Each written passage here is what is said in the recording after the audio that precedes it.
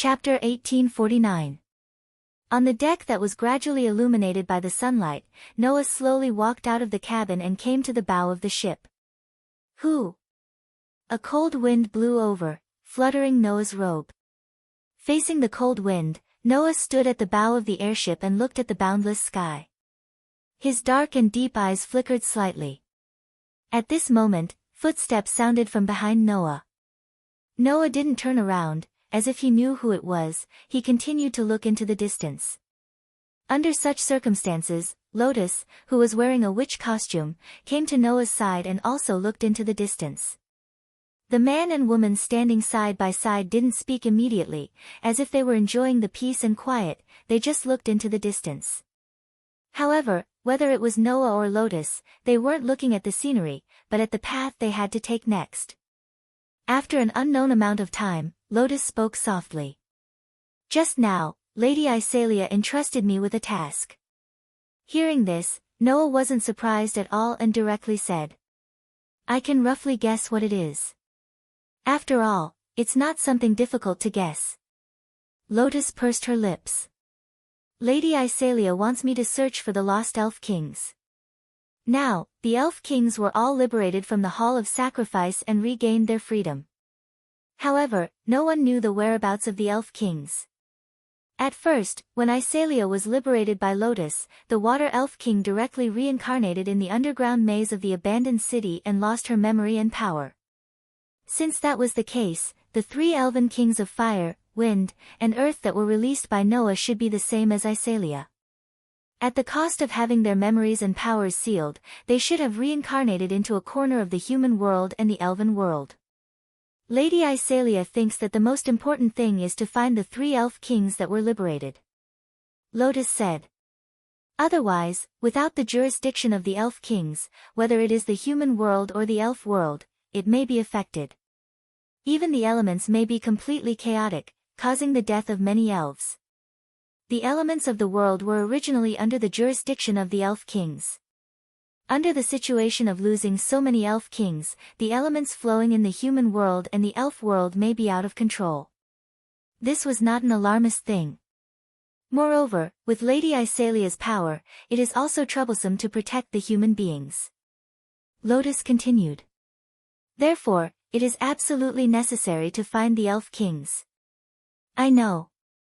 Noah shrugged. Moreover, I know that with your character, I guess you've accepted it, right? There's no reason to refuse. Lotus's eyes slightly flickered. Although the power of the Dark Elf King resides in my body, I am not the Dark Elf King. I don't want to start a war with the 5 Elf Kings. Using this opportunity, I can also reach a compromise with the 5 Elf Kings. It sounds like something you would do. Noah smiled. However, you're right. Since you can completely control the power of the Dark Elf King, as long as you can build a good relationship with the 5 Elven Kings and convince them that you're no longer a threat, it's not impossible to reach a compromise. Because of this, I will continue to act together with Lubia, Mauya, and Lily in the human world and the elf world to find the whereabouts of the Elf Kings. Lotus said. Lubia has also agreed and said that she will help me. Did Lubia agree? Noah was surprised by this. I thought that girl didn't want to have anything to do with the Elf Kings. According to her, in order to determine whether there is a door between the human world and the elf world, it is necessary to travel around the world. In other words, her itinerary is exactly the same as mine, so it is not impossible to act together. Lotus's tone became a little serious. Moreover, Lubia is quite concerned about the Holy Elf King who was not on the Jade Throne in the beginning. She believes that we must not ignore the threat of this unknown Elf King and must find him. The Holy Elf King, whose whereabouts were unknown, was most likely corrupted by the otherworld darkness. Under such circumstances, where the crazy Elf King went and what he planned to do, it was believed that no one would not care. Since that was the case, finding the Holy Elf King became a top priority. Because of this, if it becomes a situation where we must fight, my combat power will be very precious. Since that is the case, it is not a bad thing to act together with me from the beginning. This should be Lubia's idea. Lotus glanced at Noah. Originally, Lubia seemed to want to invite you, but she probably guessed that you would refuse, so she gave up. I have done what I can do. Noah curled his lips and smiled. I'll leave the rest up to you. At first, when Noah came to this world, he only wanted to end things with Lotus and clean up the mess caused by the world fragment. However, it suddenly involved the otherworld darkness. Of course, Noah would not leave the people of this world in the lurch. Therefore, Noah won the Elven Sword Dance Festival and went to the Hall of True Sacrifice to free the Elf King, destroy the door of the otherworld, and eliminate the existence that was a threat to this world. In addition, the matter with Lotus had been resolved. Noah believed that even if he was not involved in the following matters, it would not matter. Even if the door still existed between the human realm and the elven realm, it was no longer a threat to the Elf King. Although the Holy Elf King's situation and whereabouts were still a mystery, with Lotus and Lubia, and the other Elf Kings as backup, it should be more than enough to deal with the Holy Elf King. Although nothing was absolute, Noah had already done what he could. After all, this world was not Noah's territory. It was impossible for Noah to protect the world forever. So, it was enough for him to do this. The following matters would be solved by the natives of this world. Both Lotus and Lubia had the ability to do so. Therefore, Noah had nothing to worry about. Iselia should have seen that I was planning to leave, so she did not ask me to find the Elf Kings, right? Noah sighed. Whether it's Iselia or Lubia, you can't underestimate them. I feel the same. Lotus could not help but smile, and then she was silent for a while. Are you really planning to leave? Do you think I'm lying? Noah said helplessly. I also have my own things to do. Really? Lotus was silent for a while, then she reached out and pressed her hand on her heart. Is it related to the thing in my heart? Something like that? Noah nodded. Just like you have the power of the Dark Elf King and have your own mission, I also have things to do. Before that, I can't have any regrets. That's true. Lotus sighed. Then, don't you plan to say goodbye to your companions? In the past few days, those girls have suffered enough. Now that the problems have been solved, and Claire and Linley's wishes have been fulfilled, if I tell them now that I plan to leave, won't they turn the world upside down? Noah spread out his hands. Let them continue to be happy. In other words, you plan to leave without saying goodbye? Lotus could not help but ask. Isn't that good? Can't you just help me pass on the message? Noah said irresponsibly. Help me tell those girls that I'm leaving temporarily. If fate wills it, we'll meet again. Also, tell Linley not to forget to arrange Myra's affairs and help me take care of her. Noah suddenly smiled. Tell Linley that when I come back, if I find out that Mira is not doing well, I'll make her butt bleed. After saying this, Noah laughed, and under Lotus's stunned gaze, he jumped out of the airship. Only then did Lotus react. She hurriedly stepped forward and watched Noah's figure gradually disappear into the sea of clouds. For a long time, she did not speak. After a while, Lotus said helplessly and amusedly. What an incredible person. Perhaps there will be all kinds of big and small problems in the future. However, there will always be someone who can solve these problems. Without Noah, the world is still spinning. Chapter 1850. Clang! In the pure white world, the feathers emitted a gentle light as usual, and they swam back and forth in the space like little birds. They looked like leaves drifting in the ocean, and they gave off a peaceful feeling. However, if it was someone who often saw the condition of these feathers, they would definitely notice it. As compared to before, the feathers that were floating in the pure white world were no longer as free as before. This was because the feathers only hovered at a low altitude, and they definitely wouldn't float higher. It was as if there was something extremely frightening above them, causing these feathers to carry a trace of fear, completely not daring to fly higher. However, that was to be expected.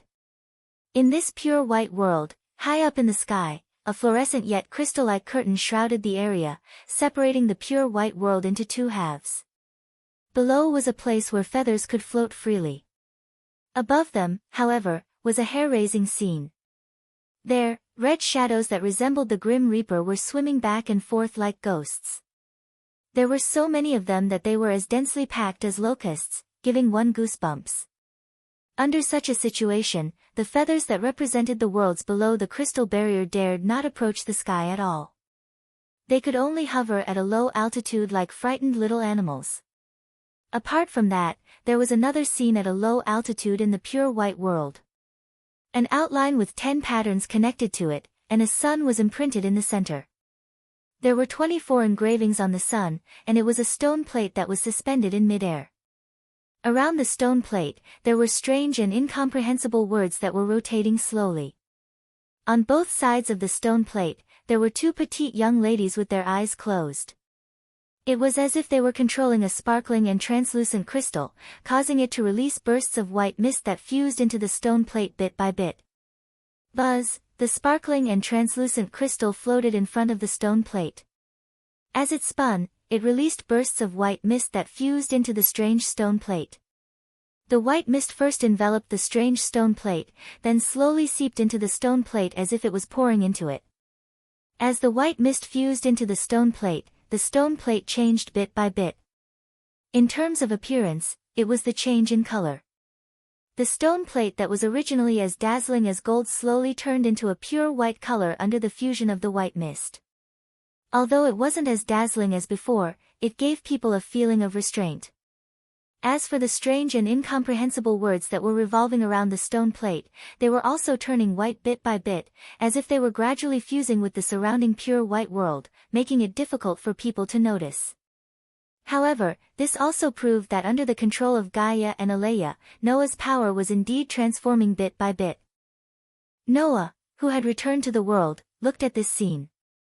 He then looked at the crystal barrier that was blocking the red shadows and couldn't help but sigh.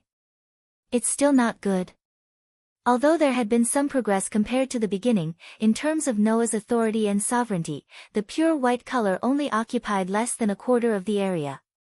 Even the strange and incomprehensible words around the stone plate only had a quarter of it turned white, while the rest was still the original color. Seeing this, how could Noah not understand? His power, sovereignty, and ability had only reached a quarter of the upgrade. He estimated that when the stone plate and words turned white, Noah's power, sovereignty, and ability could be considered to have been successfully upgraded. At that time, Noah would have the power to rival the world level and become the strongest existence. Are there still more than 3/4?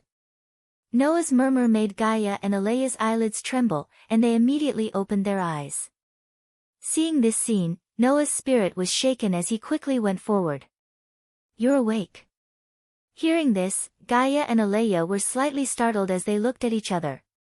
Following which, not mentioning Alea, Gaia burst out laughing. What do you mean we're awake? Little Noah. Gaia said in a mocking manner. We've been awake the whole time. Don't tell me you thought we were asleep. Noah awkwardly scratched his face.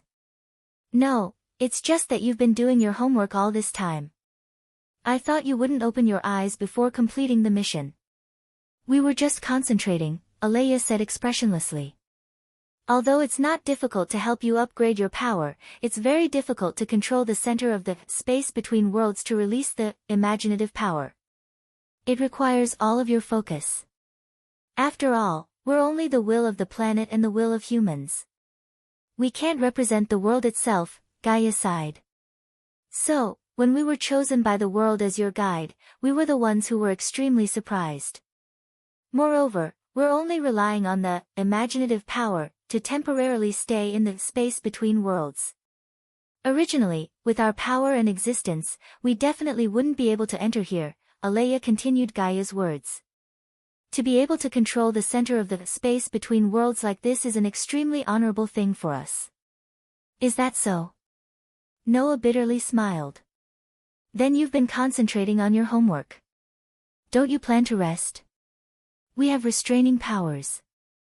There's no such thing as fatigue, Gaia said, not knowing whether to laugh or cry. Little Noah, you don't have to worry about us. Yes, Alea nodded. You should take advantage of the time when your power is still being upgraded to do what you want to do. From Gaia and Aleya's words and sentences, Noah could hear a kind of doting and thinking for him. Perhaps, to be able to help Noah before the final battle, for these two restraining powers, would be a very happy thing. In the world of the shape moon, as the will of the planet and humans, Gaia and Aleya had always considered the problem of maintaining their own existence and the survival of the planet and humans. However, ever since they were chosen to be Noah's guides, Gaia and Aleya were destined to not be limited to a small planet and race. Just like how Noah's power was being upgraded, Gaia and Aleya were also being upgraded. However, what these two restraining powers were upgrading wasn't their power but their horizons and knowledge, or even their existence itself. Gaia and Aleya should be very happy about this change, right? As for Noah, Gaia and Aleya were treating him like family. Compared to when he was just the will of the planet and humans, their feelings were much richer. Therefore, Noah held a grateful attitude and nodded. I know. I will try my best not to leave behind any regrets. That's good. Gaia and Aleya's expressions relaxed a little. Oh right. Gaia seemed to have suddenly thought of something. She flipped her hand and a piece of jade appeared in her small palm. She tossed it to Noah. This is for you. Noah was startled at first and subconsciously received the jade. Then, he reacted and spoke in surprise. What's this? Have you forgotten that we removed the souls of a dragon and a wolf from your body? Gaia pointed at the jade in Noah's hand. The dragon's soul was stored in this jade and has been sleeping ever since. I reckon that it's about time, so I'm giving it to you. By the way, Drake's soul has been with you ever since, Noah hurriedly said as he recalled this matter. What about Bio? We let that fantasy breed return to its original world and timeline so that it can accompany your former companions, Aleya replied. Fantasy breeds are existences that materialize souls, so even if they only have souls, they can transform into a form and move freely. There won't be a problem. But this dragon is a different story. Gaia shrugged. This dragon can't transform into a form freely, so I stored it in this jade and let it sleep. Now, you can deal with it yourself. Noah tightened his grip on the jade and nodded. Chapter 1851. This was an unimaginable world. The sky was not blue in color, but it was as clear as a lake. The wind whistled past. It was neither too cold nor too hot. Although there was some humidity, it did not make people feel uncomfortable. The ground was filled with all kinds of colors. There were green grasslands. There were brown mountains. There was red soil. There were golden fields. Buildings were located in all directions. Among them, there were skyscrapers that resembled modern human society, but there were also castles and halls that resembled those of the Middle Ages. Mixed together, it did not make people feel chaotic. Instead, there was an indescribable sense of beauty. The most unbelievable thing was that there was no ocean in this boundless world. On Earth, the ocean took up almost 70% of the area. If this world was as vast as Earth, but there was no ocean, then one could imagine how vast the land here was. All these phenomena added together showed how unbelievable this world was. And this was indeed not the human world. This was the underworld. It was occupied by demons and fallen angels. There were powerful individuals everywhere in the underworld. It was said that there was a Hades below the underworld. That was where the souls of the dead returned to. In other words, this world could also be called hell. The demons and fallen angels occupied the left and right sides of the underworld. They had been fighting with each other all year round. In addition to the angels who lived in the heaven realm, the three major forces had been fighting since ancient times. It was only after the gods and demons died that the war stopped. Of course, that was already in the past. Not long ago, the angels, demons, and fallen angels signed a peace agreement under the witness of a famous god slayer. In other words, the angels, demons, and fallen angels had begun to reconcile.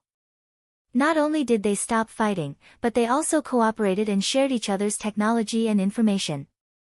Under such circumstances, it was conceivable that the three major forces, which had been exhausted by the existence of war, would enter a period of rapid development. However, this was still not enough. After all, we have lost the gods and demons. As a mythological system, we are on the verge of collapse. People from other mythological systems are likely to target us.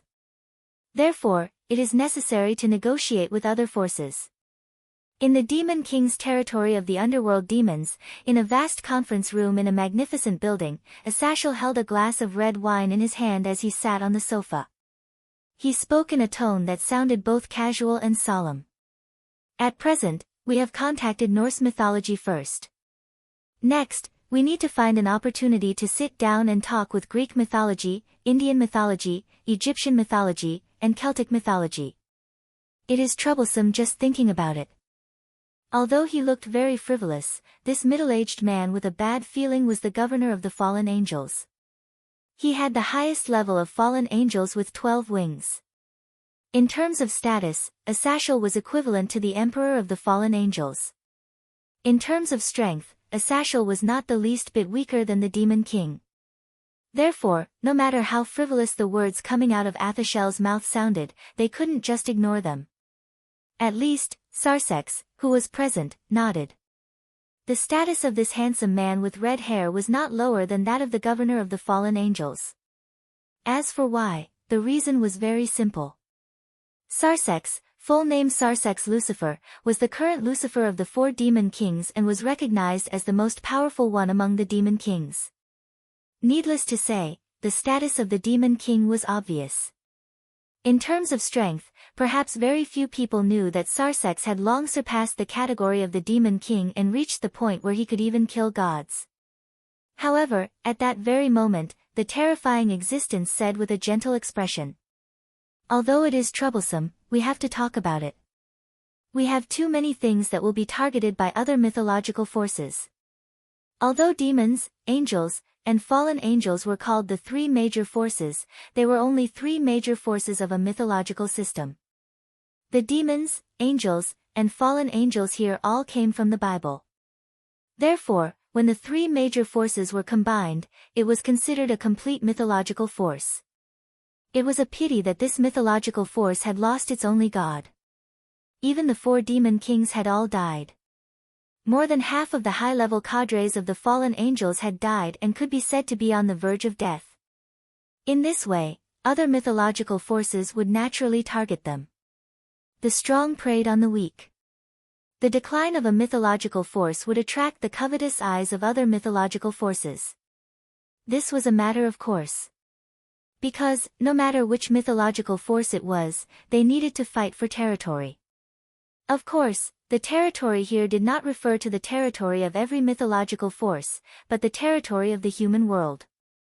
Humans were indispensable to every mythological force. The most basic need, faith.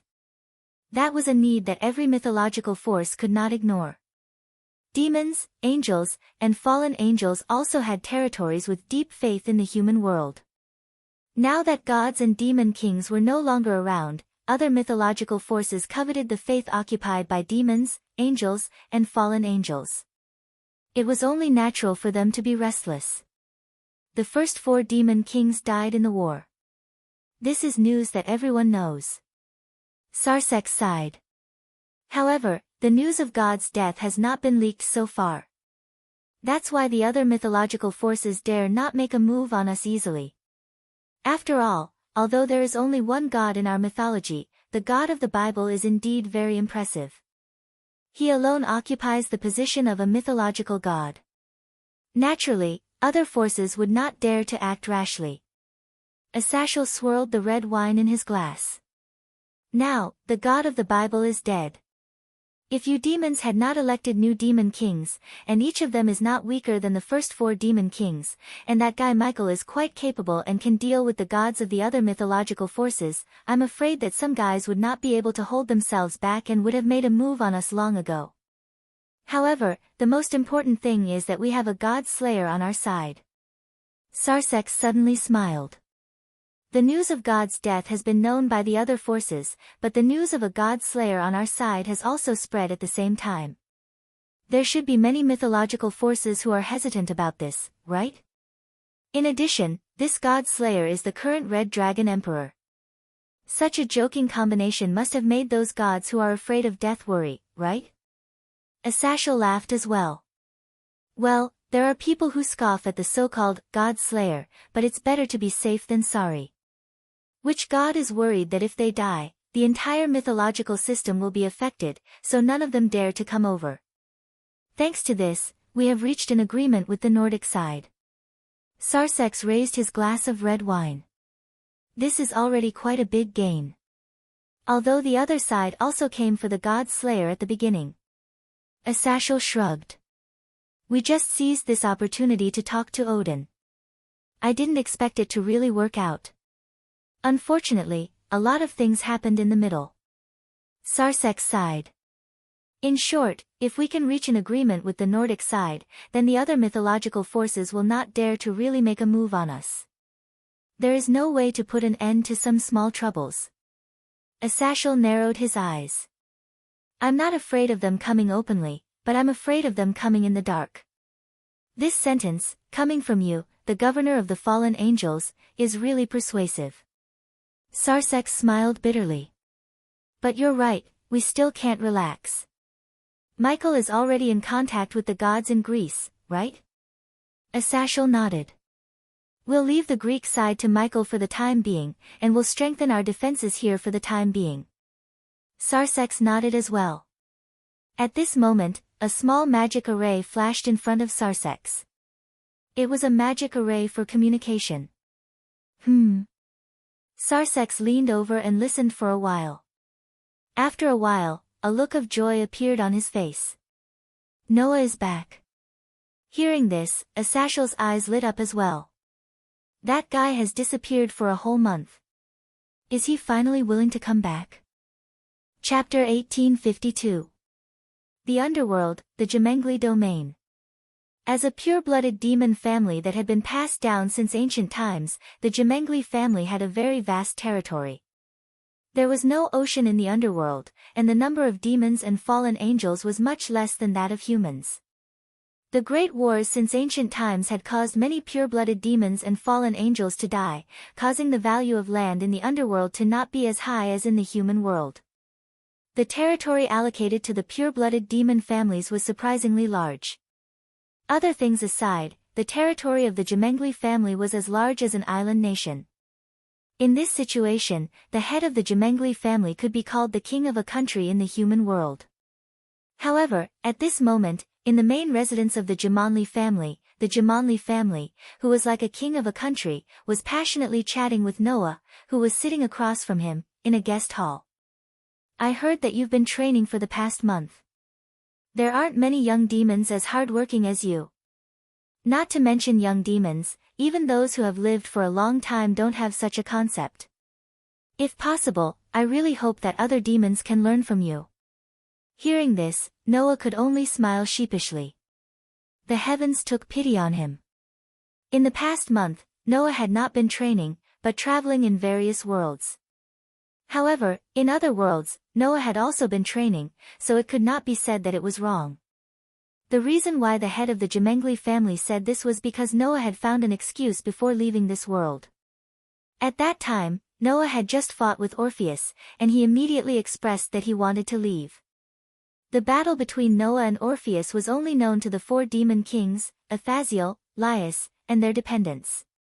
Therefore, when he told Laius and the others that he would be leaving for a period of time, as insiders, Laius and the others thought that Noah had discovered his shortcomings in the battle with Orpheus and was preparing to train.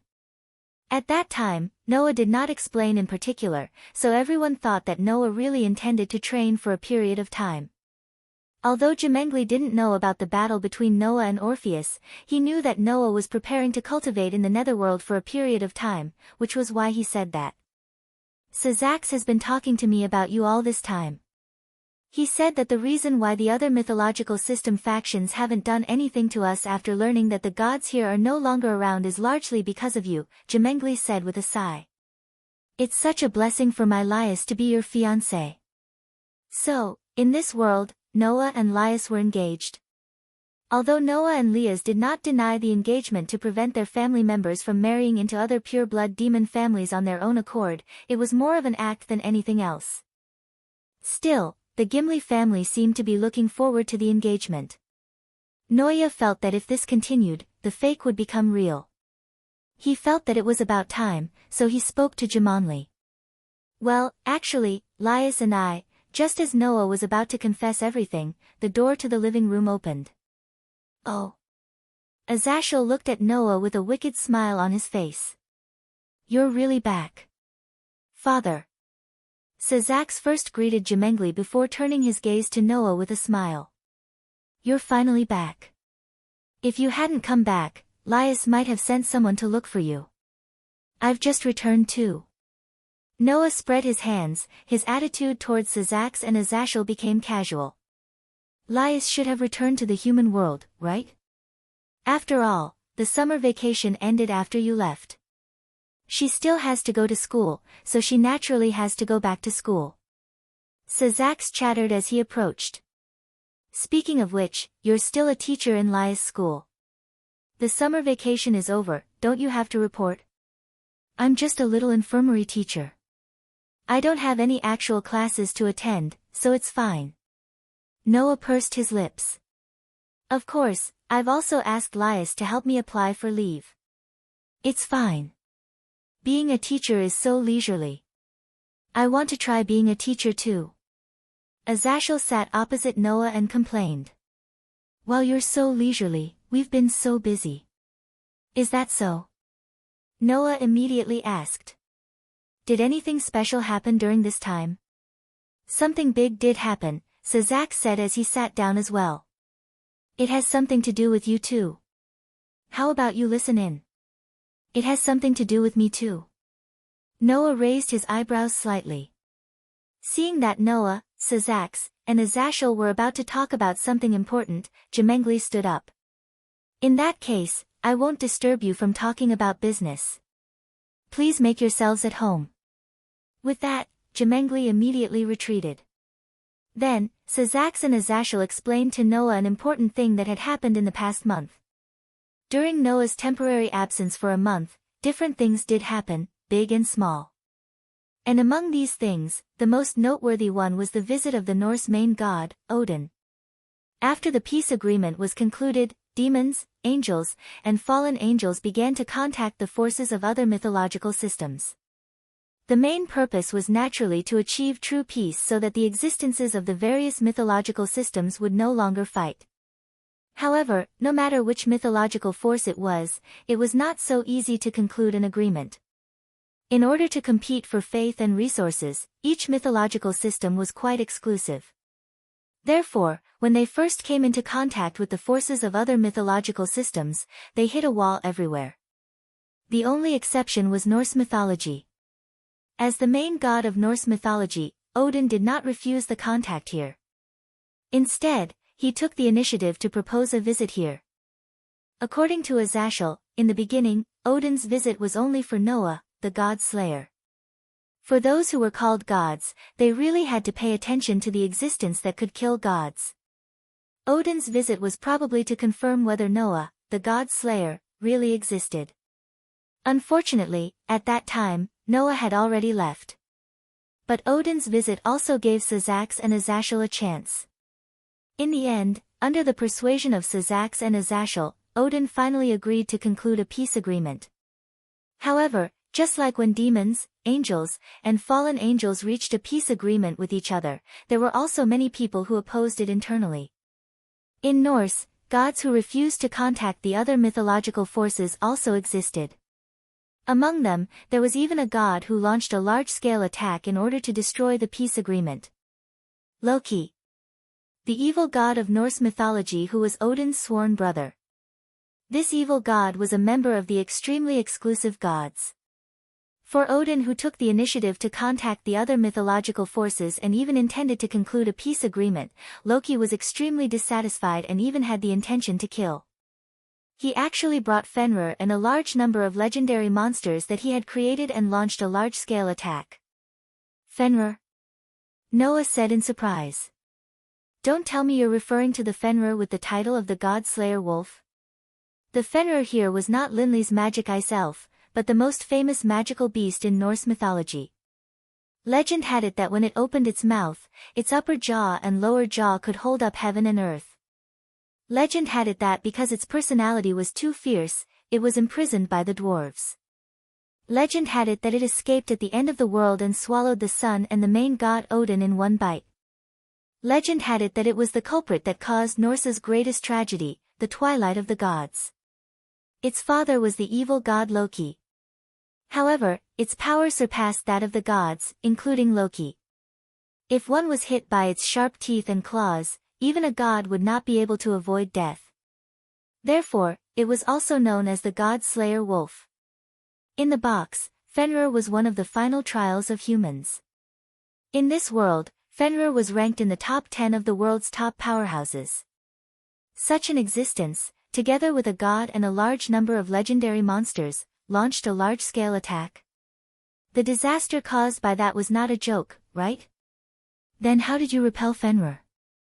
Noah looked at Sazax. Only you and Achuka can repel Fenrir, right? But the person who did it was not me. Sazax reported a name that shocked Noah. It was Orpheus who repelled Fenrir. Chapter 1853. Unlike before, Noah now knew what it meant to be in the top 10 of the world's strongest. It did not refer to the ranking of all the existences in a single mythical force, but it was a ranking that took into account all the strong existences in the current world, including the gods of various mythical systems. To be able to be in the top 10 meant that one could be among the strongest. At present, the top 10 of the world's strongest were the following figures. The infinite dragon god, Orpheus. The god of destruction, Shiva of the three Hindu gods. The god of protection, Vishnu of the three Hindu gods. The god of creation, Brahma of the three Hindu gods. The celestial emperor of Mount Meru, Indra. The thunder god in Norse mythology, Thor. The magic wolf in Norse mythology, Fenrir. The god of the underworld in Greek mythology, Hades. The sun god in Egyptian mythology, Aten. The god of light in Celtic mythology, Ruger. The top 10 were the 10 strongest existences in all the mythical forces. In this ranking, except for Orpheus who was recognized as the strongest and ranked first, the rest were not ranked first. The difference in strength was not big enough to clearly distinguish the ranking. Because of this, in addition to the top 10 existences, there were some existences who had the ability to squeeze into this ranking. For example, before being sealed, the two heavenly dragons were at this level. Another example was that as a surpasser, Sazax and Achuka also had the ability to enter. And Fenrir was among them. Therefore, in Noah's opinion, if Loki had really brought Fenrir, the only ones who could fight Fenrir were Sazax and Achuka. However, Noah never thought that it would be Orpheus who made the move. I'm afraid that no one thought that Orpheus would suddenly appear and make a move. Asashel seemed to recall the scene at that time and could not help but be speechless. That's also Wally's fault, right? Wally? Noah frowned. Wally also appeared. He had the blood of the former demon king Lucifer in him, but also half-human blood, so he was chosen by the god of annihilation and was known as the strongest white dragon emperor in history, Wally Lucifer. That fellow had actually appeared as well. The white dragon emperor with the bloodline of the previous Lucifer seems to be eyeing Fenrir's fangs, Sazax said. Joining such a dangerous terrorist organization like the Disaster Group and becoming enemies with various mythical forces, even if he is known as the strongest white dragon emperor in history, with Wally Lucifer's ability, it is still not enough to deal with the various forces, so he gathered a group of teammates around him. Wally wants Fenrir to be the trump card of his team, right? Asashel said helplessly. Although that brat longs for battle, it's not that he doesn't want to live anymore. With Fenrir's fangs that can actually kill gods, he would even dare to challenge the gods of various mythological powers, right? Orpheus seems to have come with Wally. Sazax was equally helpless. In the beginning, Wally seemed to want to use his own strength to capture Fenrir, but in the end, Orpheus still took action. Since Orpheus took action, the result was needless to say. Although Fenrir was one of the top 10 powerhouses, as mentioned before, Orpheus was an existence that could be said to be infinite, and his own strength had already reached a terrifying level. Even if the rest of the top powerhouses were to join forces, they would still not be a match for Orpheus. This may be a little vague, but with Box Ting's level, the gap was more clear. From Noah's point of view, the top 10 powerhouses in the world should all have 4 digits. Not to mention others, Sazax and Achuka, who could be ranked among the top powerhouses, had 4 digits, and they were more powerful existences among the 4 digits. The rest of the top powerhouses naturally had 4 digits as well. Orpheus, on the other hand, had 3 digits. Therefore, Orpheus was indisputably the strongest.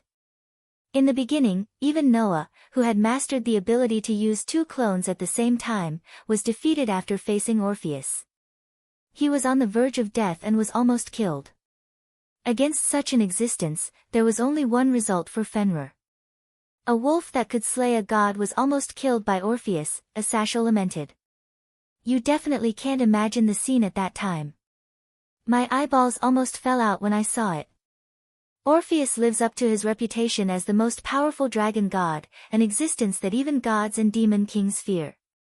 Sazax's expression turned solemn. With such an existence joining the group of disasters, the threat was really terrifying. In the end, Wally successfully got Fenrir. Asashel spread his hands. And we took advantage of the time when Loki was scared witless by Orpheus to take down that evil god. Then, Odin would bring him back to Northern Europe to punish him. At this point, the peace talks with Northern Europe were finalized. I didn't expect that to happen. Noah frowned. And, Wally actually got Fenrir. Wouldn't that be terrible? It'll definitely be bad. After all, it's a legendary monster that can even kill a god, Asashel said casually. But, even if he got Fenrir, it's impossible for him to completely control that power. So, we guessed that even if Wally could control Fenrir, it would cause Fenrir's power to be greatly reduced, Sazax said. Although the wolf that can cause harm to gods is still a threat, it's not as scary as Fenrir at its peak. If you were there at that time, it would be interesting to see. Asashel smiled slyly. The god slayer subdued the wolf. That would definitely scare the guys from the other mythical forces half to death, right? Unfortunately, I'm not interested in that wolf.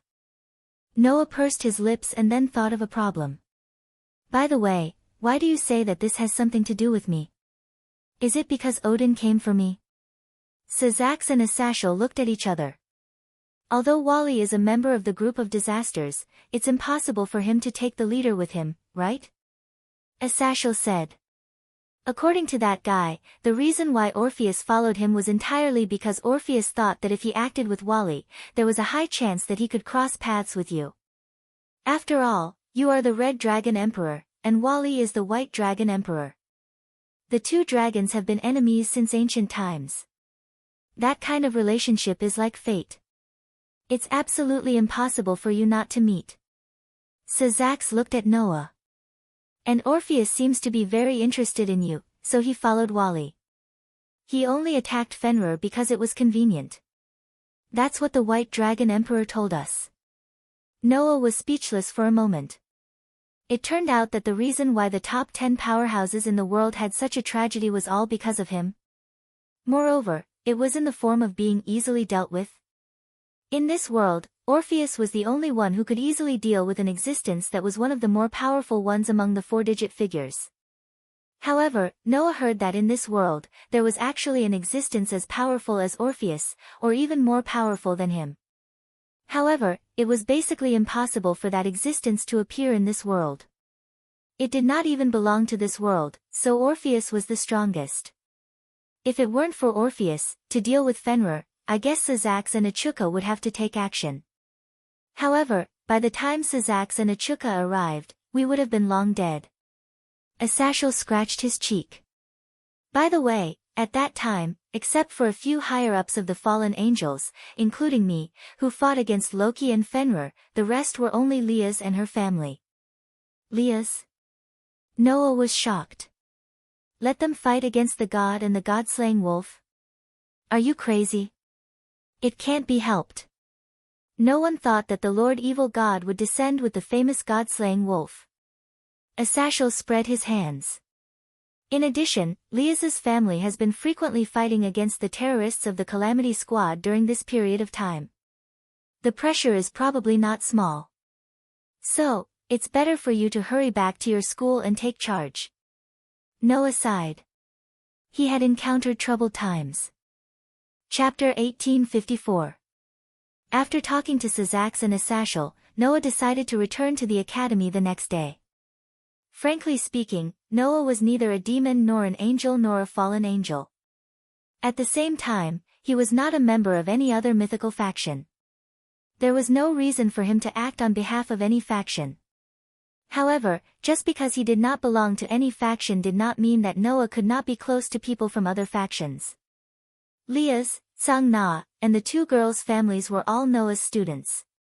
Sazax and Achuka, on the other hand, were somewhat indebted to Noah. Back then, if Sazax and Achuka had not sacrificed a month to accompany Noah in his special training in the alternate dimension, Noah would not have been able to take the solid step of using more than 2 clones at the same time. As the saying goes, the beginning of everything is the hardest. If Sazax and Achuka had not helped Noah with his special training, Noah would not have been able to take the solid step of using more than 2 clones at the same time.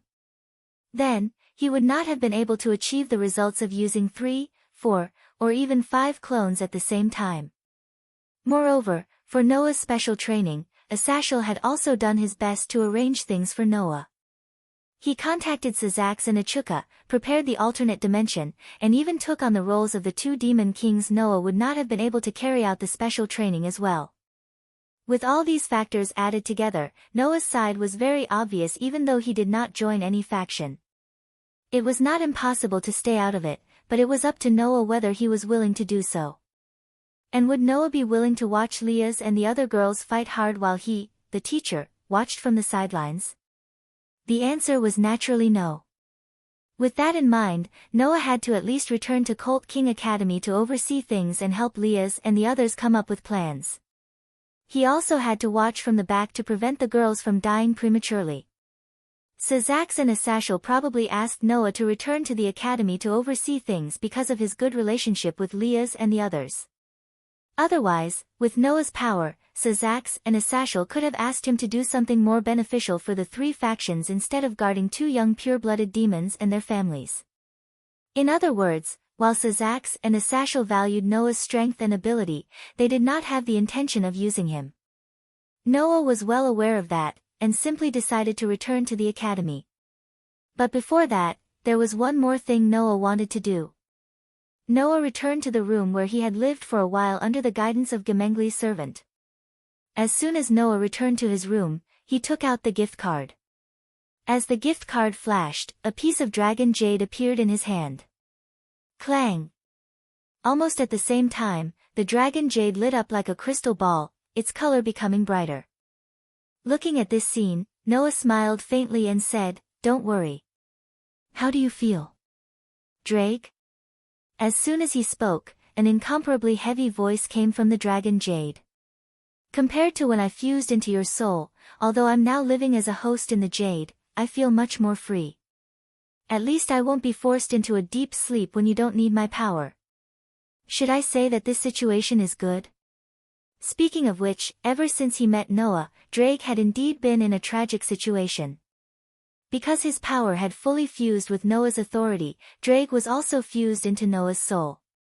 When Noah did not use the power that originally belonged to Drake, Drake would be forced into a deep sleep. Later, Gaia and Alea separated Drake from Noah's soul, claiming that he had contaminated Noah's soul. Since then, Drake had always been in a deep sleep state, only waking up when Noah returned to this world. Wasn't this a tragedy? He still remembered that when he first woke up and found that he had separated from Noah's soul, Drake was extremely shocked. After all, without using the power that originally belonged to Drake, Drake would not wake up. Naturally, he would not know why he was separated from Noah's soul. Drake did not even know that Noah was special, let alone that Noah did not belong to this world. Simply put, it was the feeling of, why did the whole world change when I woke up? Noah was too embarrassed to tell Drake that because Gaia and Alea thought that his existence was polluting his soul, the two restraints separated him from Noah's soul. If he told Drake this, Noah felt that Drake would definitely cry. Thus, Noah simply lied, saying that there was a problem with his authority that caused this situation to happen. In the end, Drake really did not feel the existence of the authority that originally belonged to him in Noah's body, so he believed this reason. But, this way, if I meet that white guy again, he will definitely make fun of me, right? Drake said self-deprecatingly. As his old enemy, I am now only a soul body, not even a divine artifact. My battle with Arubian will probably end here, right? Saying this, Drake's words had a trace of relief, but also a trace of unwillingness. Noah had heard Drake say this before. After so many years of fighting each other, the two heavenly dragons had already forgotten why they were fighting so fiercely in the first place. Therefore, there was no enmity or grudge between the two heavenly dragons. They were just like old enemies. Now that this relationship was announced to end, Drake felt relieved, but he also felt that he had lost in the end. After all, no matter what, it was Drake who had a problem, right? Hearing the self-deprecation in Drake's words, Noah also felt a sense of guilt. He did not expect that Gaia and Alea's actions would have such an impact on Drake. Now, Noah could only rack his brain to think of a way to make it up to Drake. However, at this time, Athena's voice sounded in Noah's heart. If you want to continue fighting, it is not impossible. Huh? Noah was stunned. Oh. Drake was surprised. I have never heard this voice before. It seems to be different from the wolf hiding in your soul. Whose voice is it? It seemed that Drake could hear Athena's voice. There is no need to mind my existence. I have only abandoned my past identity and position and obtained a rebirth as a subordinate. Athena said calmly. However, I can't just sit by and watch the warrior who wants to continue fighting. Furthermore, you're a dragon. In the past, I was also the existence that controlled the dragons. If I do that, it will be beneficial for the person who wishes to continue fighting. Crimson Dragon, you just have to tell me. Do you want to continue fighting? You were an existence that controlled dragons in the past. You are quite bold. Drake laughed. Although I do not know who you are, I will answer your question. I am the Crimson Dragon Emperor, the crystallization of power. Drake declared boldly. If I do not feel happy about fighting, then I am not a dragon. Well said. Athena's goddess of war seemed to have been ignited by Drake's bold words. Since that is the case, I will lend you a hand. But, what do you want to do? Drake asked curiously.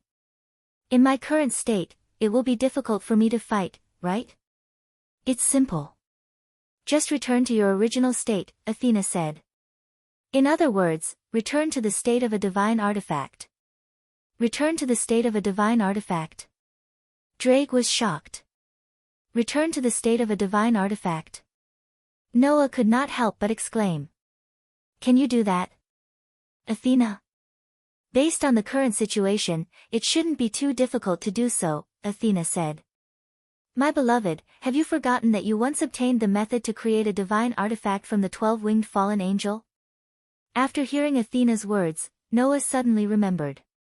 In order to make Noah a suppressive force for the three factions to form a peace treaty, Asashel had indeed given Noah the method to create a divine artifact. So, it is very simple. Athena said indifferently. Create a divine artifact. Chapter 1855. Chariot King Academy, the Human World. It was noon, and the students of Chariot King Academy were having their break time after class.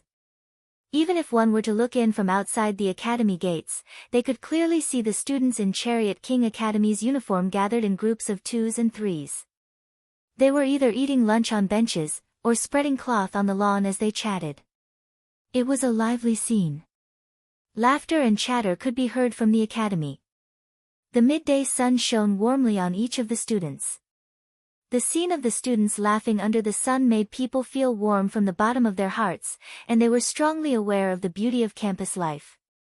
Still, the commoners did not know that the person behind this seemingly ordinary academy was not a human, but a demon. Of course, there were many demons in Chariot King Academy, but they all mingled with the commoners. It sounded unbelievable, but that was the truth. Just like how humans were divided into good and evil, demons were divided into good and evil as well. Fortunately, the demons living in Chariot King Academy were not of the unorthodox path. Of course, there were times when the students were enjoying school life, while the aberrant demons could only work in the dark, doing things that the commoners could not do or even know about. Under such circumstances, a group of young girls in their prime were strolling along a small path in the academy. It was a group of girls who were adorable in every aspect. Among the girls, there was a very stylish boy. In the middle of the girls, there was a leader with long red hair that reached her waist. It was none other than Leith and her kin. "I'm so tired." Elena shrugged her shoulders with a weak look on her face. "Today is going to be another tough battle, yeah." Genova sighed as well. "It's so much more tiring than when I was carrying out annihilation missions in the church, that can't be helped." Zhu Nai had a rare look of bitterness as well. "We've been fighting all this time. We've reached the point where we have to fight terrorists every day, haven't we?" Labelle's voice was filled with hardship. "I really don't understand why those terrorists keep targeting this town. If this continues, even I, a Phoenix member known as the Phoenix, won't make it." Sorry." Aisha said guiltily. "I can only heal everyone's wounds, but I can't restore stamina, mana, or spirit. If I could, everyone wouldn't be so tired." "Senior Aisha didn't do anything wrong," the kitten said in a monotonous voice. "So, please don't apologize." "Kitten's right." Yudu was the only one who still had some spirit, and his smile even had a hint of sunshine in it. "We're already grateful that Aisha helped us heal our wounds. There's no need to apologize." "Yudu's right." Leith patted Aisha's head as well. "Aisha's," she said with Yudu. "I'm here," Leith said. As she spoke, she turned around and spoke to the two girls behind her. "Gasper, Lasvias, you've seen Aisha's hard work, haven't you?" Taking a closer look, other than those present, there were two more people following behind Leah's. One of them was a beautiful girl wearing the uniform of the Colt King Academy. She had shoulder-length platinum short hair, a pair of elf-like ears, and a pair of red eyes. The other girl was not wearing a student uniform, but a female teacher's blue uniform. She had beautiful silver hair that reached her waist, and her figure was tall and voluptuous. She was about 17 or 18 years old. Gasper was referring to the girl in the Colt King Academy's uniform. Lasvias was referring to the girl in the teacher's uniform. Both of them nodded at Leith's words. Senior Aisha is really working hard," Gasper said timidly as he shrunk his petite body. "I'll work as hard as Senior Aisha. Please don't think of me as useless." Saying so, tears began to accumulate in Gasper's eyes, as if he would cry at any time. It was easy to see how timid he was, and how he seemed to be very self-abased. As for Lasvias, he coughed and made a very formal evaluation. Although she didn't go to the front line, as a healer, Aisha's power is very precious. Without Aisha's healing, we would have fallen long ago. So Aisha's contribution is huge. No. There's no such thing. A faint blush appeared on Aisha's face, and she seemed to be feeling a little shy. At this moment, Lasvias changed the topic. "However, we can't go on like this. If the terrorists keep attacking us at the current pace, then sooner or later, all of us here will fall." Lasvias' words made everyone's expression turn heavy. This was because everyone knew that Lasvias's words were not without reason. Since the end of the summer vacation, when Leith and the others returned from the underworld, the attacks from the disaster cluster had almost never stopped. At first, it was still fine. The opponents they encountered were just some insignificant characters who seemed to be the basic members of the disaster cluster. Although these people controlled some magical creatures, they did not cause too much trouble. Moreover, the disaster cluster's attacks were not so frequent in the beginning. It was about once every 3 to 4 days, and Leith and the others could still handle it. However, the situation changed after the visit of the Norse main god, Odin. At that time, Leith and the others directly faced the Norse evil god and the legendary-level ferocious demonic wolf. Against such an opponent was no different from courting death, given the abilities of Leith and the others. Fortunately, at that time, Asashel and a few of the fallen angels' cadres were also present. Wally also led his team into the battlefield. Even the infinite dragon god, Orpheus, who was known as the strongest existence, made a move. Only then did Leith and the others luckily survive. However, since then, the disaster squad seemed to have raised the threat level of Laius and her party by several levels. Not only had the strength of the attackers increased by a lot, but their numbers had also increased by a lot, and the attacks had become more frequent.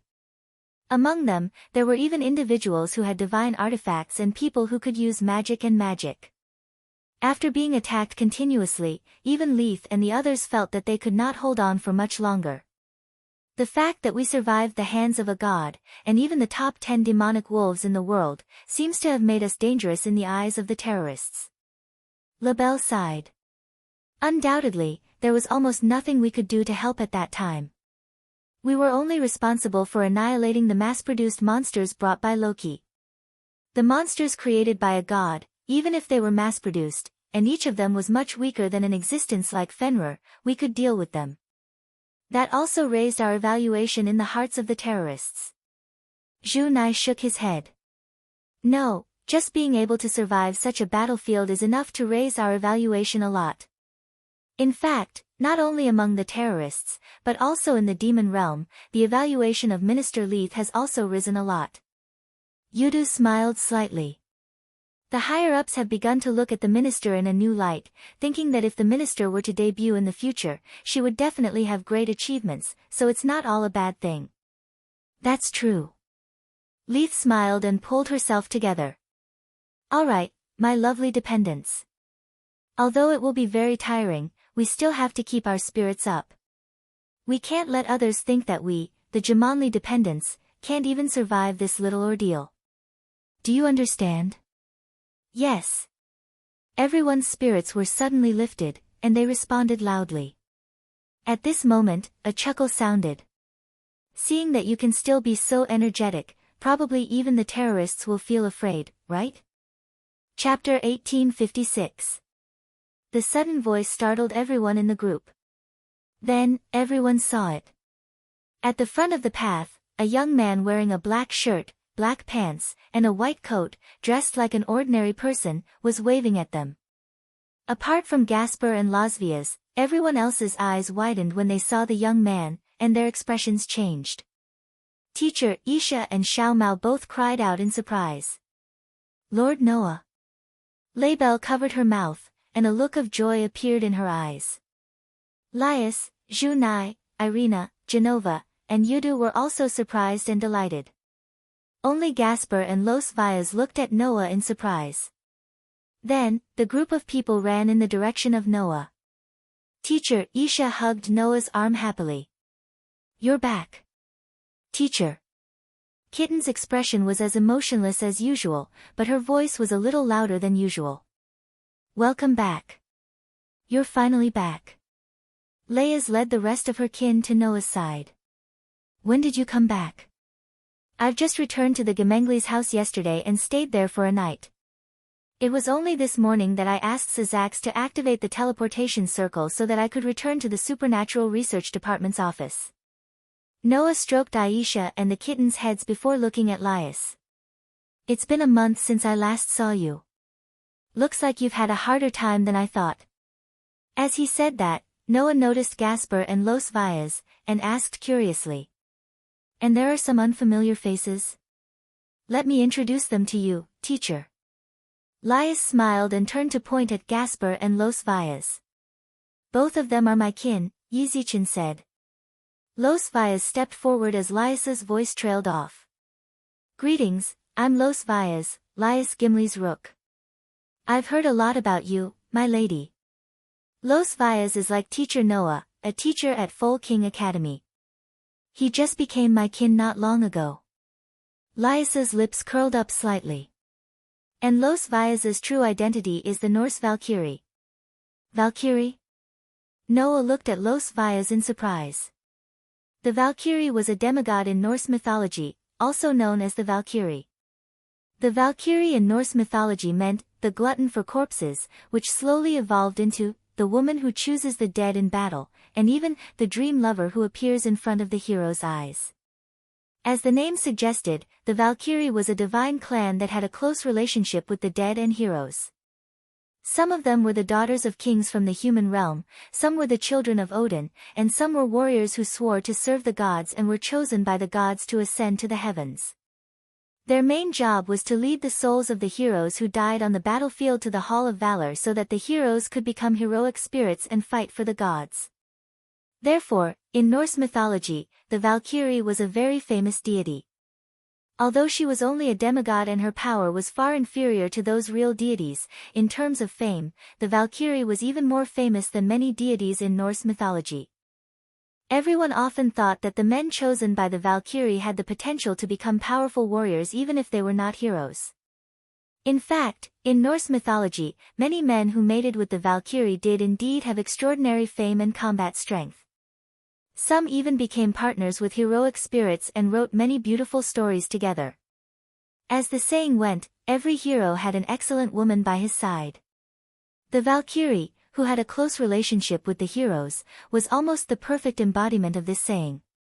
Noah did not expect that someone from the race that enjoyed such a great reputation in Norse mythology would become a demon's kin. It really surprised him. Lothvias was a bodyguard brought by the Norse main god, Odin, when he came to visit not long ago. However, after some twists and turns, Lothvias became my kin. Lias put her hands on her waist. By the way, Lothvias is proficient in all kinds of Norse magic. He is very proficient in both offensive and defensive magic, and with the buff of Rook, he would not be any weaker than a superior demon. It's just some research. Compared to Lord Noah, I still have a long way to go. Lothvias quickly shook his head, but his eyes were full of curiosity when he looked at Noah. Before I left Lord Odin, I often heard Lord Odin mention that there was a very famous godslayer here. Even Lord Odin could not help but come to investigate, but he did not see her. Now that I have finally met her in person, it is an honor. It is also an honor to meet the famous Valkyrie of Norse. Noah shrugged. Miss Lothvias is also a teacher at Colt King Academy. She is in the same position as I am in the workplace. There is no need to be so respectful. Is that so? Lothvias tilted his head and nodded. If that is the case, I will just call you Master Noah. Please take care of me. Please take care of me. Noah smiled and then looked at Gasper. You are also Leah's kin, right? Gasper did not respond to Noah's greeting. Instead, he looked as if he was startled and hid behind Zhu Nai. Era. Zhu Nai smiled gently as if he was talking to a naughty little brother. Don't be so rude, Gasper. Hurry up and say hello to the teacher. Yes. Gasper stuck his head out from behind Zhu Nai and spoke timidly. I'm Minister Laius's bishop. I'm looking forward to learning from you. Gasper is a hybrid between a vampire and a human. He also has a divine artifact. Lias introduced proudly.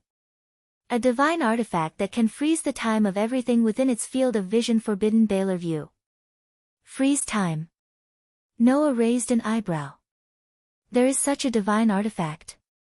The ability to control time was no ordinary ability. Among other things, Noah's phoenix form was a kind of authority that could reach Godspeed through time control. With the authority of Godspeed, Noah was almost invincible against opponents who did not have the mind's eye skill. Although the divine artifact of Gasper's kin was used to stop the time of a target, and not the ability to shorten the time to reach the target like Godspeed, it was still quite amazing. If it was not for the limitation of being able to stop the time of an object within sight, Gasper's divine artifact would probably become a divine artifact. In addition, Gasper was a vampire hybrid and could use vampire abilities. Even if he did not reach the level of having both a divine artifact and a demon king's bloodline like Wally, it was still terrifying enough. Such a person is just a bishop. Noah could not help but ask. If it's just a bishop, is there a way for him to be reincarnated into a demon? It was a chess piece that could reincarnate other individuals into a demon's kin that belonged solely to oneself, a demon chess piece.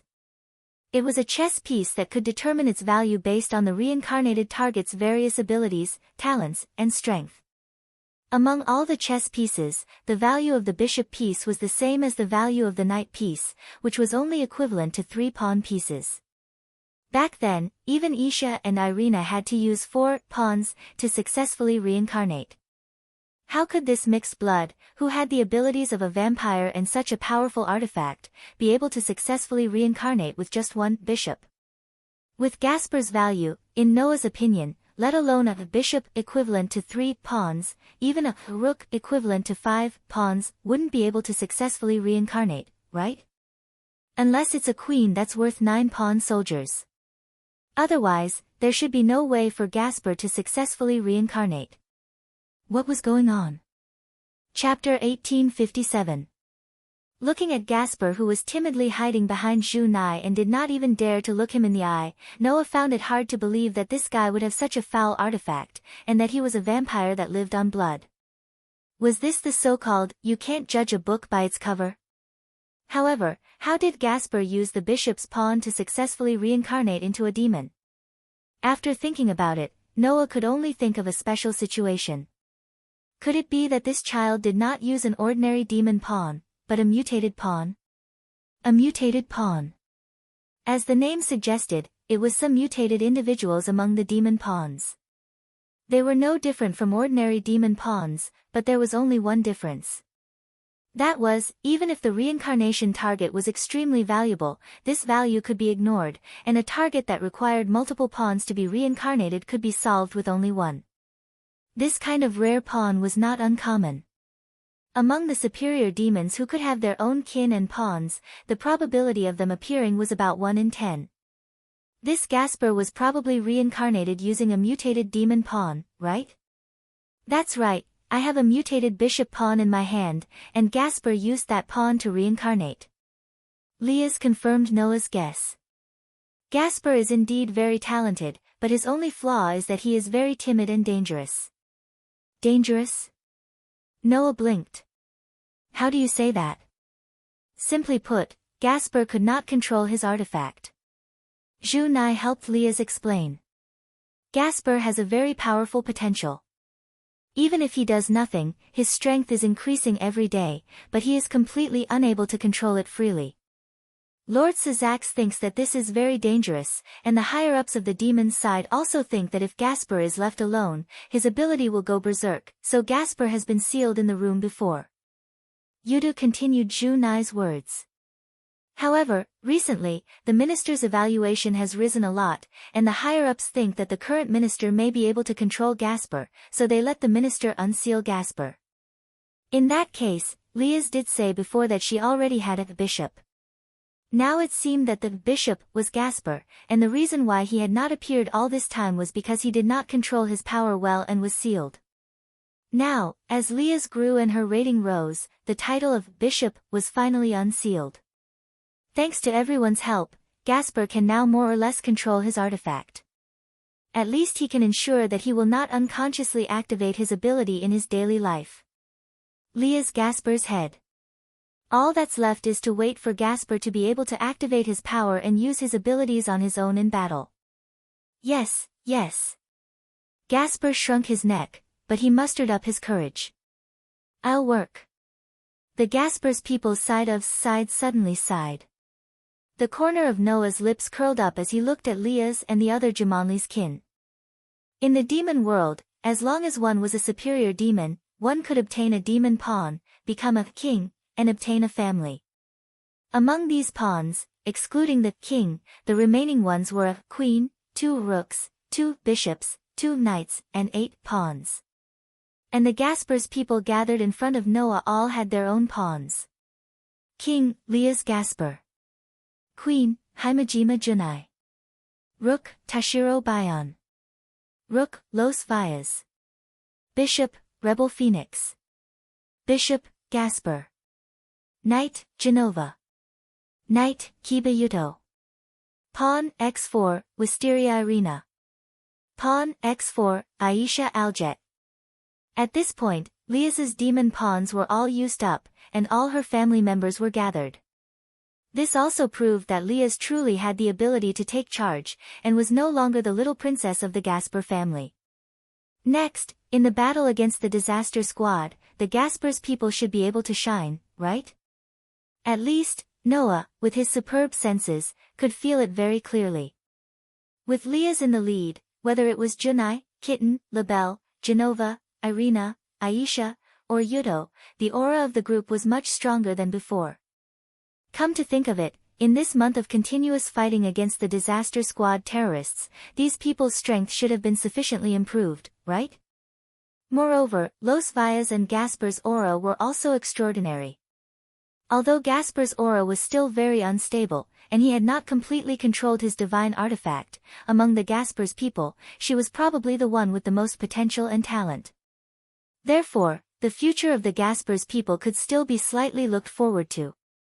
Just as Noah was thinking about this, Kitten suddenly said, "By the way, Gasper is not a girl, but a boy who likes to dress up."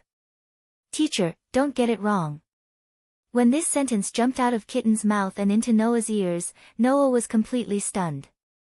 Looking at Gasper, who was as cute as a doll and timid like a small animal hiding behind Leah's and Junai, with a pair of watery eyes that looked as if tears would fall out at any time, Noah's heart was in turmoil. "Teacher?" Aisha noticed Noah's strange behavior and asked curiously. "What's wrong with you?" "No. Nothing." The corner of Noah's mouth twitched, and he looked up at the sky. "I just feel like the world is playing a joke on me." "No, it's playing a joke on everyone." "A joke?" "Yes. A very overboard joke." Noah's return made the hearts of the Gasper's people, who were originally tired of dealing with the attacks of the Disaster Squad, as if a clear spring had been injected into their hearts, and all the pressure disappeared. With Noah, the God Slayer, no matter what the Disaster Squad did, it would be impossible for them to succeed in the end, right? Leah's and the others had been very worried that if they were defeated by the Disaster Squad, the school and the town would be occupied by the Disaster Squad and become a stronghold. By then, the safety of the people in the town would be almost guaranteed if they were dominated by a group of terrorists. Now, with Noah's presence, this worry could be swept away. This was undoubtedly a stimulant, and the Gasper's people no longer had any worries. Hence, Laius quickly informed Sang Na of the matter, which left her pleasantly surprised. It was only then that Noah learned that apart from the Gasper's people, the Sidi's people who belonged to Kana were also dealing with the terrorist attacks of the Disaster Squad. During this period, the attacks on the town had been fought by the Gasper's people and the Sidi's people. So, like the Gasper's people, the Sidi's people were also accumulating fatigue and pressure, and could finally breathe a sigh of relief now. As she was still dealing with the aftermath of the attack outside, Kana could not return to the school to greet Noah, so she let Leah's be her representative to greet him first before paying a visit and greeting him personally. Since Sang Na, who was known as an ice beauty, was so respectful towards Noah, it could be imagined that Sang Na still held reverence and gratitude towards him in her heart. As for Noah, he stayed in the infirmary as usual when he had nothing to do. After learning of Noah's return, there was quite a commotion in Chariot King Academy. After all, Noah was quite famous among the girls in Chariot King Academy. However, Noah had no time to pay attention to those infatuated girls. That was because Noah needed to start making preparations. What was he going to do? A divine artifact maker. Athena's suggestion must be put on the agenda. Chapter 1858. Although Noah had returned to the Chariot King Academy, he did not help Leah and Cana to repel the enemies. To Noah, they might be terrorists that he could easily get rid of, but to Leah and Cana, or to be more precise, the Jamanli's kin and Sidi's kin, it was a battle that they could use to improve themselves. That was why Noah did not help Leah and Cana to deal with the terrorists. He only stayed in the academy. Unless there was an enemy that Leah and Cana could not deal with, Noah did not plan to intervene. Under such circumstances, the Jamanli's kin were still living a rather lively life, while Noah was living a rather leisurely life. He had been living a leisurely life for an entire week. Of course, it was not that Noah did not do anything. In order to create an artificial divine artifact, Noah had asked Sazax and Athathiel to help him gather the materials. However, the one who created the divine artifact was not Noah, but Athena. Although Noah had the method to create artificial divine artifacts, it did not mean that Noah could create them himself. If having a recipe could make delicious food, why would a 5-star chef be needed? It was the same logic. Having the information to create divine artifacts did not mean that Noah could create artificial divine artifacts. Therefore, Noah could not create artificial divine artifacts. But Athena was different. It's done. In one of the rooms in the apartment, Athena came to Noah and looked straight at Noah. Your artificial divine artifact. Upon hearing that, Noah looked at Athena's hand almost immediately. He took a closer look and saw that there was an artifact lying on top of Athena's hand. It was a gauntlet. A gauntlet that was crimson in color and covered in red scales. It looked extremely ferocious and looked like a dragon's claw. Noah did not need time to recognize the familiar gauntlet. It was the Red Dragon Emperor's boosted gear. However, compared to the real Red Dragon Emperor's boosted gear, this ferocious crimson gauntlet was just an outer appearance. Because there was no shining jade on the back of the gauntlet. Looking at the crimson gauntlet that lacked jade, Noah muttered to Athena. This is the artificial divine artifact you created? Sacred gear. It was created by the God of the Bible to possess a special power that was out of the norm. Although most of them appeared in the form of an artifact, they were actually a special ability that only manifested in the form of an artifact. Among the numerous divine artifacts, there were only 13 divine artifacts that stood at the very top and possessed the ability to threaten even gods and demon kings. That was what people called the 13 types of the divine artifacts. Longinus. Of the highest level of the divine artifacts. And the Red Dragon Emperor's boosted gear was one of them. The divine artifacts left behind by the God of the Bible were truly incredible. At least, among so many mythological systems, only the God of the Bible had successfully created a divine artifact that allowed humans to obtain extraordinary power. Even individuals with Longinus could obtain the possibility of killing gods. This incredible power could not be replicated by any god. Including those who were at the top of the world, they were the same. However, after years of research, Asashel figured out a way to create divine artifacts. That was artificial divine artifacts. It was a pity that most of the artifacts made by Asashel were useless trash. Even if there was any power, it was just some insignificant ability. There were very few artificial divine artifacts that could be used in battle. In this situation where even ordinary divine artifacts were difficult to create, it was simply a joke to create an artificial divine artifact like Longinus. However, Athena managed to do it. There's nothing to be surprised about. Athena's expression was unremarkable. Although the divine artifacts in this world can only be created by the God of the Bible, in my original world, most of the divine artifacts used by the gods were created by the gods themselves. I'm not the god of invention, nor the god of creation, nor the god of forging, but I'm still the goddess of wisdom. Athena's pair of coquettish snake eyes revealed the unique pride and confidence of a god. Since there's already the method to create artificial divine artifacts here, and I'm an elf, I've transformed into an elf device similar to a divine artifact more than once. Combined with your experience and memory of using the weapon refinement method to create this gauntlet, it's still possible to recreate its form. Of course, this is just a form without any power. Athena looked at Noah.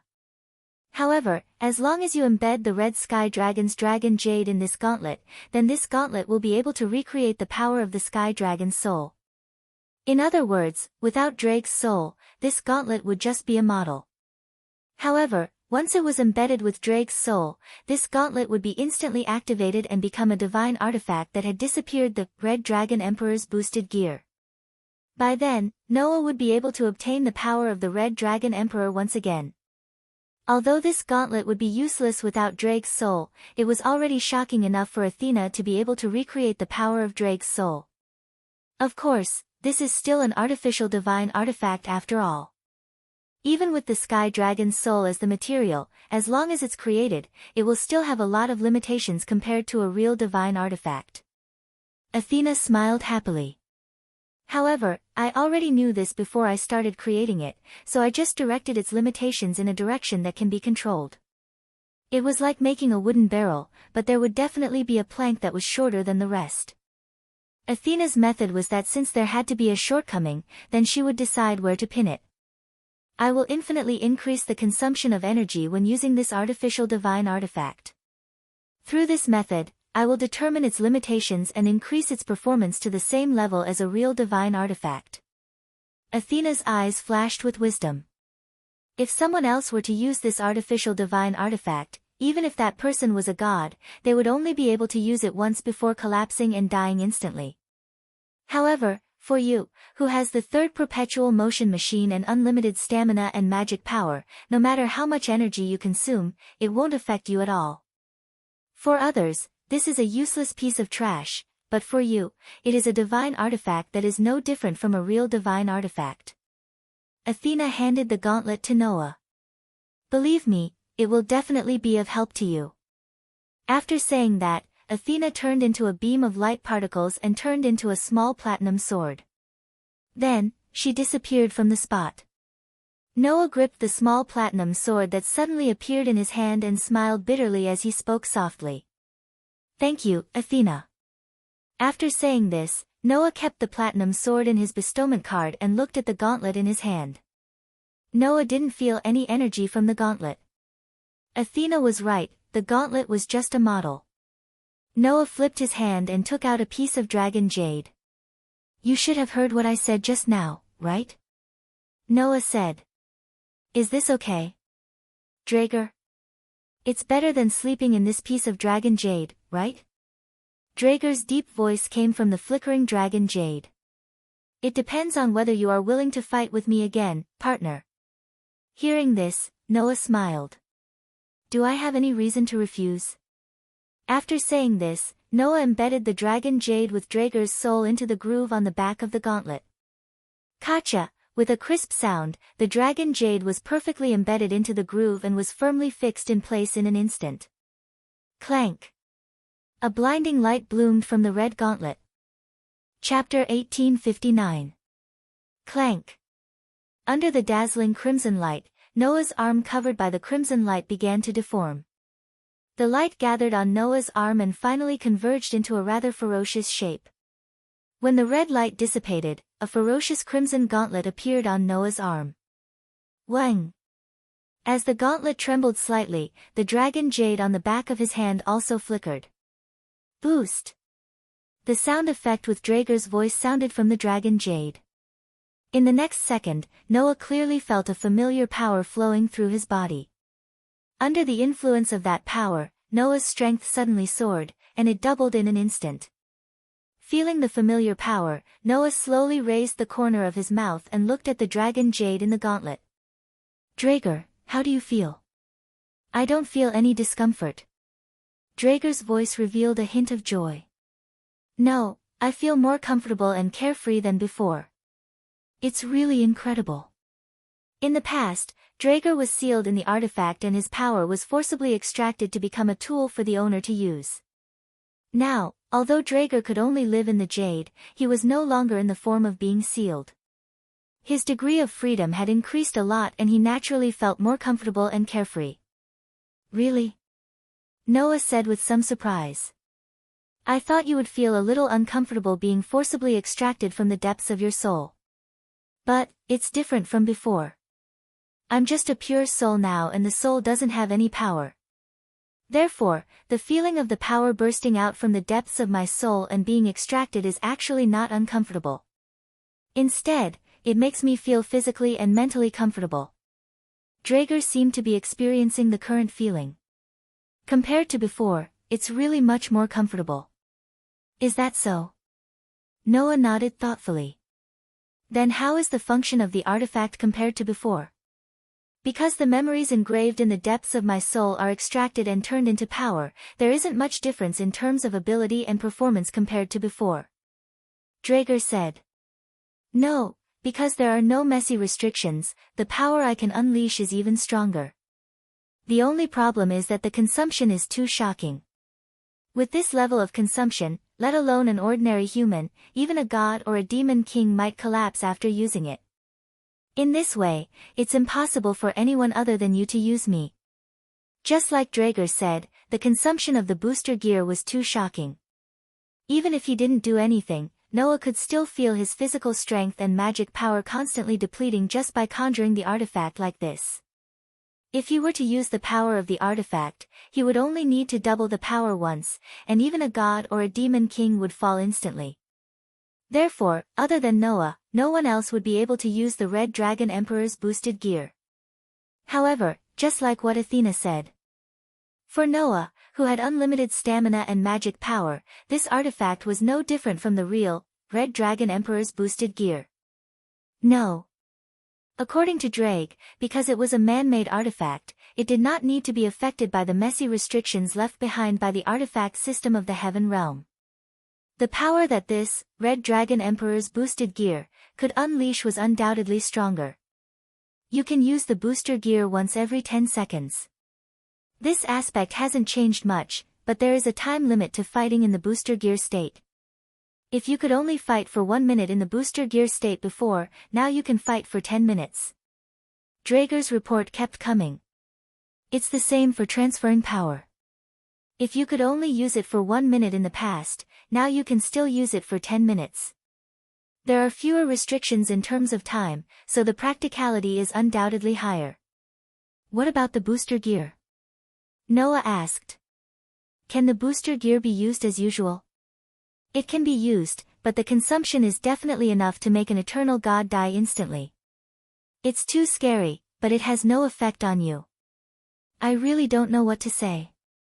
Draeger's voice became heavy. In addition, other than the booster gear, it seems like the Tyrannosaurus Rex can also use it. The Tyrannosaurus Rex can be used?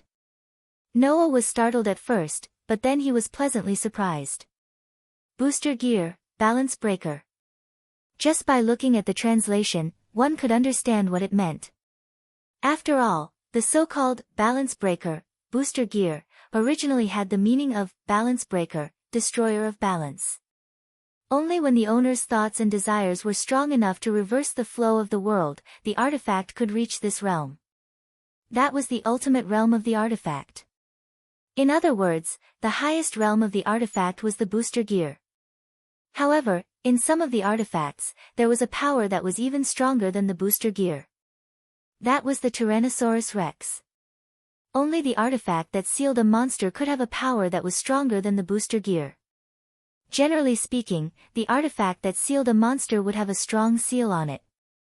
This was because if it wasn't sealed, the artifact's power would be too strong, and it would bring an unimaginable burden to the owner, leading to the owner's death. The so-called Overlord was the ability to forcibly remove the seal temporarily, and completely release the sealed monster's power. This kind of forcibly obtained power naturally had a great risk. Not only would it absorb the owner's life, if it couldn't be controlled, it would also cause the owner to go berserk, and it would only stop when the owner died. The Red Dragon Emperor's boosted gear was one such artifact. Therefore, the Red Dragon Emperor, one of the two sky dragons, could also use the Overlord. Because the monster sealed within was a sky dragon, the Red Dragon Emperor's boosted gears, Tyrant, could be called that. Juggernaut Drive. As long as it was used, it would be able to obtain a power that could even destroy gods and demon kings for a short period of time. Now that I no longer have the seal left by the God of the Bible, the power engraved in the depths of my soul can be reproduced by the artifact. Naturally, the Tyrannosaurus can also use it. However, the Tyrannosaurus is still a cursed power. Let's not talk about the consumption, but it won't affect you. However, the Tyrannosaurus will also take the user's life, and even cause the user to go berserk. I don't recommend you to use it. In the past, you seem to have mentioned that your physique is immune to all side effects. Even the Tyrannosaurus can't affect you. Delag advised. However, even if you can avoid the life-taking side effects, the Tyrannosaurus can still cause the user to go berserk. It's best that you don't use it. Even if you want to use it, it's best that you find a way to prevent yourself from going berserk. Otherwise, you'll be in big trouble. Hearing Delag's advice, Noah nodded heavily. Although the Tyrannosaurus power was very strong, and Noah's physique was also immune to most of the Tyrannosaurus side effects, as long as the side effects weren't completely eliminated, there was still a risk. Just like what Delag said, it was best to explore it for the time being. Also, there's a piece of good news. Delag laughed. Apart from multiplication and transfer, the gauntlet has awakened a third ability, partner. A third ability? Noah was stunned. The gauntlet has a third ability apart from multiplication and transfer? Noah had never heard of such a thing before. That's right. That's something that has never happened since ancient times. Delag said. When the two heavenly dragons were sealed into the divine artifact by the God of the Bible, their abilities were split into several parts. Only multiplication and transfer can be used. The white part can only use multiplication and transfer. However, right now, I'm just a spirit body. I don't have any power to begin with. The power I'm displaying now is all reproduced by the artifact. Delag smiled. Therefore, even the third ability from when you were alive has been reproduced. This was indeed a rare piece of good news. What kind of ability was it? Noah began to look forward to it. Chapter 1860. Time passed quietly as Noah figured out the power of the new gauntlet. When it was almost time for class, Noah came out of his apartment and walked in the direction of Chariot King Academy. Originally, Isha and Kitten lived with Noah. Before she was reincarnated as a demon, she had nowhere else to go, so she joined Noah and became Noah's family. Kitten, on the other hand, was arranged by Leah to keep an eye on Noah before Noah was trusted by her. After Leah and the others returned from the underworld, Isha and Kitten stayed with Leah and Zhu Nai at Leah's invitation. After all, Noah had not returned at that time, and the Calamity Squad had been attacking. Leah could not be at ease letting Isha and Kitten live alone in the apartment. So, the next day, Isha and Kitten stayed with Leah and Zhu Nai under Leah's hospitality. Later, in order to be able to deal with the Calamity Squad's attacks at any time, Leah bought a mansion and let all the girls of the Jamanli family live together. As for Yudu and Gasper, because they were men, they also lived together in a house next to Leah and the others. After Noah returned, Isha and Kitten wanted to continue living with Noah. Unfortunately, the Calamity Squad was still as annoying as before. They attacked almost every day, and the Jamanli family were busy fighting every day. Under such circumstances, in order to save time, Isha and the Kitten were left behind by Leah and the others. They did not move back to Noah's apartment. Isha was very reluctant to do so, and even Kitten seemed to be a little reluctant. In the end, the two girls had no choice but to continue living with the girls of the Jamanli family. Naturally, Noah did not object. It was not that Noah hated living with Isha and Kitten, but his apartment was just an ordinary room to begin with. It was a little difficult for 3 people to live in it. In the past, he had always slept on the floor. Moreover, living with friends of the same age would undoubtedly be happier, right? When Noah said this, Isha was in tears, and even Kitten glared at Noah fiercely. It's not like that. Isha, teacher is really an idiot. Kitten, these were the words that Isha and Kitten left for Noah.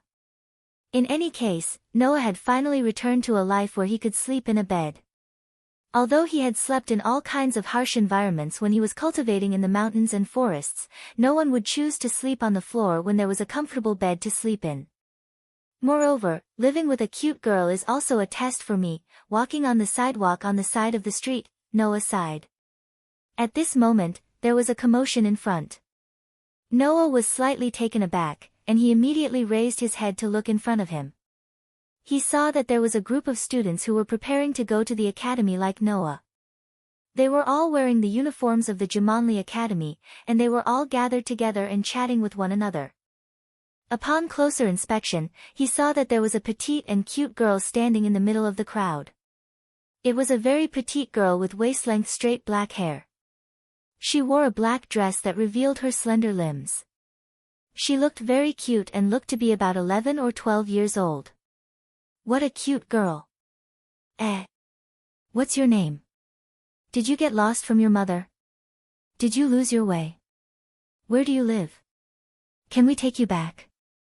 Due to the girl's adorable appearance, the female students of the Jumanli Academy seemed to have developed feelings of affection for her, and they all gathered around her to talk to her. However, looking at the petite girl, Noah's eyes suddenly narrowed. At the same time, the petite girl in the crowd seemed to have noticed Noah, and she turned her head to look in Noah's direction.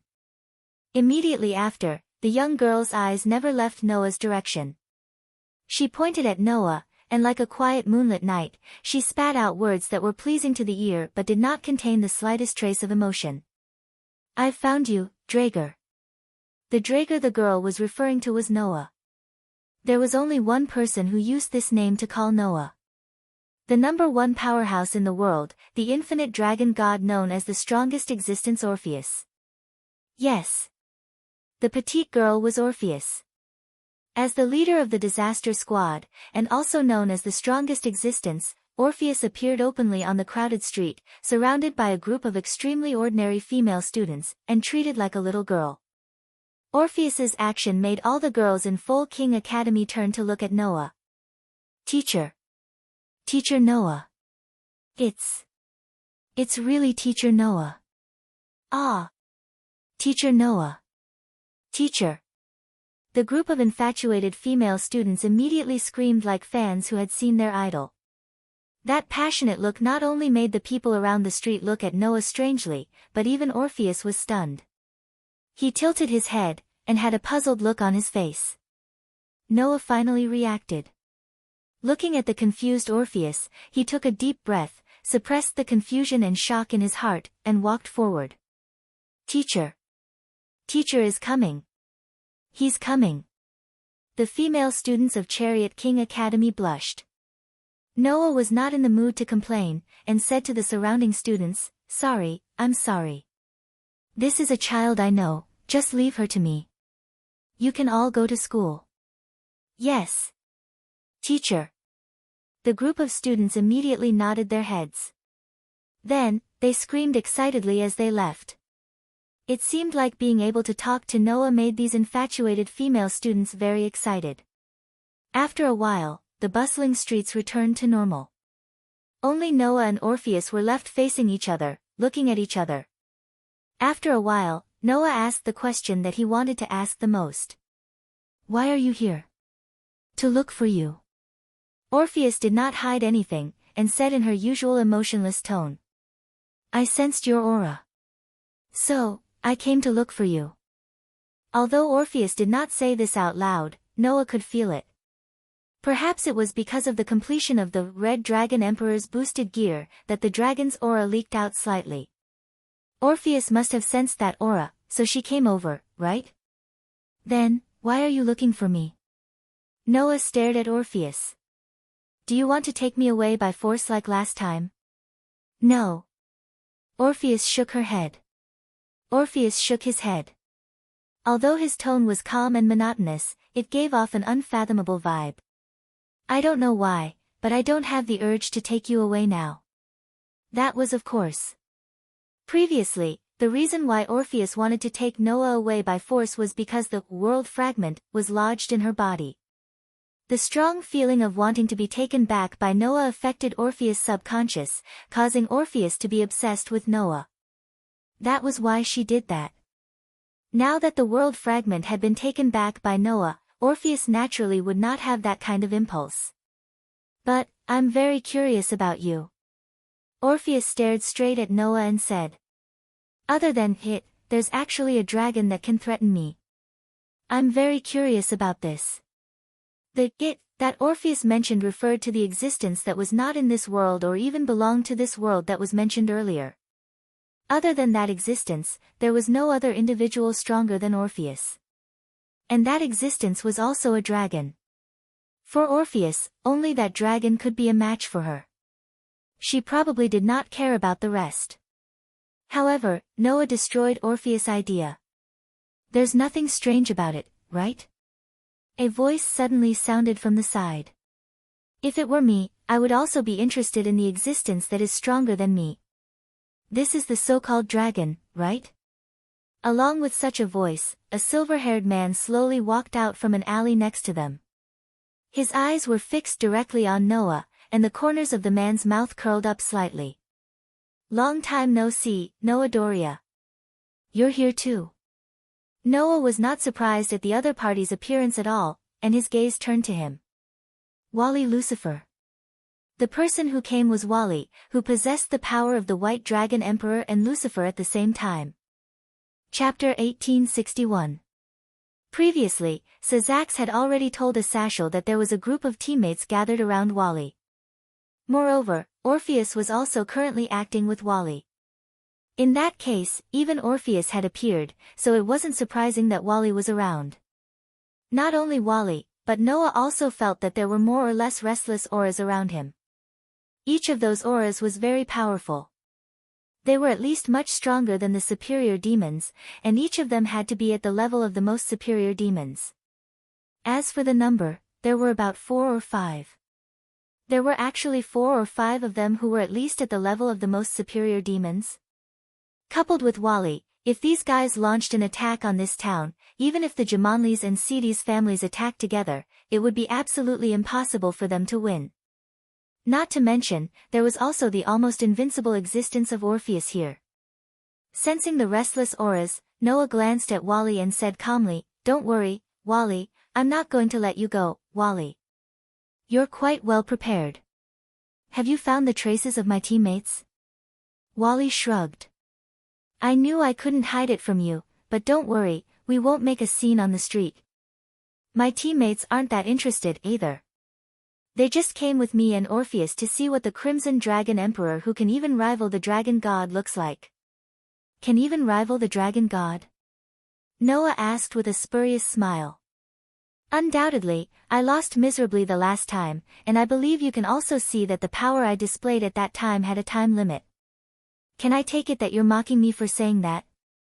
At least, you did achieve a certain level of strength that is comparable to Orpheus. This is an indisputable fact. Otherwise, Orpheus wouldn't be curious about you. Wali looked at Noah with a burning gaze. Besides, I heard that after that, you went through special training again, and only returned to the human world not long ago. Now, you should be stronger, right? What's wrong? Noah didn't answer the question. You want to challenge me again? I just wanted to tell you that you're not the only one who's improving. In order to catch up with you, I've also given it my all during this period of time.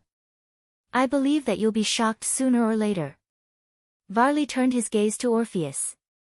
I'm only here to accompany Orpheus today. Unless you want to fight, I won't do anything. Your words sound better than your song. Noah curled his lips. Undoubtedly, the cluster of disasters has been attacking this town all this time, hasn't it? We didn't do it, Wali said straightforwardly. That's what the hero faction did.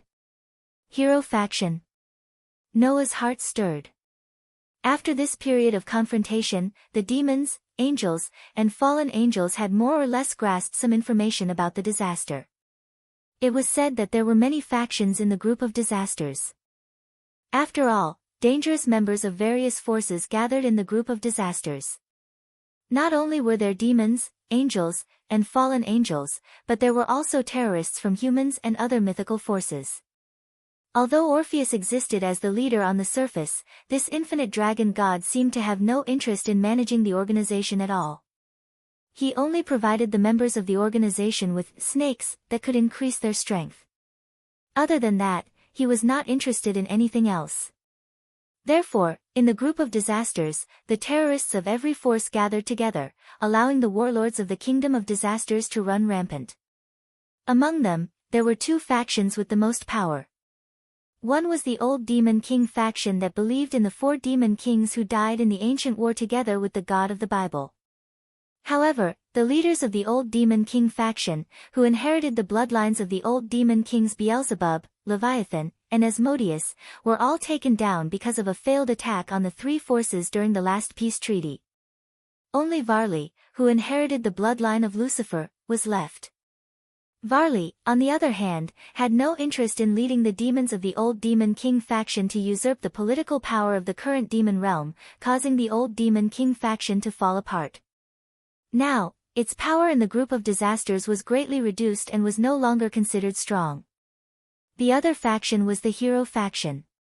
Just like the Old Demon King faction that gathered the demons who believed in the Old Demon King, the so-called Hero faction referred to the faction that gathered the descendants of the former heroes and brave people. All the members gathered in this faction had the bloodline of humans, and almost every one of them had psionic abilities. Either they were humans with special physiques, or they were humans with special bloodlines, or they were humans who could use magic and magic, or they were humans who had divine artifacts. The internal members were all humans. The people of the Hero faction have an unusual obsession with the identity of humans and are proud of their bloodline. There are 2 reasons why they attacked this town. Varley stretched out 2 fingers. One is to make the holder of the divine artifact reach the forbidden hand. Make the holder of the divine artifact reach the forbidden hand? Noah raised his eyebrows. They can reach the forbidden hand by attacking a town. This is the first time I've heard of such a thing. The forbidden hand was the ultimate mystery of the divine artifact. It could exert the power of the divine artifact to the limit, allowing the human's power to surpass the level of ordinary demons, angels, and fallen angels. Every divine artifact had its own forbidden hand. But to reach the forbidden hand, it was not so simple. If the holder of the divine artifact's heart and feelings did not reach a certain degree of drastic change, to the extent that even the flow of the world changed, then it was impossible to reach the forbidden hand. It was said that among all the holders of the divine artifact, less than 1% of them could reach the forbidden hand. In this way, how could the forbidden hand be achieved so easily? Naturally, the forbidden hand isn't something that can be achieved easily. That's why the Hero faction used very extreme methods. As a member of the same organization, I won't reveal the specifics to you. However, Asashel should be almost done with his investigation. You can ask him yourself. Wally retracted a finger. I'll tell you the second reason why the people of the Hero faction attacked this town. That is to lure you out. Lure me out? Noah finally showed a surprised expression. The goal is me. That's right. Varley nodded. As I said, the people of the Hero faction are very obsessed with the identity of human, and they are very proud of their own bloodline. Because from ancient times to the present, those who can defeat the Demon King, demons, and magical beasts have always been heroes and brave, so only humans are gathered in their faction. With that said, Varley stared at Noah closely. Under such circumstances, if there is a human who can do such a shocking thing as killing a god, do you think that those guys will not be interested in you? Noah slowly narrowed his eyes. You should have a little self-awareness. The Lord God of the Northern mythology system can come for you, the dragon god Orpheus, who is known as the infinite dragon god, can come for you, I can come for you, so others will also come for you. You have long been an existence that no one can ignore, Varley said. I just want to tell you that the people of the Hero faction have been eyeing you. If you don't pay attention, you may capsize in the gutter. Noah was silent. After a while, Noah asked. Why are you telling me these things? This is just a deal. Varley pointed to Orpheus who had been staring at Noah. You also saw that Orpheus is very interested in you. It seems that he doesn't plan to go with me. In that case, let Orpheus stay by your side. Let Orpheus stay by my side. Noah couldn't help but be surprised. Are you kidding? Or do you want to stop it? Varley said indifferently. Then you have to fight with Orpheus here. Does that not matter? Noah's brows furrowed deeply at once. Don't worry, Orpheus has no desire to fight with you. Otherwise, he wouldn't have come to see you like this. Varley suddenly smiled. I hope you can get along well with the dragon god, my biggest enemy. Leaving this sentence, Varley turned around and walked into the alley, completely disappearing into the shadows. At the same time, the powerful auras around him also disappeared. Only Noah and Orpheus were left there. They looked at each other, and both of them remained silent. They were speechless. Things began to develop in a wonderful direction. Chapter 1862. In a cold drink shop not far from Colt King Academy, Noah and Orpheus were sitting opposite each other. On the table, Noah had a cold drink in front of him, while Orpheus had a plate of ice cream in front of him. Holding a spoon in his hand, Orpheus stared at the ice cream in front of him in disbelief. Looking at Orpheus like that, Noah bit the straw of the cold drink in boredom and felt helpless.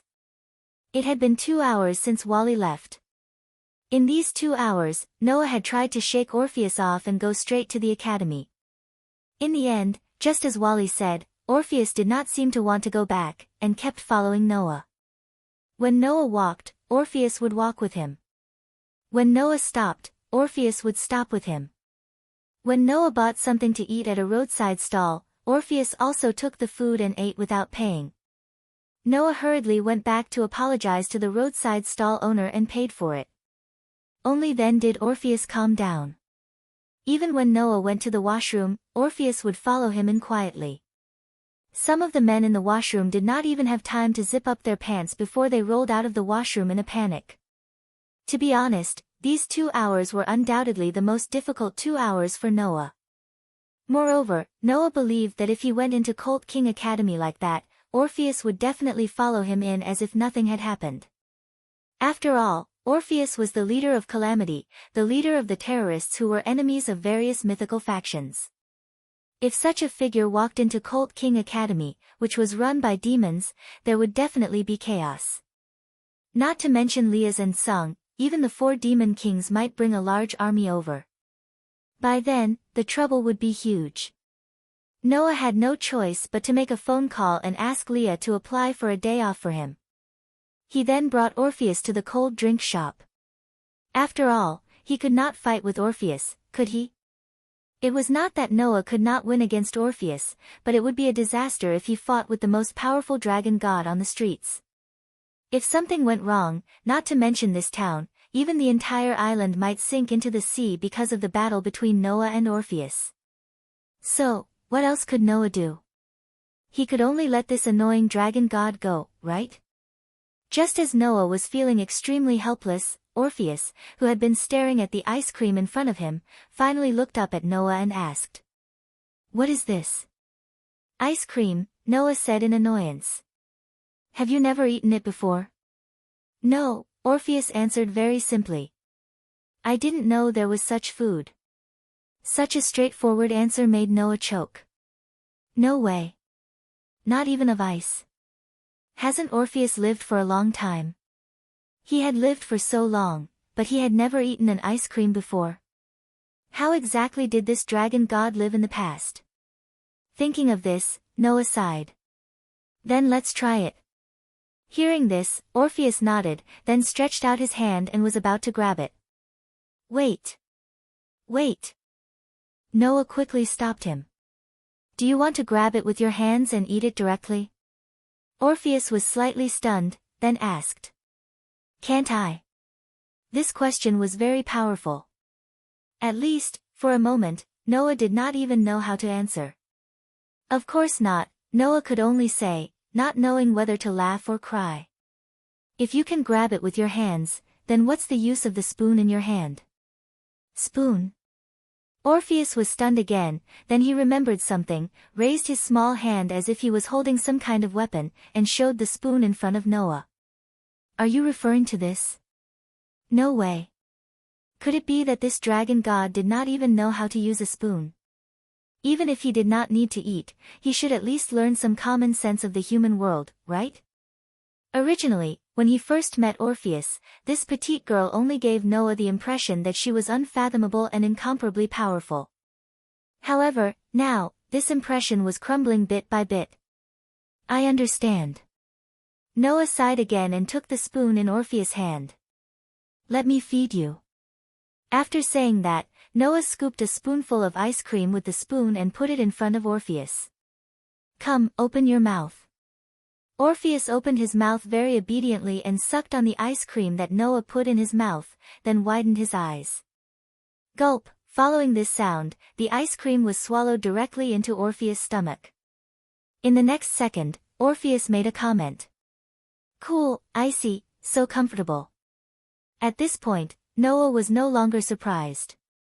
Instead, he laughed out loud, not knowing whether to laugh or cry. It turned out that the most powerful dragon god, who was feared by countless gods, was actually such an innocent child who didn't know anything about the world. The children that he had taken care of in the past were much more mature than Orpheus, right?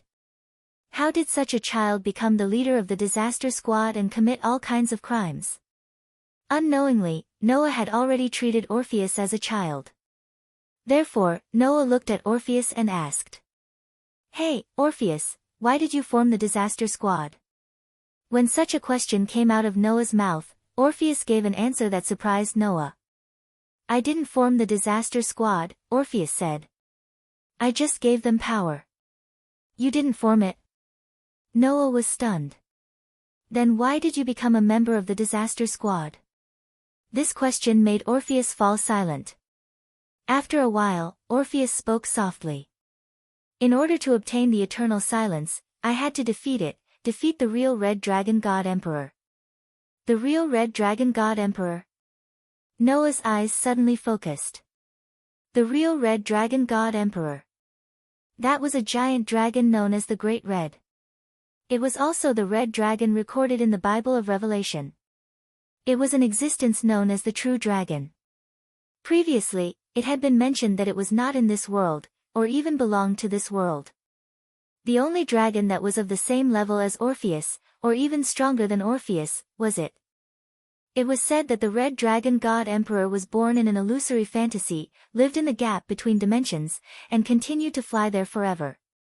Therefore, it was not in this world, or even belonged to this world. Even though many people knew that it was terrifyingly strong, no one was worried that it would pose a threat to this world. However, Orpheus' target was it. I want to defeat it. Although Orpheus' expression was still emotionless, his tone had become extremely serious. In order to return to the gap between dimensions, and take back the eternal silence that belongs to me.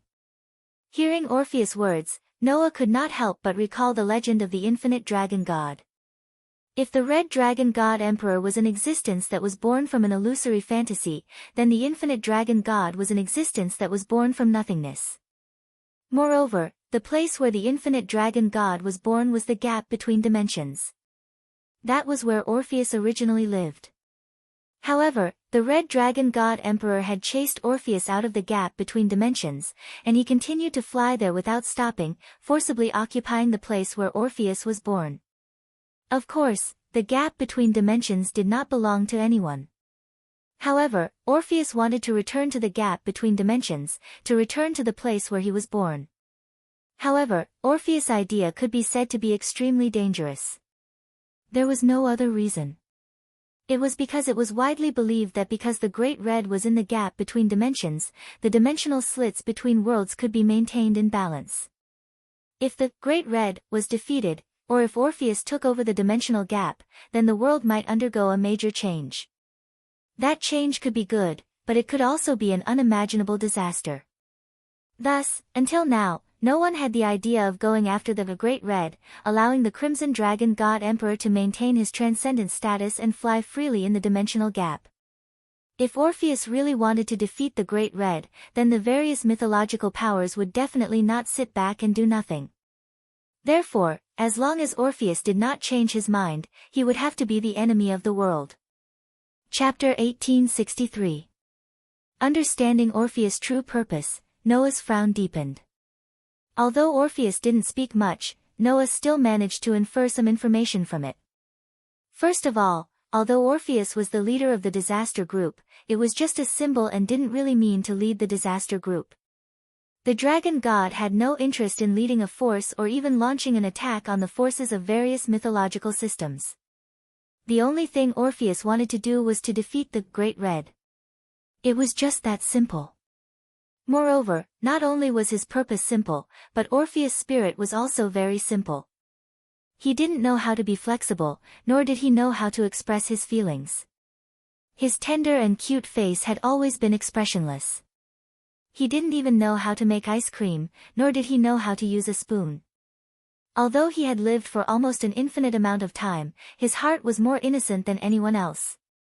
It was impossible for such a person to attack anyone because of some ambition. Therefore, Noah felt that Orpheus was probably being used. He was being used by those who really had ambitions and led to the birth of the terrorist organization, the disaster group. Let me guess. Noah looked at Orpheus, who was sitting opposite him, and said, "Did the people of the disaster group tell you that if you can become their leader and provide everyone with power, then they will help you defeat the Great Red?" Hearing Noah's words, Orpheus nodded quietly. Seeing this, Noah secretly smiled bitterly in his heart. This dragon god, isn't he too naive? Putting aside the fact that even the dragon god Orpheus, who was known as the strongest in the world and whose power could be said to be limitless, was unable to defeat the Great Red, how could a force formed by terrorists possibly defeat the Great Red? Even if the disaster group really had a way to defeat the Great Red, it would be hard to say whether they would succeed or not. In the end, Orpheus believed others just because of a sentence without any evidence, and became someone else's power extractor and a target to be used? If this wasn't naivety, what was? Moreover, the people of the disaster group definitely didn't want to defeat the Great Red more than anyone else. This force gathered a large number of terrorists who wanted to achieve all kinds of ambitions in this world. Once the Great Red was defeated, the world would really change because of it. Then, all kinds of ambitions they wanted to achieve in this world would most likely be destroyed. In this case, even if some of the terrorists really wanted to defeat the Great Red, Noah believed that in the disaster group, more people didn't want to attack the Great Red. In this case, how could the disaster group help Orpheus defeat the Great Red? In other words, not only was he used, he was cheated.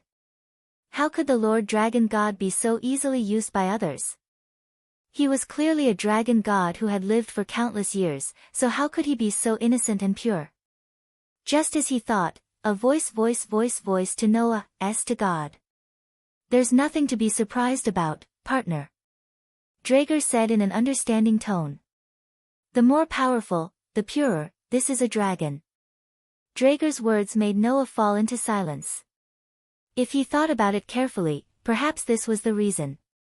Undoubtedly, the Red Dragon Emperor had invincible power in this world, but it had never thought of coming out of the dimensional gap. It had always been flying in the dimensional gap. Undoubtedly, Drager and Erubian, who had the title of the two heavenly dragons, had strength that could be ranked in the top 10 of the world's top powerhouses. However, when the three major forces were fighting on the battlefield, they completely disregarded the consequences. In the end, their bodies were destroyed, and their souls were sealed. They couldn't be considered rational at all. Even so, Drager and Erubian still used the owner of their own divine artifact as a medium and continued to fight for many years.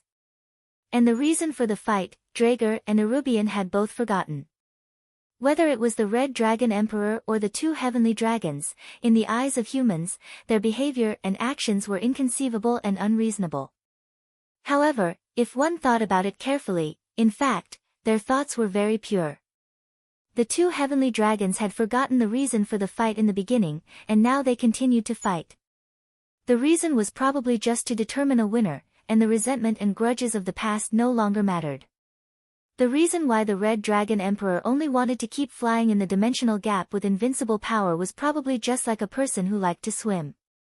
He just wanted to swim there. In addition, Orpheus also had almost invincible power, but had never caused a decent dispute in the past. It was only in this era that he shocked the people of the major forces with his identity as a terrorist leader.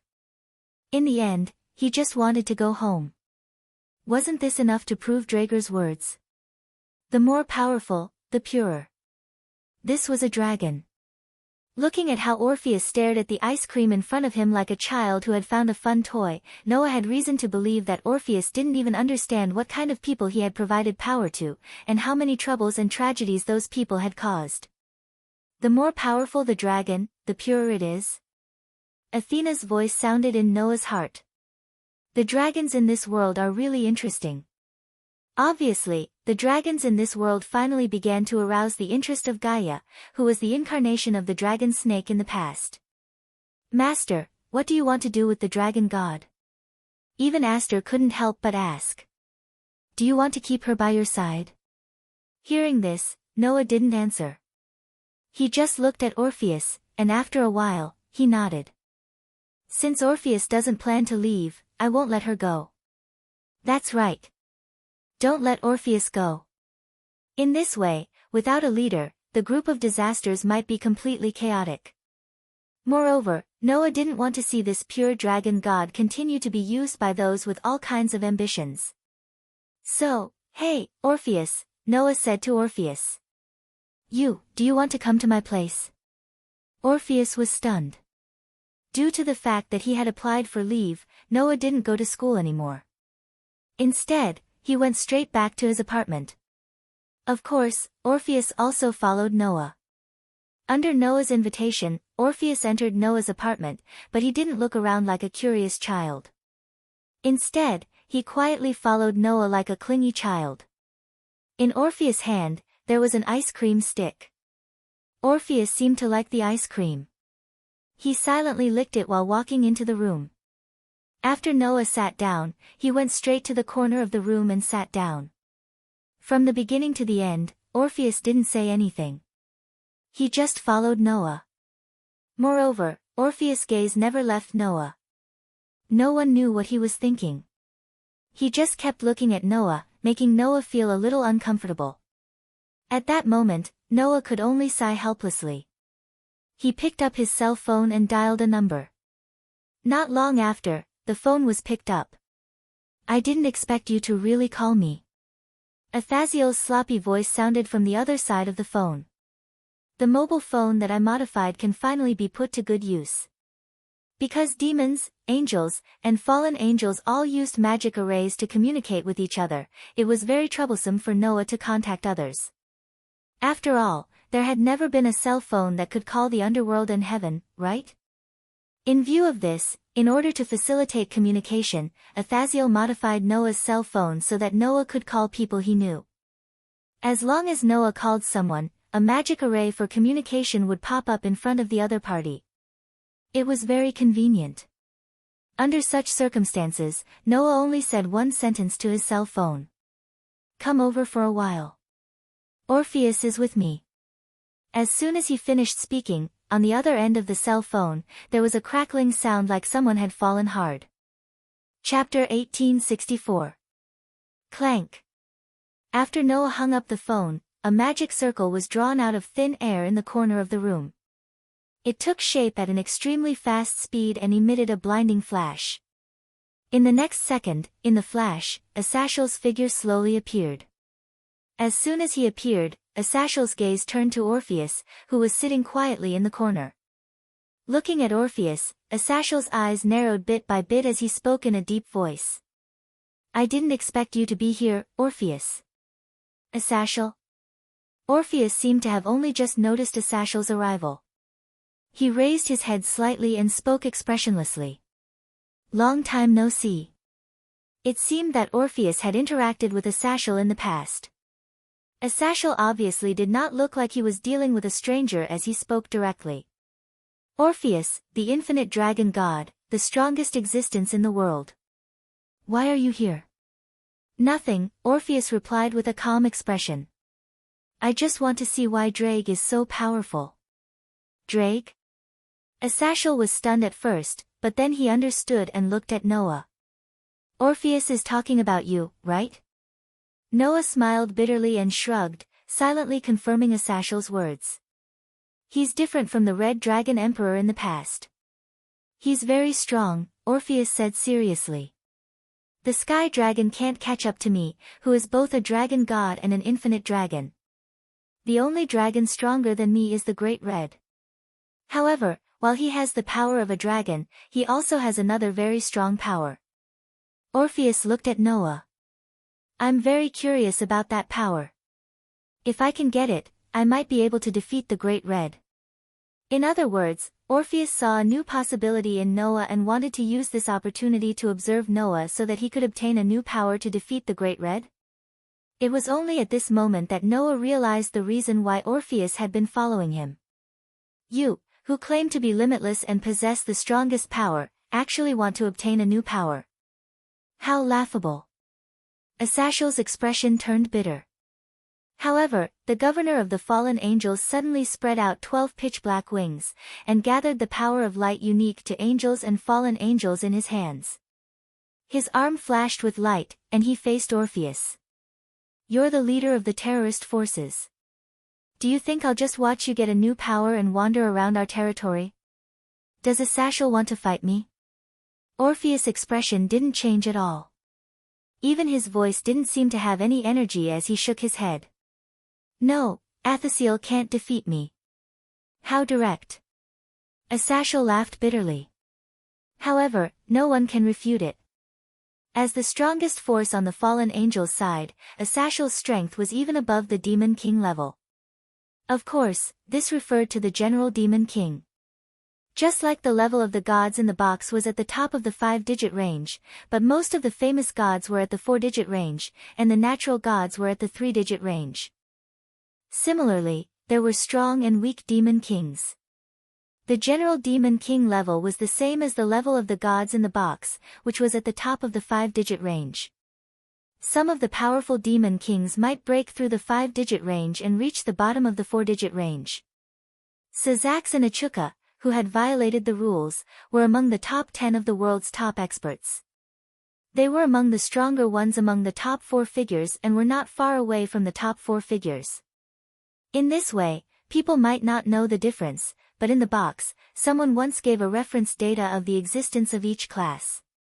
According to the estimation, in the box, the power gap between classes and the power gap between the same class was roughly as follows. Because the 7-digit range was the lowest level, even ordinary people without power were at this level. There was no comparison between the existence of power and the existence of no power, so there was no specific data for the 7-digit range. In the 7-digit range, if there was a certain degree of power, then it could break through to the 6-digit range. The power gap between the top of the 6-digit range and the bottom of the 6-digit range was 2 to 3 times. The power gap between the bottom of the 5-digit range and the top of the 6-digit range was 3 times. The power gap between the top of the 5-digit range and the bottom of the 5-digit range was 3 to 5 times. The power gap between the bottom of the 4-digit range and the top of the 5-digit range was 5 times. The power gap between the top of the 4-digit range and the bottom of the 4-digit range was 5 to 10 times. As for the power gap between the top of the 3-digit range and the top of the 4-digit range, there was no clear data for reference. Because in the 3-digit range, the spiritual level of every existence was basically equal, and the only one who broke the rules was the Halloween Queen. The difference between the 3-digit range and the 4-digit range was not only the difference in power, but also the difference in realm. After all, the 3-digit range was basically the strongest. Every existence had the ability to bestow gifts on others, control authority, and possess all the abilities in their own universe. Therefore, the 3-digit range was also known as omniscient and omnipotent. Compared with the 4-digit range, it was almost like heaven and earth, and there was no point in comparing. Even the 3-digit range was like this, let alone the 2-digit range. And the 1-digit range was already the embodiment of the law. Not to mention comparison, it was not even determined whether it existed or not. Of course, there was only a comparison of power here, and the situation was different when it came to a real battle. For example, if there was an existence at the bottom of the 4-digit range with the ability to use water, and encountered an existence at the top of the 4-digit range with the ability to use fire, even if there was a difference of 5 to 10 times in strength, under the restraint of the ability, the gap in the real battle would not be that big. Another example was the existence of curses, poisonous gas, weakening, and other abilities. Even if they encountered an opponent who was much stronger than them, they could still have the advantage. Moreover, there were also people like Maxwell, who was far weaker than Noah in strength, but in the end, they relied on their powerful immortal body to entangle Noah for so long. Therefore, the power gap was the power gap, and in a real battle, it was definitely not possible to only look at the superficial gap. However, even so, it was absolutely impossible for Asashel to defeat Orpheus. With Asashel's strength, even if he was much stronger than the average demon king, he was still much weaker than surpassers like Syzax and Achuka. Orpheus, on the other hand, was a 3-digit range. The gap between the two was really too big. Asashel was naturally aware of this. Immediately, Asashel patted Noah's shoulder. "Unfortunately, I'm not the only one here. With this kid, what will the result be?" Orpheus seemed to have not expected Asashel to suddenly say this, and was momentarily stunned. After recovering from his shock, Orpheus turned his head, looked at Noah, and asked, "Do you want to fight me?" "No," Noah said without hesitation. "It's too troublesome." "Oh." Orpheus nodded, and looked at Asashel again. "He won't fight me, so you still can't beat me." "No way." Asashel moved closer to Noah with a frown. "Aren't you being too direct with your words?" In response, Noah simply said, "I didn't ask you to fight me. I didn't ask you to come here to fight. If I just wanted to fight, I alone would be enough. Why would I need a burden like you?" Asashel was speechless on the spot. Coincidentally, Orpheus even added another sentence. "Is Asashel a burden?" "He's a burden," Noah said. "If the two of us fight, do you think Asashel can intervene?" Orpheus thought for a moment, and then shook his head. "Right?" Noah shrugged. "Since he can't intervene, what is he if not a burden?" "I see." Orpheus nodded. "Asashel is a burden, I'll remember that. Don't call me a burden. No matter what, I'm still the governor of the fallen angels. I'm not weak at all. It's just that the two of you are breaking the rules." Asashel couldn't take it anymore and shouted, "Is that my fault? Bastard!" After saying that, Asashel sat in front of Noah and stared at him. "And then? What do you want from me?" "I want to discuss something with you." Noah finally got to the point. "Ask all the factions to withdraw the arrest warrant for Orpheus." Chapter 1865. Have all the forces withdraw the arrest warrant for Orpheus. When this sentence came out of Noah's mouth and echoed in the surroundings, the atmosphere of the entire room changed. Asashel's expression became dignified. He frowned and looked straight at Noah. "Why?" "Nothing." Noah met Asashel's gaze. "It's just that I found that Orpheus is not as dangerous as we thought. I can stop her from acting with the disaster squad. In this way, there is no need to continue to arrest Orpheus, right? You have a way to stop Orpheus from acting with the disaster squad?" Asashel's eyes lit up and he quickly asked. "Really?" "There is no need to lie to you," Noah said. "Just leave Orpheus to me. I will be responsible for looking after her. If anything happens, I will bear the responsibility. Since you've put it this way, there shouldn't be a problem." Asashel glanced at Orpheus, then smiled bitterly again. "But, Noah, if you want to withdraw the arrest warrant for Orpheus, I don't think it will be that easy." "Oh." Noah's expression did not change. "Why?" "You're asking the obvious." Asashel sighed. "Even if you can guarantee that the criminal will not commit any crimes in the future, can you write off the crimes he committed before?" That was right. Even if it was guaranteed that Orpheus would not participate in the activities of the disaster squad in the future, the fact that this infinite dragon god was the leader of the disaster squad in the past could not be ignored. Orpheus herself may not have done anything, but she had given her snake to various terrorists in the disaster squad. As a result, these terrorists had greatly increased their strength and brought harm to various mythical forces. Now, the terrorists of the disaster squad were still active. Just like this town had been attacked by the heroes of the disaster squad, the rest of the mythical forces were also attacked by the terrorists of the disaster squad. Under such circumstances, the number of casualties increased day by day. If Orpheus had not lent out the snake, even if the terrorists had launched an attack, their strength would not have increased, and the damage would have been much lower. Therefore, Orpheus could be said to be the indirect culprit. At the very least, that was what the other mythological forces were thinking. Orpheus is the infinite dragon god. He is extremely powerful. Almost no mythical powers would want to make an enemy out of him, Asashel said solemnly. If it was just one mythical organization, they might have chosen to swallow the bitter pill because of Orpheus' power and reputation. But now, in terms of dealing with the disaster, all the mythical organizations have reached an agreement. All the mythical organizations have joined forces. If they don't even dare to cause trouble for one person, everyone will feel embarrassed. In addition, Orpheus' limitless power is also something that all the mythical organizations are interested in. There are many gods and Buddhas who have their eyes on Orpheus. Maybe many gods and Buddhas will use their official position for personal gain and incite all the mythical organizations to deal with Orpheus together. Then, they will benefit from it. That would work. Asashel knocked on the table. Under such circumstances, it won't be easy to revoke Orpheus' arrest warrant. I know it's not easy, but as you said, all the mythical organizations actually understand how powerful Orpheus is. Presumably, if we can prevent Orpheus from continuing to act with the disaster squad, no one would be unwilling to see this situation, Noah said calmly. Help me convey a message. Tell all the people of the mythical organizations that Orpheus is with me. I will be responsible for watching over her and making sure she doesn't act with the terrorists of the disaster squad. But if they refuse, Orpheus will return to the disaster squad. Noah curled his lips and smiled.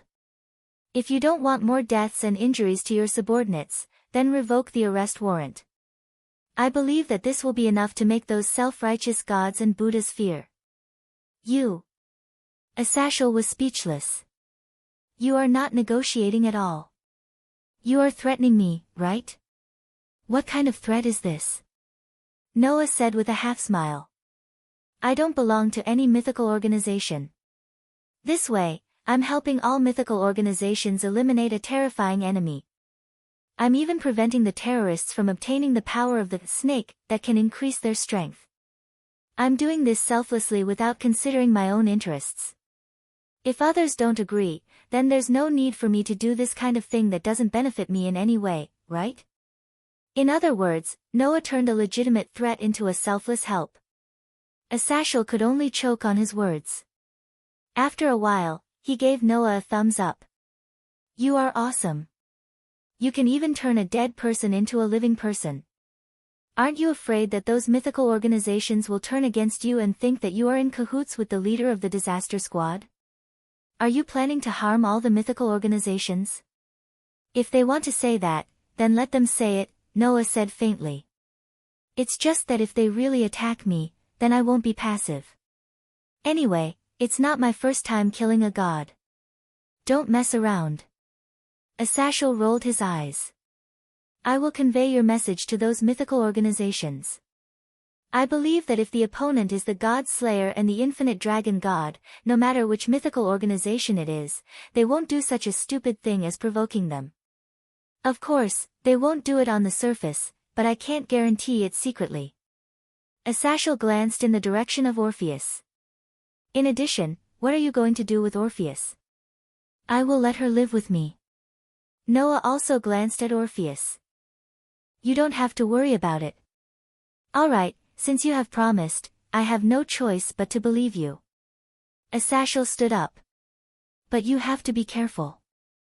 The people from the disaster squad won't let you win Orpheus over to our side. Hearing Asashel's words, Noah suddenly smiled. Anyway, the people from the hero faction have their eyes on me. If they want to come, then come.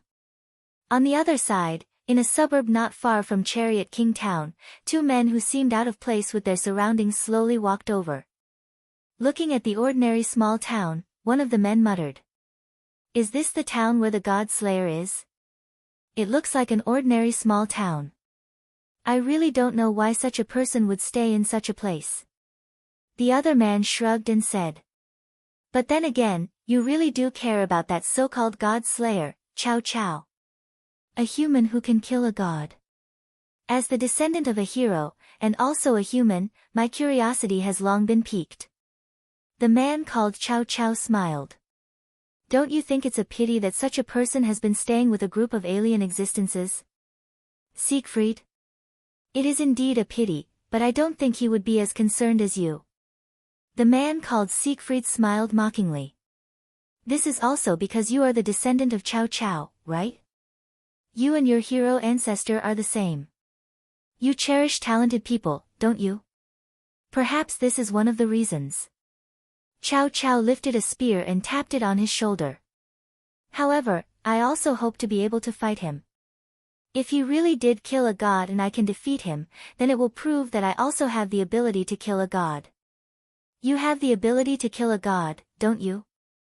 Siegfried couldn't help but turn his gaze to the spear in Chow Chow's hand. Relying on that spear. At this time, a magic circle for communication suddenly flashed in front of Siegfried. Siegfried's face immediately tensed up and he began to listen. After a while, Siegfried suddenly raised an eyebrow and looked at Chow Chow. There's news from the troops monitoring Wali. They say that Wali handed Orpheus over to a human. A human? Chow Chow smiled. It seems that we will make contact with the God Slayer sooner than expected. What do you plan to do? Siegfried asked directly. Attack the God side? Or attack the God Slayer's side? Do you even need to ask? Chow Chow's eyes shone brightly. Of course we will attack both sides at the same time. Chapter 1866. After really starting to live with Orpheus, Noah realized that this dragon god really didn't know anything. To be more precise, it should be said that he didn't know anything about daily life. For ordinary people, it was necessary to wash up and eat, but Orpheus didn't have such a problem. Not only did he not wash up, but he also ate whenever he wanted to. He didn't follow the 3-meal schedule at all. Noah had no choice but to help Orpheus brush his teeth and bathe him. He fed him mouthful by mouthful when he ate, and even covered him with a blanket when he slept at night. He took care of him like he was taking care of his own child. Fortunately, it wasn't like Noah hadn't done the same thing before. Back in the world of The Dark Bullet, Noah had taken care of countless children, so he was already familiar with this routine. Fortunately, Orpheus was just ignorant of the world, but he wasn't a fool. He knew what to do without having to be taught a second time. Moreover, Orpheus would do whatever Noah asked him to do. He was extremely obedient. In this way, Noah also began to understand why Orpheus was so easily manipulated. Although it wasn't that he didn't have his own considerations, Orpheus' way of thinking was very simple. In Drake's words, it was too pure. Noah had asked Orpheus why he listened to him so much. After all, Noah and Orpheus weren't close, nor were they on good terms. In the beginning, they even fought. Generally speaking, it should be impossible for him to listen to such a person. In the end, Orpheus gave Noah such an answer. Give me food to eat and teach me a lot of things. That was the reason. That was why Orpheus obeyed Noah's every word. The starting point of this dragon god was really too simple, so simple that even Noah was surprised. Hence, when others told her that as long as she became the leader of the group of disasters and provided everyone with power, they would help her defeat the real emperor god Red Dragon, Orpheus agreed without hesitation. She never thought that others were lying to her or using her. If such an innocent dragon god fell into the hands of some ambitious people, it would be too dangerous. Whether it was for himself or others, it was the same. At the thought of this, Noah couldn't help but murmur to himself as he helped Orpheus dry her waist-length beautiful black hair. "Wally, is that why you brought Orpheus to me?" Just as Noah was thinking about this, Noah's phone rang. Noah immediately came back to his senses. He picked up the phone on the table and answered the call. "Teacher." Liatha's voice came from the other side of the phone. "Are you home now?" "I'm at home." Noah didn't stop wiping Orpheus' hair. "What? What's the matter?" "A little," Liath said. "If you're free now, please come to school." "Now?"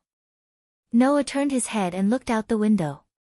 At this time, the sky was completely dark. At this time, children could already go to bed. Even adults should be asleep soon. It was a little too late to go to school at this time. However, for demons, night was usually the time when they were really active. Was that why Liath called Noah at this time? Thinking of this, Noah glanced at Orpheus. After pondering for a while, he nodded. "Got it. I'll go over now. Then I'll wait for you in the club office." Liath said and hung up the phone. Noah put away his phone. He wasn't in a hurry. Instead, he continued wiping Orpheus' hair. He only spoke after Orpheus' hair was dry. "Orpheus, I'm going out for a while. Wait for me at home." "Home?"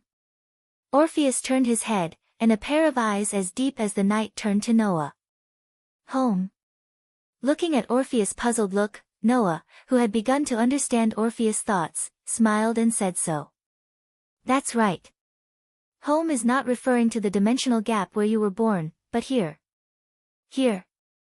Orpheus murmured as if he was sleep-talking. "This is my home." "That's right." Noah patted Orpheus' head. "If you're willing, this will always be your home. Remember to be good and wait for me to come back." Orpheus was silent for a while, and then nodded. However, Noah was still a little worried. This Lord Dragon God didn't know anything. Who knew if she would suddenly run out and get lost and never come back? "Looks like I have to find 2 more people to accompany you." Noah sighed and raised his hand. A dark gold gift card flashed in his hand. Clank! In a flash, 2 small swords emerged from the dark gold gift card. Hum! As soon as they appeared, the 2 small swords immediately trembled and emitted a dazzling light. Then, 2 petite girls slowly appeared in the light. Aster, Athena. Noah put away the dark gold gift card and said to the 2 girls. "Help me take care of Orpheus." "Take care of?" Aster was stunned. Obviously, this elf girl did not expect Noah to ask her to do such a thing. "You actually want me to help you take care of a child?"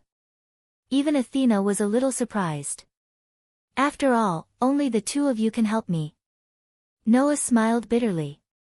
"Well, you just need to help me take care of Orpheus. Don't let her do anything reckless. Don't let Orpheus do anything reckless." Aster muttered and then nodded heavily. "I am Master's sword. Everything is as Master wishes. I really want to object. Although I have taken care of countless warriors, I have never taken care of a child." Athena frowned and then relaxed her beautiful brows. "Fine, I am quite curious about this dragon god. I can have a chat with her." Aster and Athena turned their heads and looked at Orpheus. Orpheus also raised her eyes and looked at Aster and Athena.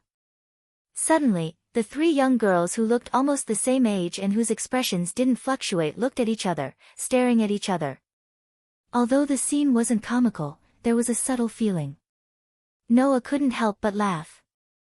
He picked up the coat on the bed and put it on as he spoke. "Then I'll leave it to you. Be good and don't cause trouble." With that, Noah walked out of the door, leaving the 3 petite girls looking at each other. The atmosphere was still very subtle.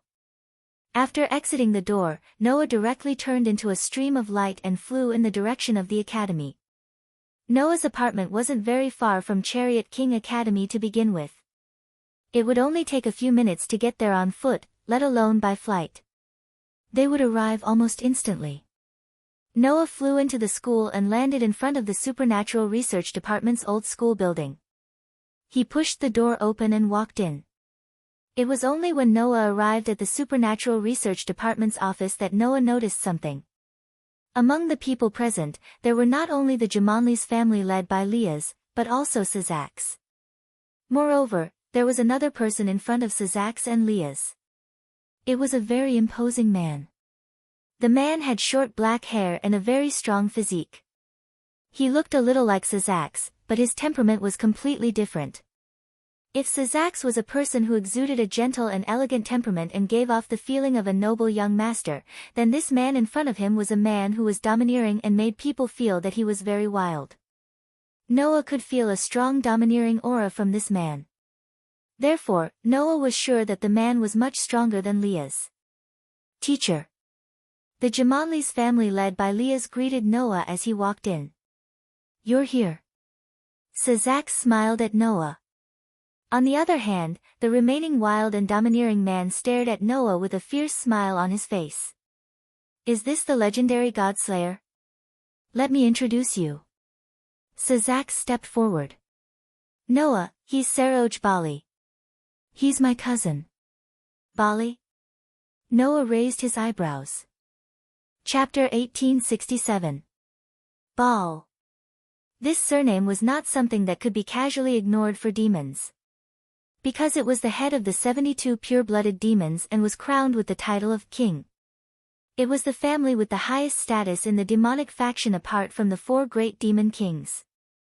Even in the era when the 4 great demon kings still existed, King Baal was a famous existence in the demonic faction and was almost equivalent to the representative of demons. It was said that in the current system where the 4 great demon kings were extremely powerful individuals selected from the demons and abandoned their original surnames to become demon kings, the Baal family's voice in political power was even greater than the 4 great demon kings. After all, the Baal family was the family that was at the top of the demonic faction before the 4 great demon kings died. After the 4 great demon kings died, it was even more at the top of the underworld. No matter how powerful the 4 great demon kings led by Sazaks were, they were just the new generation. At least, that was the case for the Baal family. However, Sazaks and Lias also had some relationship with the Baal family. It was mainly a bloodline relationship. Sazaks and Lias' mother was a member of the Baal family. Therefore, Sazaks and Lias also inherited half of the Baal family's bloodline. And those who inherited the bloodline of the Baal family had a chance to awaken the bloodline power of the Baal family. That was the power of destruction. Both Sazaks and Lias had the power of destruction. The source of this power was the bloodline of the Baal family. Therefore, this person named Saroj in front of them was Sazaks and Lias' cousin. By the way, Saroj and I are the new generation of demons of the same era, and the number 1 of the new generation of demons. Lias smiled at Noah. Just like I'm going to inherit the next head of the Gimli family, Saroj is the next head of the Baal family. It's fine if you don't introduce that kind of thing, Lias. Saroj waved at Lias, but his eyes did not move away from Noah. In front of an existence that can even kill a god, I, a new generation demon, am only a child no matter how famous I am. Although that was what he said, Saroj's smile was extremely imposing. Saroj added another sentence. If possible, I really want to spar with you. Hearing this, Noah raised his eyes slightly and met Saroj's gaze. Noah could see an astonishing fighting spirit and will to fight in Saroj's eyes. It was different from the burning fighting spirit that Leola released out of instinct. Instead, it was an unyielding fighting spirit that wanted to challenge any powerhouse in the world, improve herself, and constantly improve herself. Along with the battle intent came a powerful aura and boldness. Feeling the powerful aura and boldness, the expressions of Yudu, Genova, and Irina, who were combatants, turned serious. Even Kitten, Laybel, and Los Vias tensed up. As for Aisha and Gasper, they subconsciously hid behind Lias and Junai. Sazaks was the only one who still had a smile on his face, and even said so. Since that's the case, why don't you two give it a try? That one sentence made Noah and Saroj raise their eyebrows at the same time. Bro. Brother. Riaz was shocked. However, Sazax did not seem to realize what he said as he looked at Noah and said so. Saroj is the number one of the new generation of demons. Back then, at the gathering of the new generation of demons, you should have seen him once, right? Hearing Sazax's words, Noah remembered. Back then, in the underworld, there was indeed a gathering of the new generation of demons. At that time, Noah had also appeared. Furthermore, he had been received by the 4 demon kings and was on equal footing with them. After that, the new generation of demons announced their dreams in front of the 4 great demon kings and many ancient demon families. At that time, the next leader of the Baal family did appear. That person was Saroj. I remember now. Noah looked at Saroj as if he suddenly realized something. You're the new generation demon of the Baal family who announced that you wanted to become the demon king, right? So you still remember me. What an honor. The smile on Saroj's resolute face began to have a hint of intimacy. At that time, Your Excellency's bet with Diodora of the Astaroth family is still a legend to this day. To be honest, the strength Your Excellency displayed at that time was a shock to us, the new generation of demons, and even the ancient demons. It was also at that time that I realized that my cultivation was still insufficient, and have been working hard to train. I see. You've trained? Noah looked at Saroj in a new light. It seems that the spirit I feel from you is the real deal. It was rare for demons to train themselves. That was because the lifespan of demons was too long compared to humans. At least, there were almost no demons who truly died of old age. Therefore, for demons who had tens of thousands of years, as long as they lived long enough, they would naturally become stronger. It was a foolish thing to spend all of one's years on tempering. Moreover, demons placed more importance on magic power than their bodies. The purer the demon's bloodline, the stronger their talent in magic power. This way, as long as they could survive, the pure-blooded demons would continue to become stronger. Therefore, it was indeed a rare thing for demons to train. That's why I want you to fight with Saroj. Sazax said. Saroj is the absolute number one among the new generation of demons. In terms of strength, he has even surpassed many ancient demons. Many people want to know how strong Saroj is, and I am the same. I see. Noah pursed his lips. Do you want me to help you evaluate? I don't mind. Saroj showed a fearless smile. It's a good opportunity to let the famous God-slayer see how strong my fists are. An astonishing fighting spirit began to be released from Saroj's body. Noah immediately looked straight at Saroj and stared at the astonishing fighting spirit in his eyes. The corner of his mouth slowly curled up. In an extremely vast gymnasium.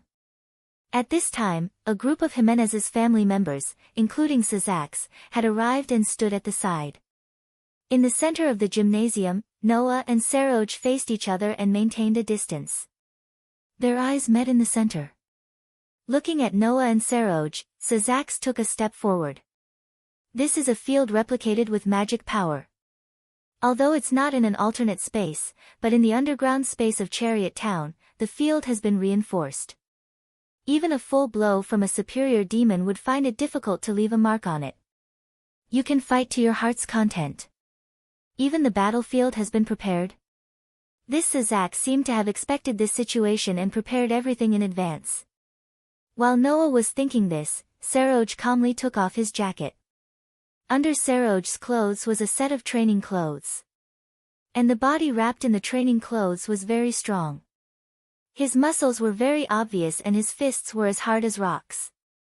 Because I can fight at any time and train at any time, I would wear the training clothes even during normal times. It seems that this decision was right. Saroj suddenly smiled. A god slayer, and the Red Dragon Emperor at that. Such an existence should be the strongest opponent I've faced so far, so I won't be merciful. As soon as his voice fell. Bang! Accompanied by a burst of wind, Saroj fiercely stomped on the ground with an astonishing force. His whole body was like a bullet fired from a gun. With a heavy stomp, he shot in the direction of Noah. So fast. Outside the gymnasium, Yudu's expression changed slightly. Saroj's speed made Yudu, who was a knight, change his expression as he shot in front of Noah. Before he arrived, his fist had already violently blasted out. Boom! Like an invisible cannonball, a burst of wind shook the air and violently swept towards Noah's location. Chapter 1868. Whoosh! A terrifying gust of wind blew Noah's bangs in front of his forehead, causing his cheeks to hurt from the gust of wind. Noah, who did not expect Saroj to rush over and engage in close combat, had a surprised look on his face. What surprised Noah even more was Saroj's strength and speed. That strength and speed did not seem like something a demon could exert. Therefore, even Noah was surprised by the news. However, being surprised was one thing, but Noah was not distracted. Feeling the fist pressure that turned into a terrifying gust of wind, the endless energy in Noah's body suddenly surged and turned into magic power. Hum! With a tremor, lines of magic power flickered on Noah's feet like electric wires. After being strengthened by strengthening magic, Noah gained amazing strength in this instant. Immediately, Noah moved his feet and quickly dodged to the side. Bang! The astonishing fist pressure immediately landed heavily on the ground, causing an explosive sound. It actually shattered the glossy floor a little and slowly cracked open. Seeing this scene, Noah narrowed his eyes slightly. Outside the field, the group of Jamanli's kin led by Leah's was even more surprised. This field had been reinforced. Even a superior demon would have a hard time leaving a mark on it. However, Saroj's casual punch actually caused the floor to crack open. What did that mean? It meant that Saroj's strength was much stronger than the average superior demon. You really surprised me. Noah looked straight at Saroj. I thought you would use the power of destruction to attack. For demons, magic power was the true power. After all, in this world, magic power was originally an ability unique to demons. The power that demons relied on themselves and imagination to trigger supernatural phenomena was magic power. And the power that reproduced magic power through rituals and spells so that humans could use it was magic and magic. Therefore, in this world, magic power was a power exclusive to demons, just like the power of light of angels and fallen angels. In the demon world, demons generally valued magic power. If they did not have talent in magic power, they would even be regarded as trash. Moreover, in magic power, there were also parts of magic and magic that could not be reproduced. That was the special power that originated from the bloodline and lineage of the pure-blooded superior demon family passed down from generation to generation. The power of destruction of the Baal family was one of them. That power was capable of destroying everything it came into contact with. Even a god could be injured if they did not dodge or defend. Therefore, for Noah, the power of destruction of the Baal family was beyond the range of his curse resistance. The bet with Diodora back then had already made Noah's physique known to the world. Saroj, who was present at that time, should also know about Noah's curse resistance. In view of this, Noah thought that Saroj would use the power of destruction inherited from the Baal family to deal with him. Who knew that Saroj would directly rush over and engage in close combat? His physical ability was so strong that even superior demons would find it difficult to leave a mark on the floor with just the pressure of his fist. This was not a power that a demon who valued magic power could display. It was because of this that Noah was surprised. However, facing Noah's surprise, Saroj only calmly spoke. Unfortunately, I did not inherit the power of destruction. Did not inherit the power of destruction? Noah was stunned. Did not inherit the power of destruction?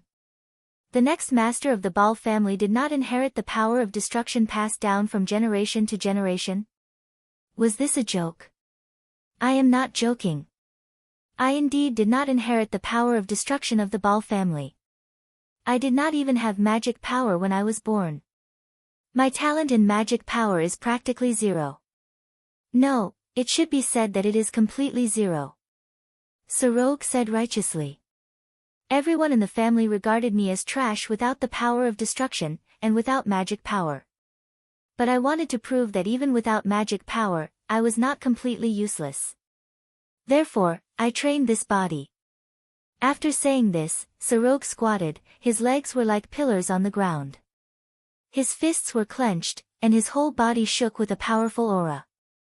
This body is my greatest weapon, and also my only weapon.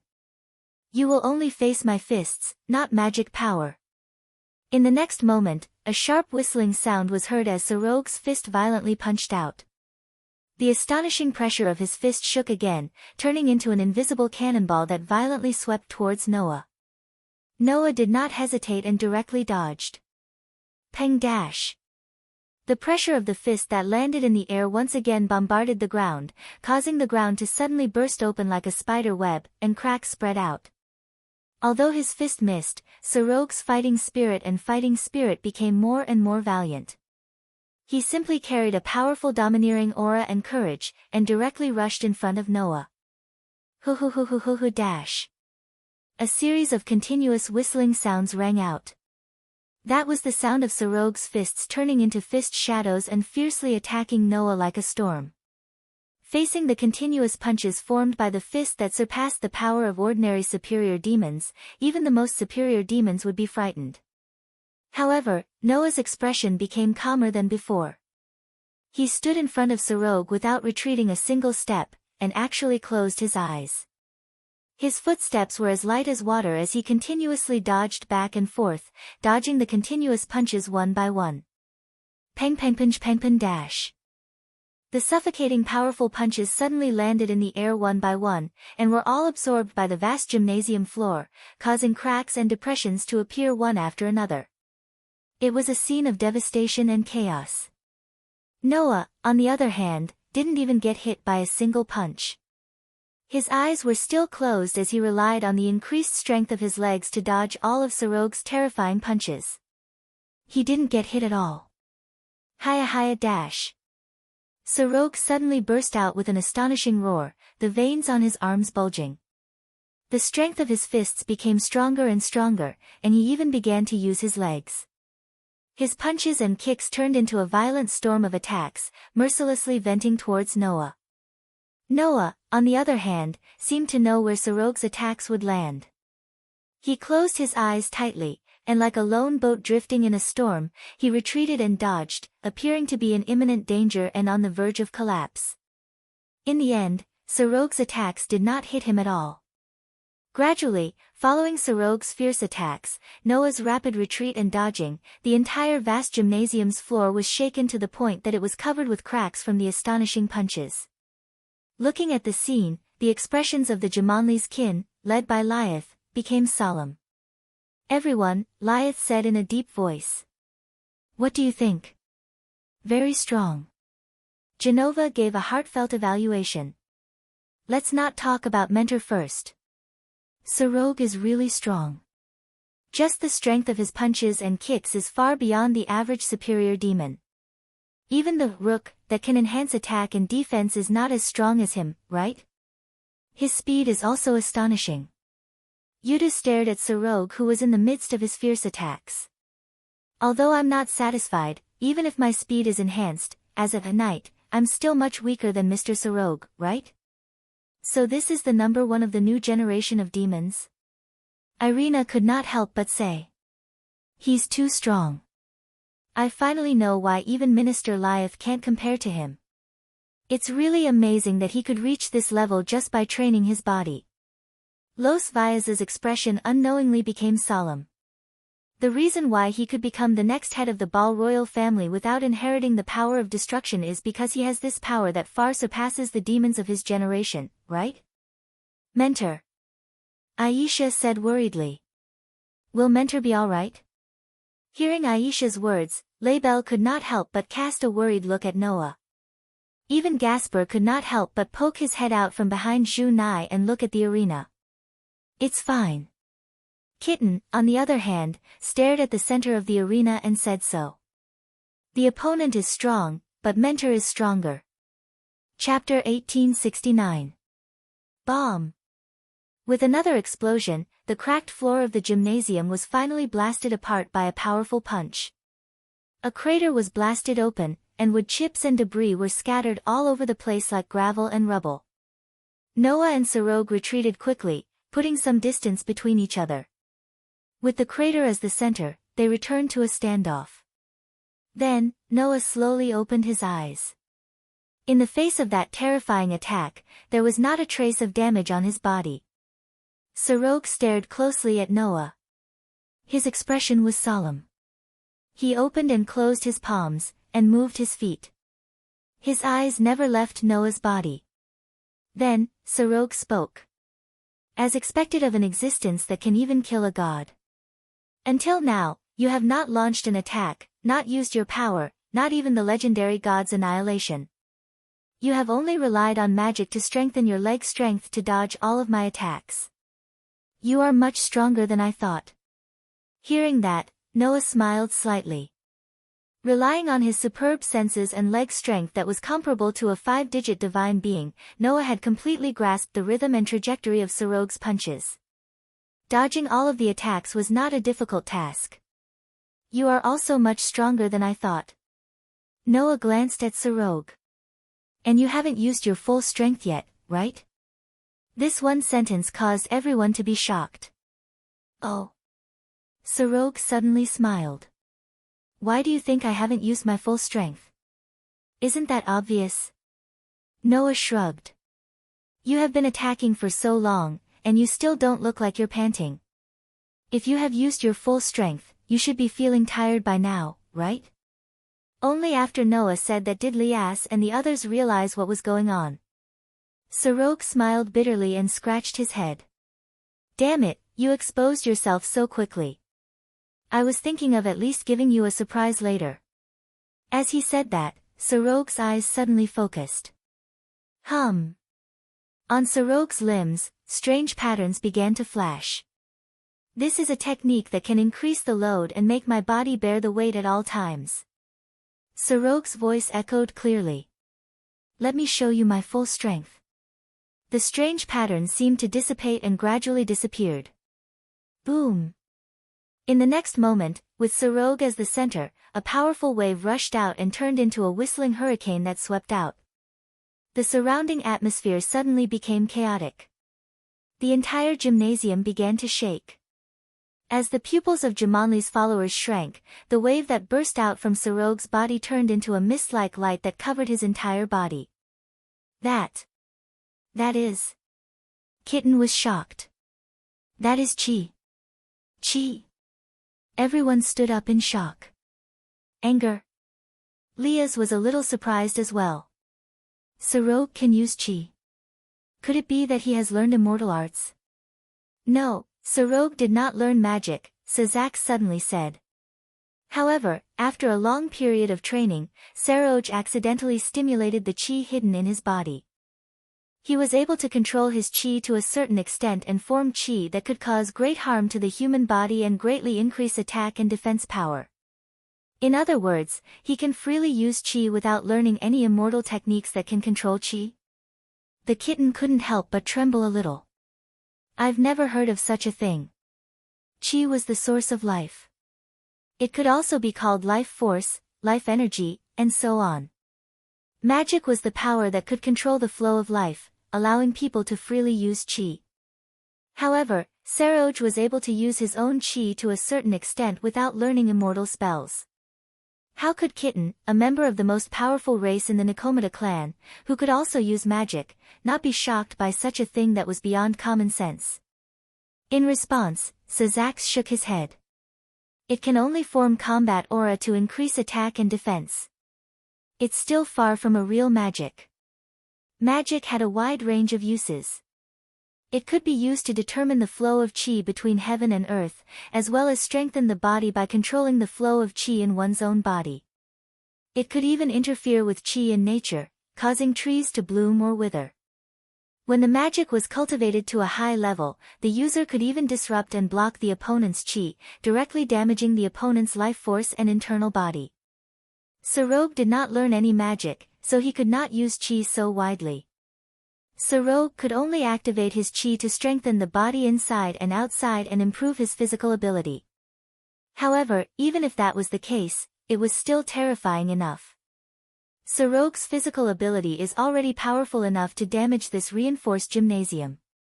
Lias's eyes flashed. And with combat aura that can strengthen his body, could his ability be? That's right. Sazaks confirmed Lias's guess.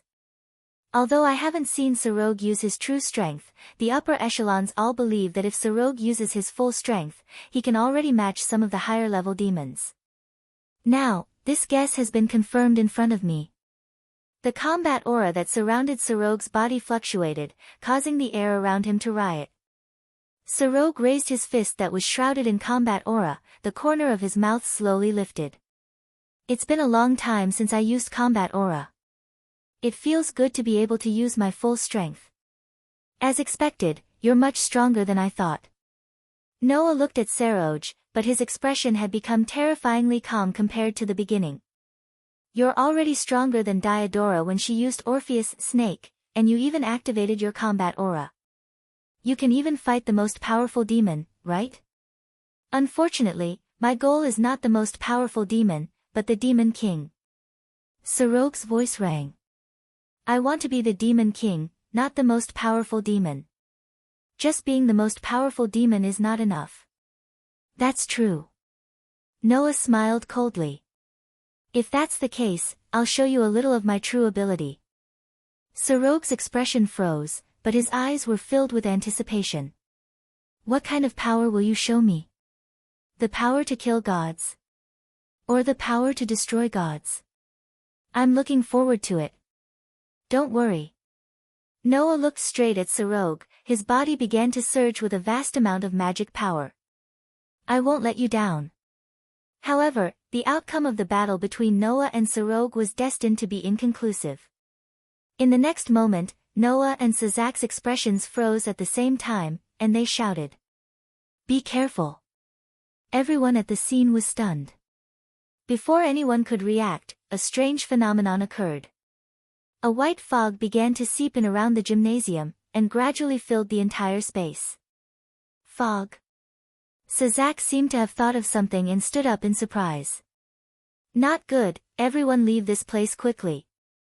After saying that, Sazak immediately activated the teleportation magic circle. However, almost at the same time, the white fog filled the entire space, covering everyone's figure. Clank. A flash of true red blossomed from the white mist. It was the destructive magic power released from Sazak's body. The fog that came into contact with the destructive magic power was instantly dispelled. However, most of the fog still surrounded the entire gymnasium, covering everyone in it. Then, Sazak sensed it. Around him, familiar auras began to disappear one by one. Sazak's expression darkened. Not long after, the white fog began to dissipate. The full view of the gymnasium was once again imprinted in Sazak's eyes, and also in Sarog's eyes. Sarog was speechless. It seems that something has happened. Sazak nodded expressionlessly. Sorry, Sarog, I have to get to work. Sarog naturally did not have an opinion, and looked around the gymnasium. He looked around the gymnasium that was empty except for himself and Sazak. Chapter 1870. After being covered by the white mist, Noah immediately felt his vision blur. It was as if he was thrown into the air. First, there was a sense of weightlessness, followed by a sense of dizziness. By the time the feeling of being on solid ground returned, Noah's vision had also recovered. However, what entered Noah's eyes was not the vast gymnasium that was still there a second ago, but a street surrounded by residential buildings. This is... Noah was surprised. He turned his head and looked behind him. There was an apartment there. Moreover, it was an apartment that Noah was very familiar with. It was the apartment that Noah lived in. I am back in the town. Noah narrowed his eyes and muttered. It can't be, right? In front of him was a familiar apartment. Around him was a familiar street. However, whether it was in the apartment or on the street, Noah did not feel a trace of life. If this was really the Chariot King town that Noah was currently residing in, then it would definitely not be so deathly still and devoid of life. Most importantly, it was clearly night time, but the sky here was very bright, as if it was daytime. Moreover, it was slightly rotating and twisting like a kaleidoscope, making people feel dizzy for a while. All these phenomena told Noah that this was not Chariot King town. What the hell is going on? Noah's brows furrowed tightly. At this moment, Drake's voice sounded in Noah's mind.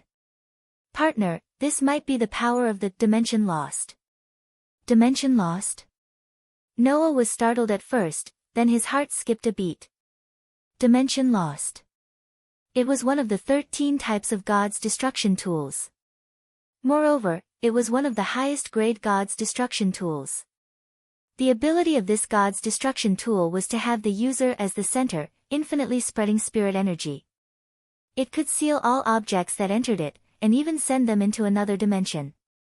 That is to say, in the process of my duel with Saroj, I was sealed by the wielder of Dimension Lost, with the ability of divine annihilation. Noah looked around. Sealed in this fake Chariot King town. That should be the case. Drake replied. This space seems to be a replica of the entire Chariot King town, using the technology that the demons use to create extra-dimensional spaces for ranked games. You were transferred into this space by the power of Dimension Lost. In other words, this is a different space. Noah's furrowed brows slowly relaxed. Is there a way out? Relying only on the power of the Red Dragon Emperor's boosted gear shouldn't be enough. Drake said. Among the God's annihilation tools, this Dimension Lost is of a higher level than the Red Dragon Emperor's boosted gear. It is known as one of the 4 most ferocious God's annihilation tools. Even if it's you, if you want to rely on brute force to escape, you won't be able to do so without your authority, right? Without his authority, it was impossible for Noah to rely on brute force to shatter a space. Moreover, Noah wasn't sure if he was the only one who was transported here. Perhaps, the others were also transported here. Noah's eyes flickered. I have to look for them. Just as Noah was thinking about this, the back of Noah's hand suddenly started to heat up. Noah subconsciously raised his hand, and then he saw it. On the back of his hand, 2 elven markings that merged into one were flashing, glowing, and burning. Seeing this, Noah's heart skipped a beat. Did something happen to Aster and Athena?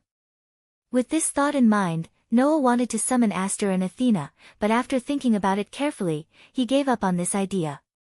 Although he didn't know what happened, Aster and Athena were with Orpheus, so even if something happened, they shouldn't be in danger. If he summoned Aster and Athena now, it was very likely that he would leave Orpheus alone.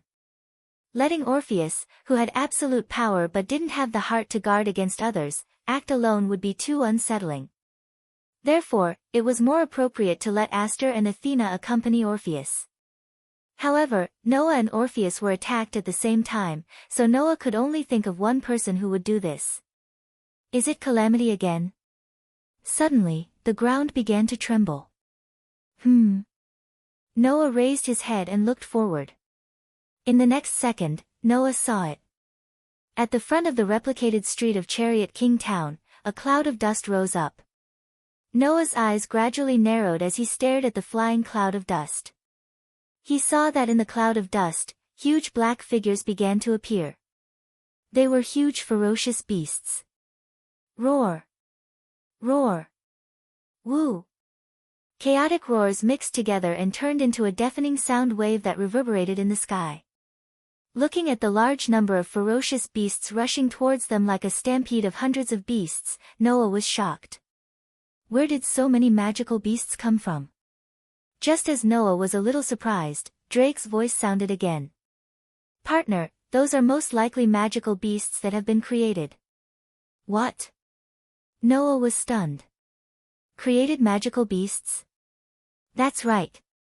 Drake's voice clearly reverberated in Noah's mind. Using one's imagination to create all kinds of magical beasts. The stronger the imagination, the more powerful the magical beasts created. That is the same as the Dimension Lost, the Annihilation Maker, ability of the highest level of divine annihilation. Using imagination to create all kinds of magical beasts. Isn't that the same ability as Noah's beast horde incarnation? Is that also the power of a god's destruction tool? And it's also the highest level god's destruction tool. It seems that our opponents this time are at least two of the most ferocious god's destruction tools.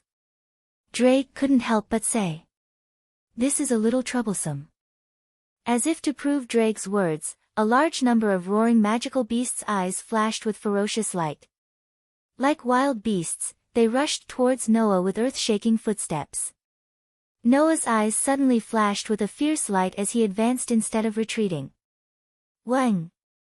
Like electric wiring, magical lines spread out on Noah's arms and calves. Bang! Noah fiercely stomped on the ground, shattering it and turning it into a bullet that shot out of the barrel and shot towards the berserk beasts that were swarming over. Get lost! With a cold bellow, Noah threw a punch at a magical beast that was pouncing on him in a frenzy, causing the atmosphere to become chaotic. Dong! Accompanied by a heavy roar, the huge magical beast that was more than 100 times larger than Noah was directly sent flying by Noah's punch. The scales in front of its body exploded and sputtered blood. Like a kite with a broken string, it flew all the way back and fiercely crashed into the magical beasts behind it. The power of that magical beast was definitely comparable to that of an ordinary superior devil. However, the strength of a superior demon was at most in the 5 digits. Ordinary superior demons might not even reach the 5 digits. In front of an enhancement magic that could reach 5 digits, this level of power was just a punch. Roar! Roar! Woo! However, the rest of the magical beasts didn't seem to be afraid at all as they madly rushed towards Noah from all directions. Facing the ferocious magical beasts that rushed towards him from all directions, Noah's pair of deep dark eyes didn't show any solemnity or fear, but only a bone-chilling coldness. Dong! The sound of muffled blows was incessant. Bang! The buildings suddenly shattered. The battle between a single human and a large number of ferocious beasts had completely turned the street into a battlefield. The battle was one-sided. Chapter 1871. Bang!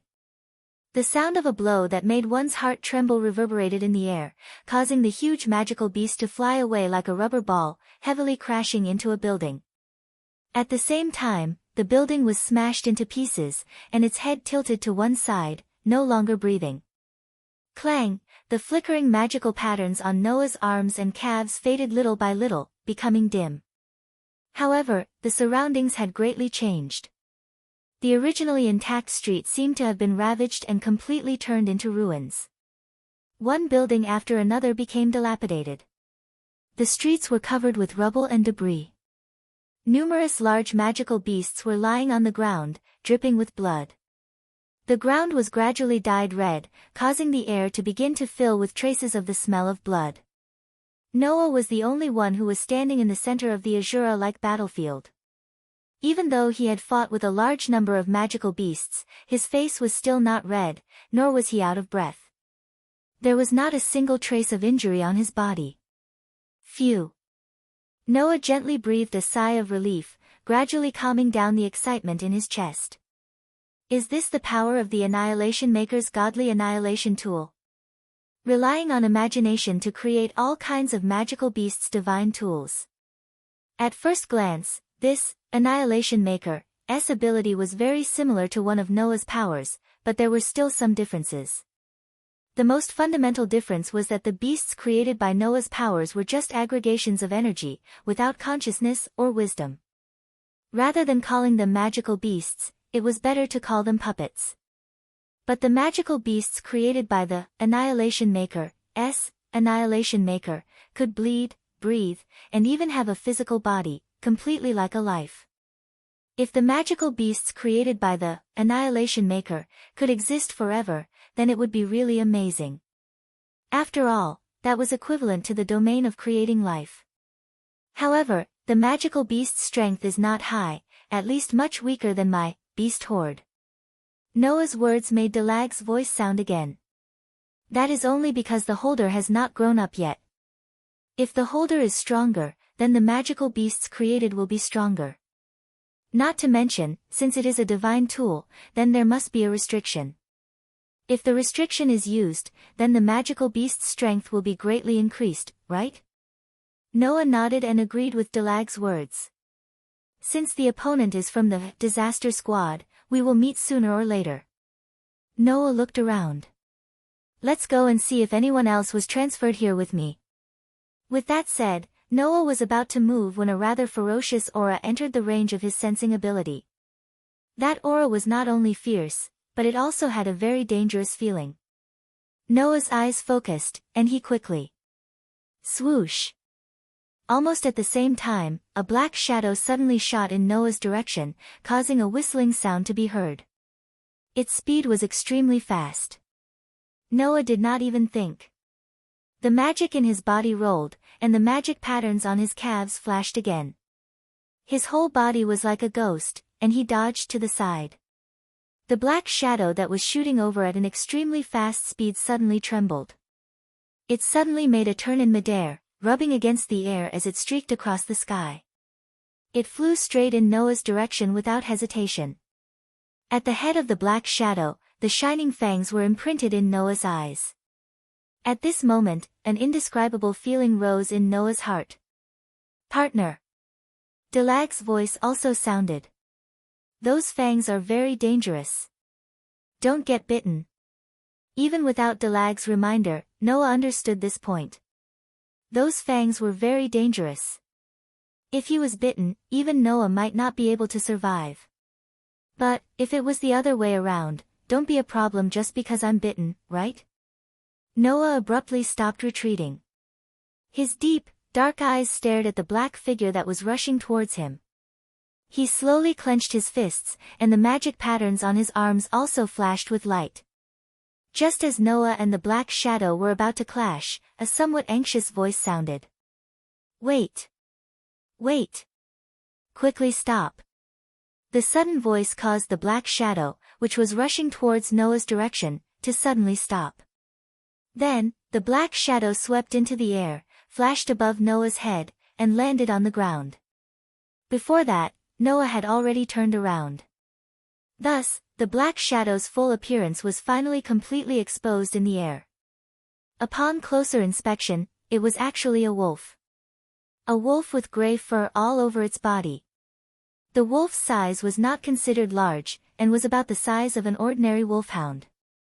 However, such a wolf's body carried an almost terrifying aura, enough to make people tremble in fear. And this wolf clearly had extraordinary intelligence, and the gaze it used to look at Noah with was comparable to that of a human's. However, that pair of intelligent eyes was now filled with a kind of coldness and vigilance. That was vigilance towards Noah. The other party, obviously, had also discovered that Noah was not simple. At this time, two figures appeared from the top of a building not far away. They jumped down and landed on the ground. They were two young girls. Meow.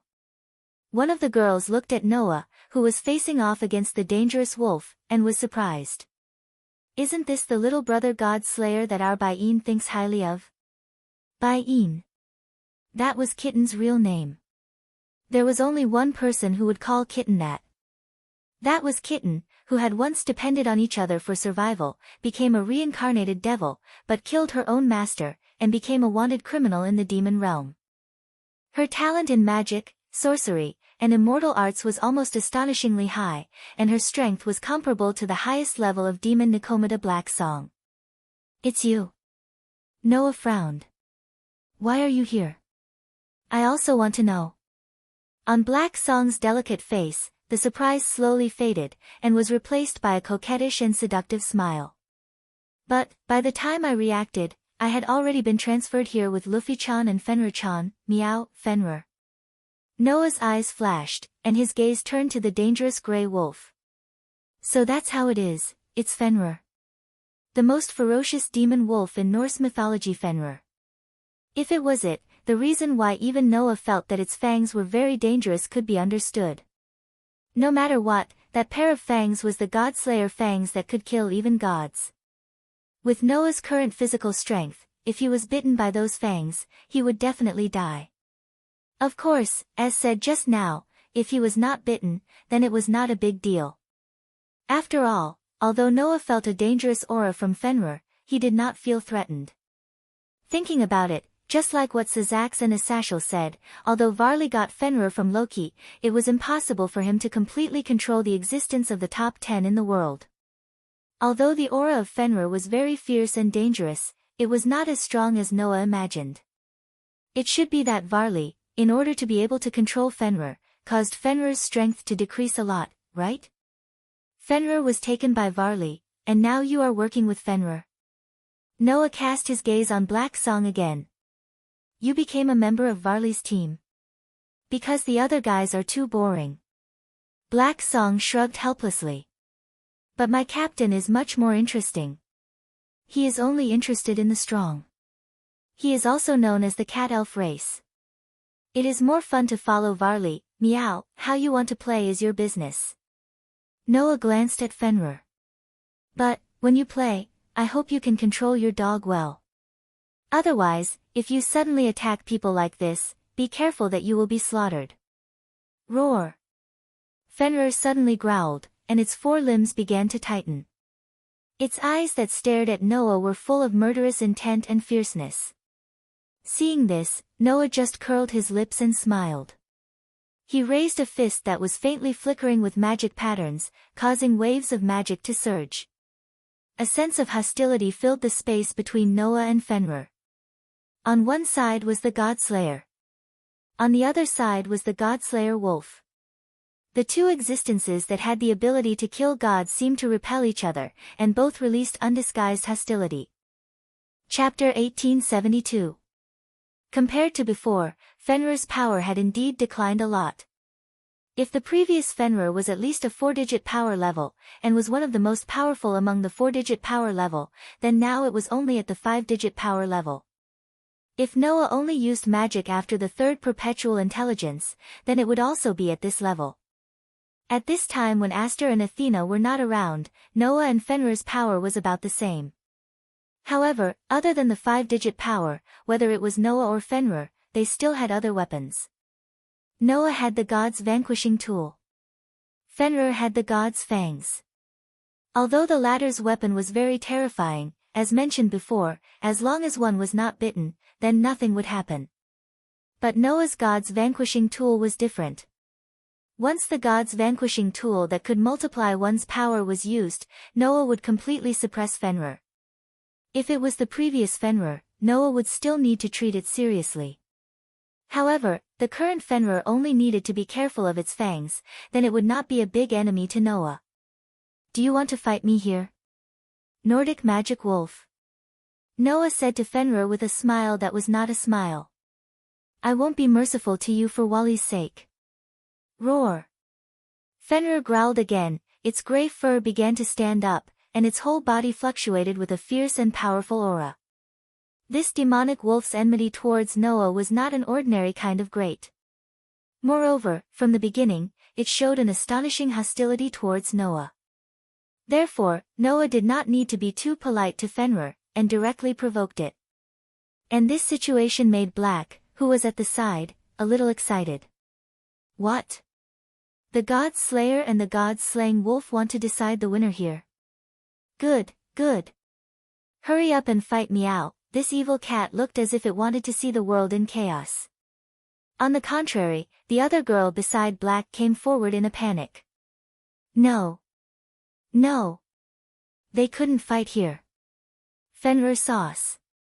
The young girl's obstruction reduced the hostility on Fenrir's body by quite a bit, but the eyes that looked at Noah were still filled with coldness and vigilance. I'm sorry, I'm really sorry. The girl stood beside Fenrir and kept bowing and apologizing to Noah. Fenrir seems to think that you are very dangerous, so he offended you like this. He was just worried that something would happen to us. He didn't really want to hurt anyone. I apologize to you on his behalf. I'm really sorry. This was the reason why Fenrir had such a strong hostility towards Noah, and why he had directly attacked Noah in the beginning. Just as Noah was aware of the danger of Fenrir's fangs, Fenrir was also keenly aware of the terror of Noah. Therefore, he attacked Noah from the beginning and was so hostile to Noah. Although he had wisdom not inferior to humans, Fenrir was still a demon after all. His way of thinking was closer to that of a beast. Instinctively aware of the terror of Noah, this demon wolf didn't hesitate to eliminate the threat. It was really pure. However, the famous demon wolf in Northern Europe seemed to be quite obedient to the girl who was constantly bowing. Under the girl's obstruction, he didn't have the intention to attack again. No, it should be said that he was observing, right? After all, Fenrir's eyes were still full of vigilance when looking at Noah. Noah didn't pay attention to Fenrir anymore, but looked at the girl who was constantly bowing. She seemed to be only 14 or 15 years old, the same age as the kitten. The girl wore a tall wizard hat on her head and a cloak on her back. She was dressed like a witch, but whether it was the hat or the cloak, they weren't black in color, but dark blue. There were also star patterns on them, which added a lot of cuteness. The girl seemed to be a foreigner, with a head of golden curly hair. At first glance, she was just a cute girl. However, Noah felt a strong magic power from the girl. It didn't refer to the magic power unique to demons, but the same as Noah's, magic power used to use magic and magic.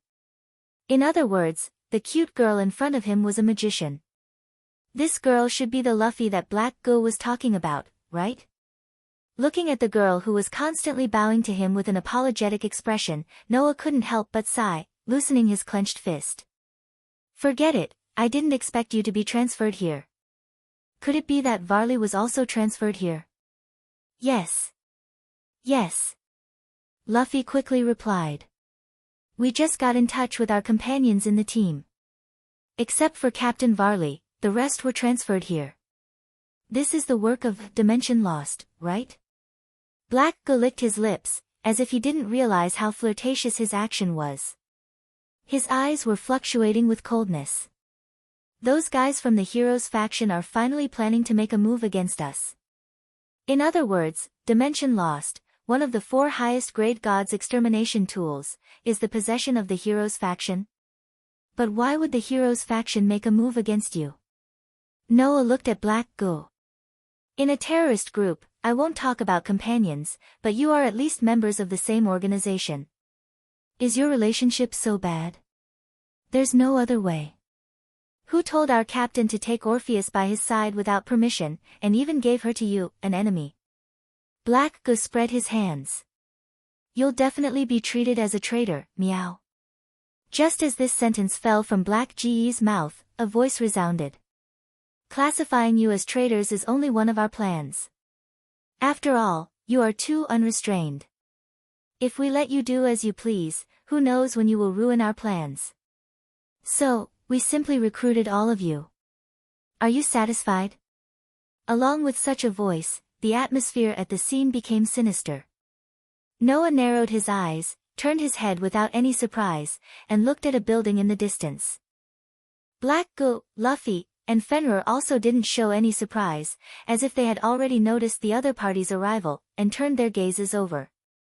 Immediately, Noah and the others saw it. At the top of a building in the distance, a person was standing.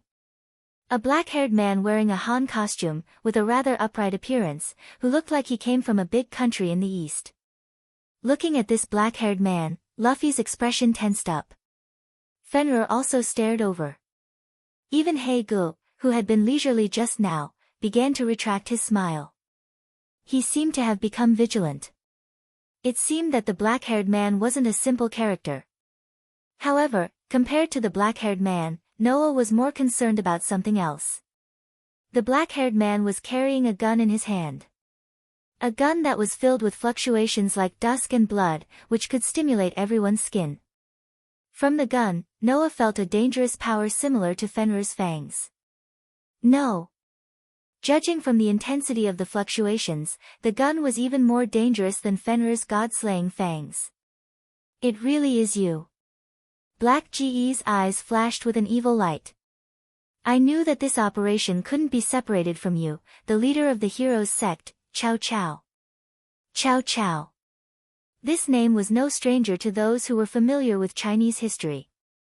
He was the monarch of the Wei Kingdom at the end of the Eastern Han Dynasty, a character recorded in famous works such as Records of the Three Kingdoms and Romance of the Three Kingdoms.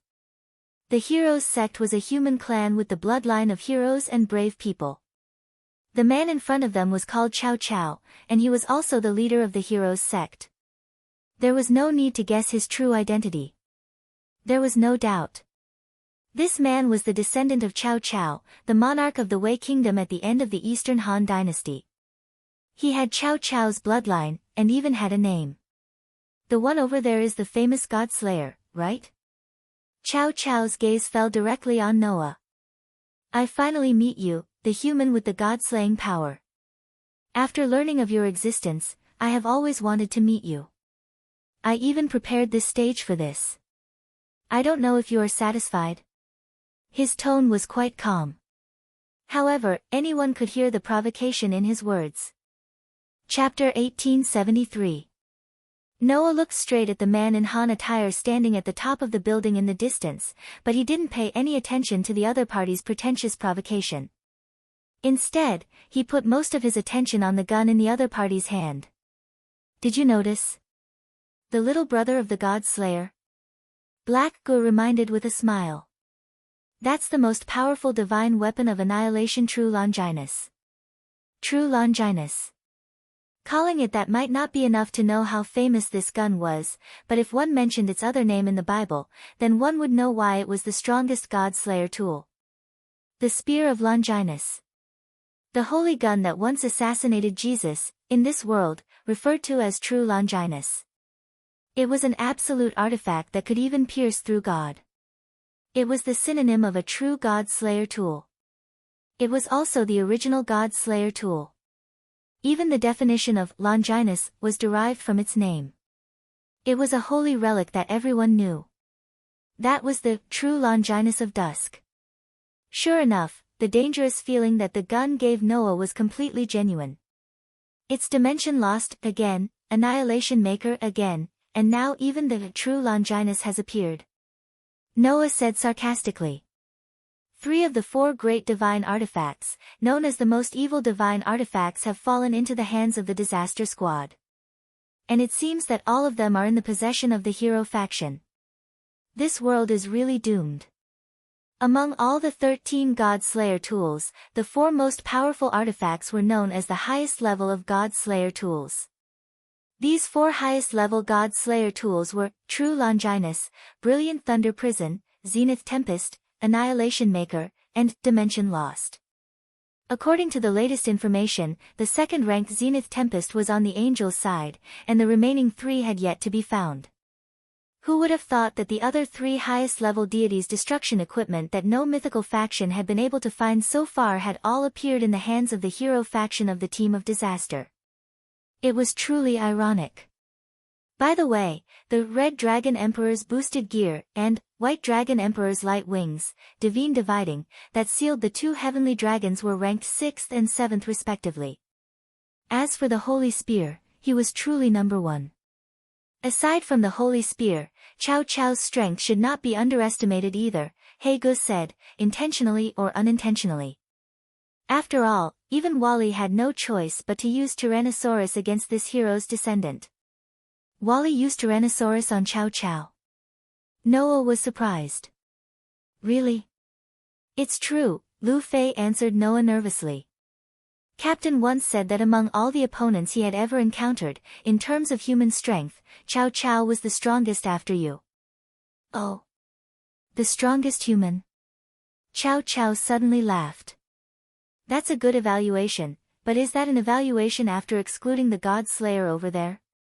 Cao Cao once again looked at Noah. His eyes were surging with the same joy that only belonged to battle maniacs like Wally.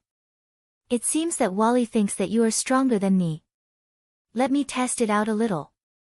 After saying that, Cao Cao raised the holy spear in his hand and aimed it at Noah's direction. Wang!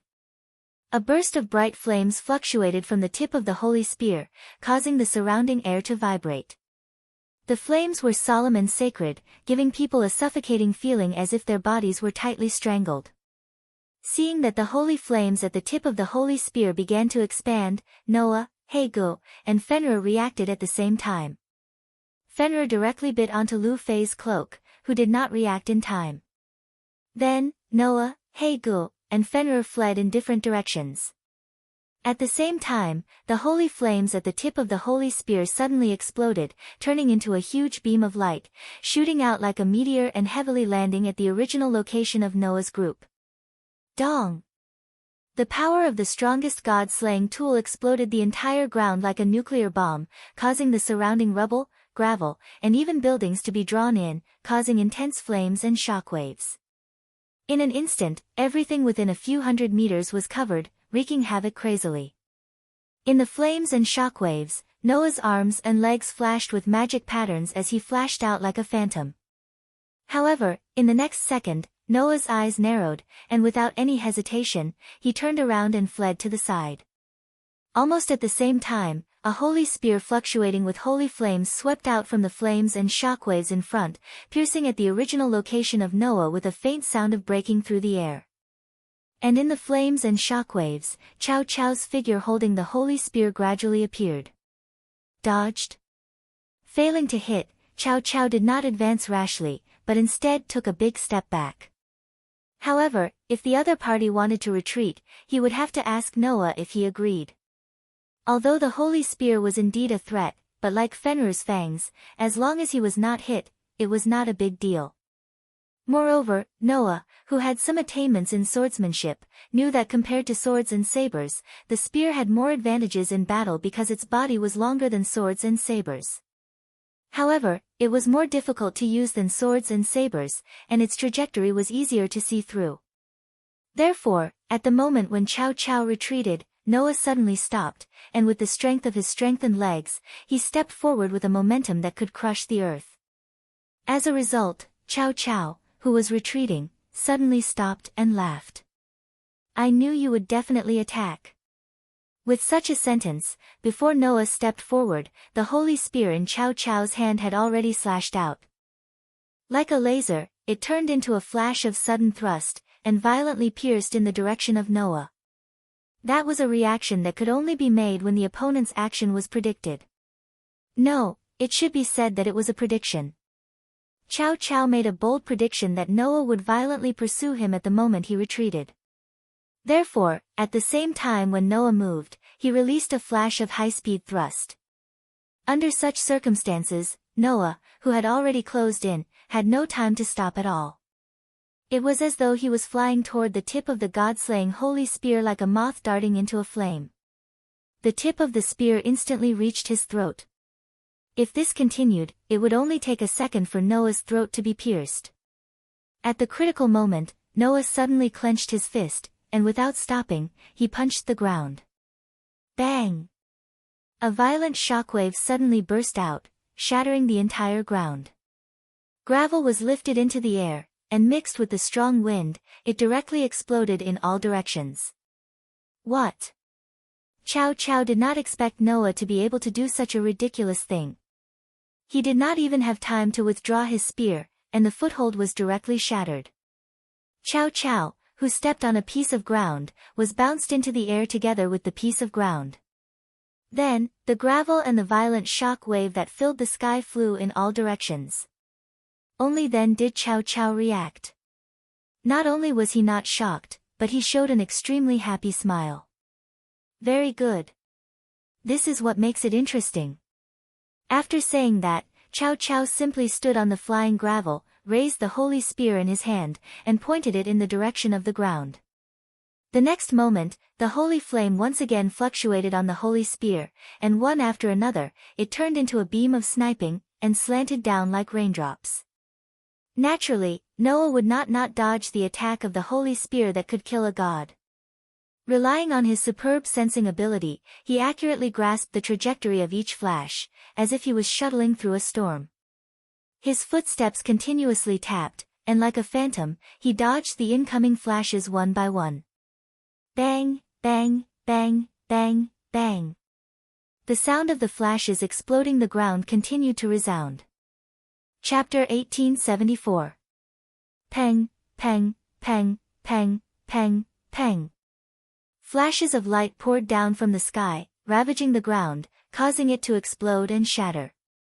Waves of shockwaves and flying dust were stirred up, causing the already dilapidated streets to be shrouded in artillery fire, completely turning them into ruins. Every flash of light carried the divine power of the God-killing holy spear.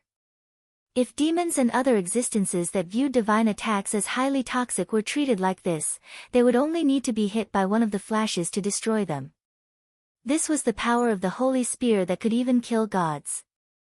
Although Noah was very strong, his body was still in the category of humans. Once he was hit, he would be seriously injured even if he didn't die.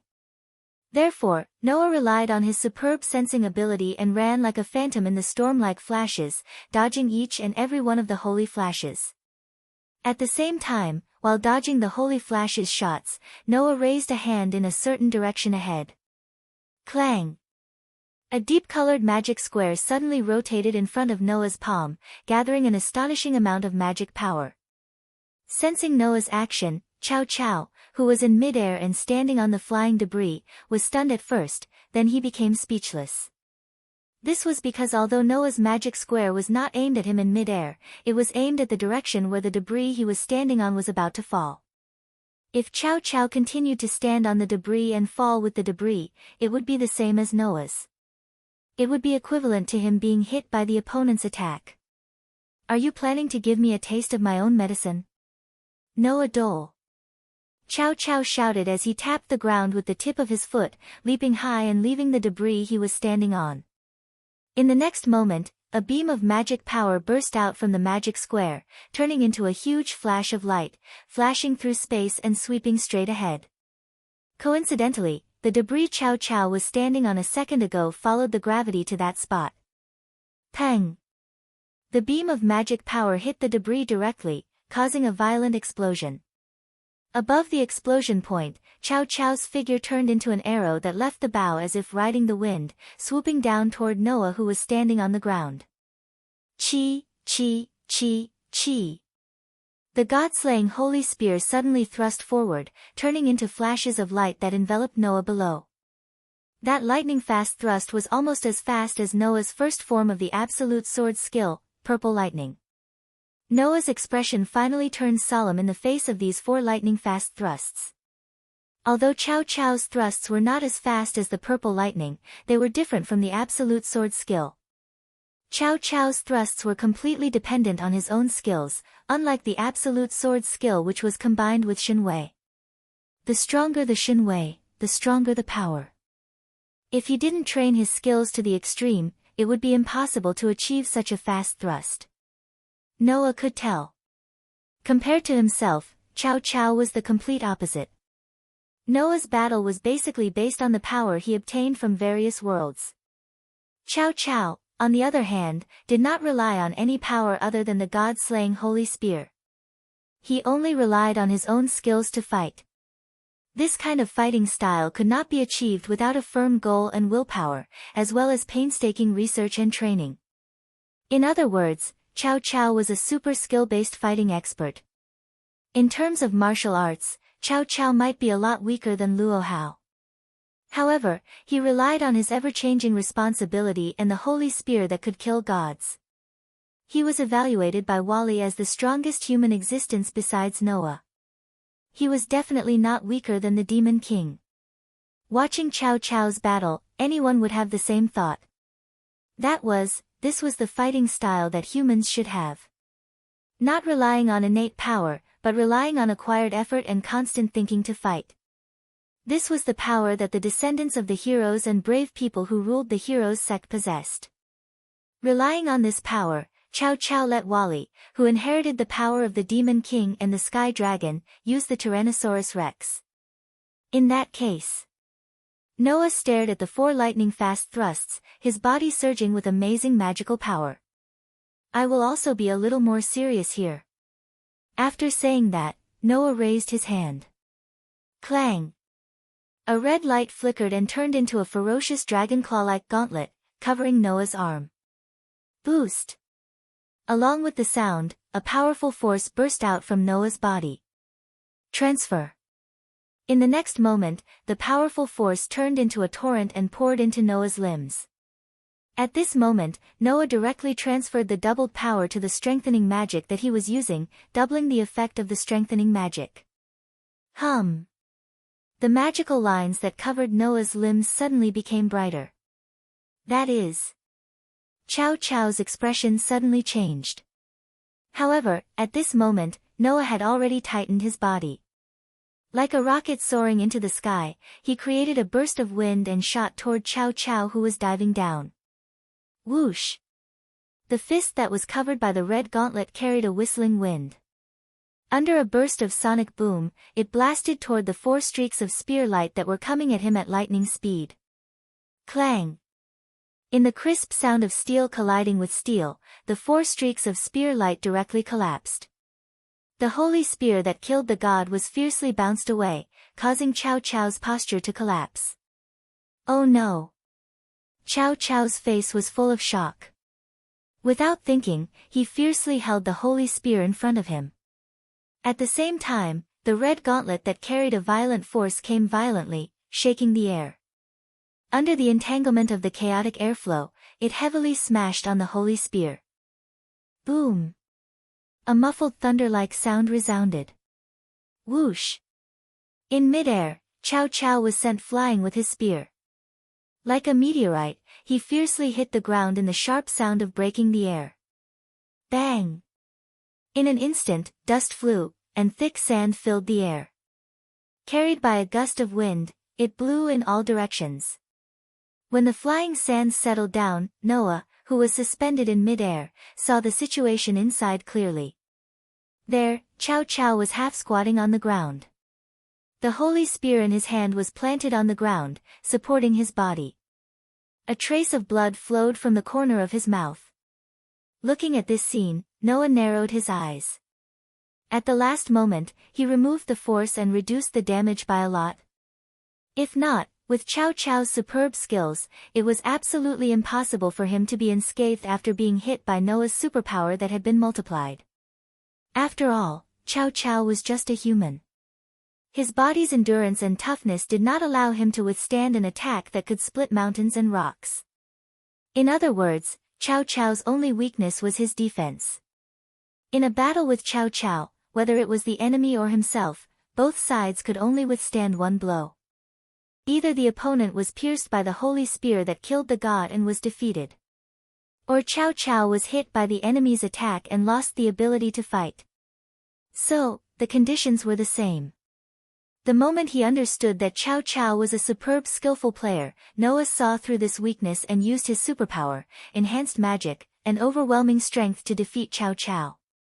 Have you seen through my weakness? Chow Chow raised his head and looked at Noah with eyes full of crazy joy. That's right. That's how humans fight. Look for the weakness of an opponent who is far stronger than you, and then use a fatal blow to achieve victory. That's how the heroes and warriors of the past defeated dragons, demon kings, and evil monsters. In terms of physical strength, humans are born weaker than demons and monsters. In terms of strength, humans are born without any mystery. We can only rely on our own wisdom. We can constantly think of ways to achieve victory and then implement them.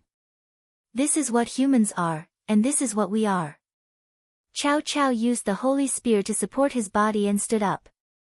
He stared at Noah with a burning gaze. God Slayer, you are a human.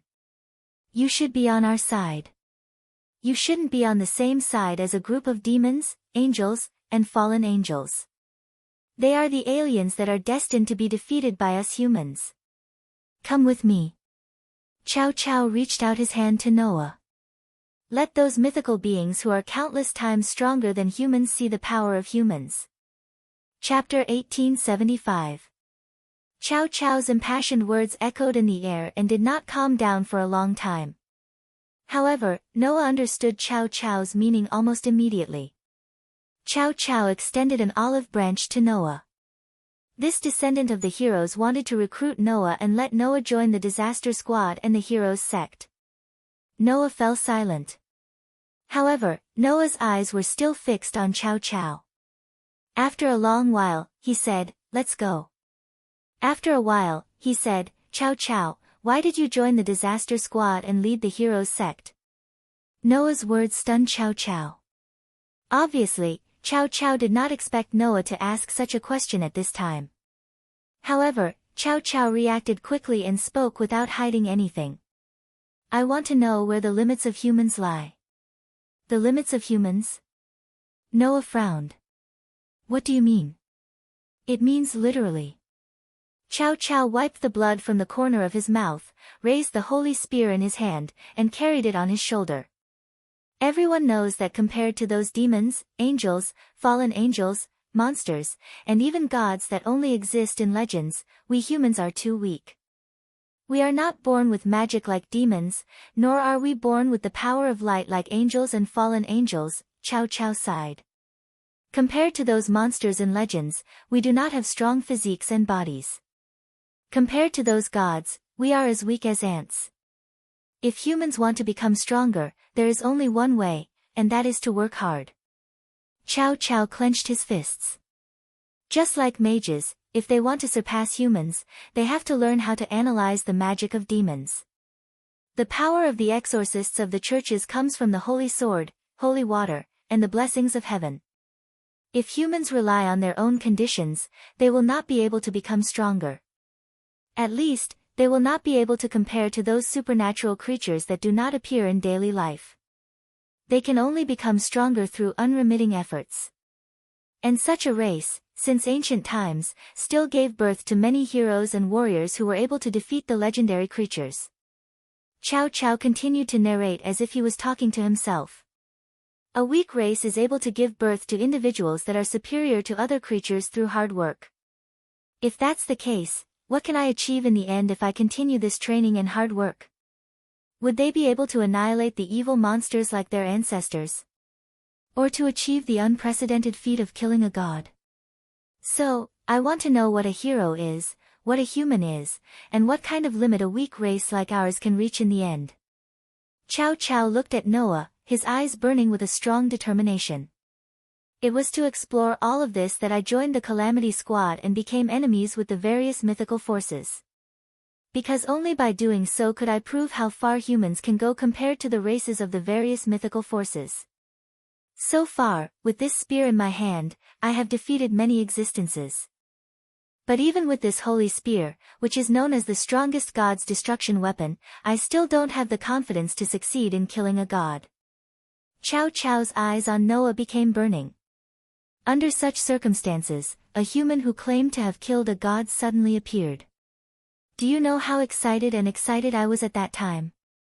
Noah could feel that Chow Chow's mood was indeed quite excited. The words of this descendant of a hero were filled with an unimaginable determination. Therefore, Noah understood. This man really only lived to explore the meaning of the existence of heroes and humans and the ultimate limit of their existence. However, Noah met Chow Chow's burning gaze, but his heart was like an ancient well without ripples. "Just because of this?" Noah asked. "Just because of this, you didn't hesitate to cause serious casualties to the lives of the other forces? Is there a problem?" Chow Chow said matter-of-factly. "Anyway, those creatures are destined to be destroyed by us humans in all kinds of myths, aren't they?" In one sentence, he successfully exposed Chow Chow's psychological flaw. "Hey, Chow Chow," Noah said faintly.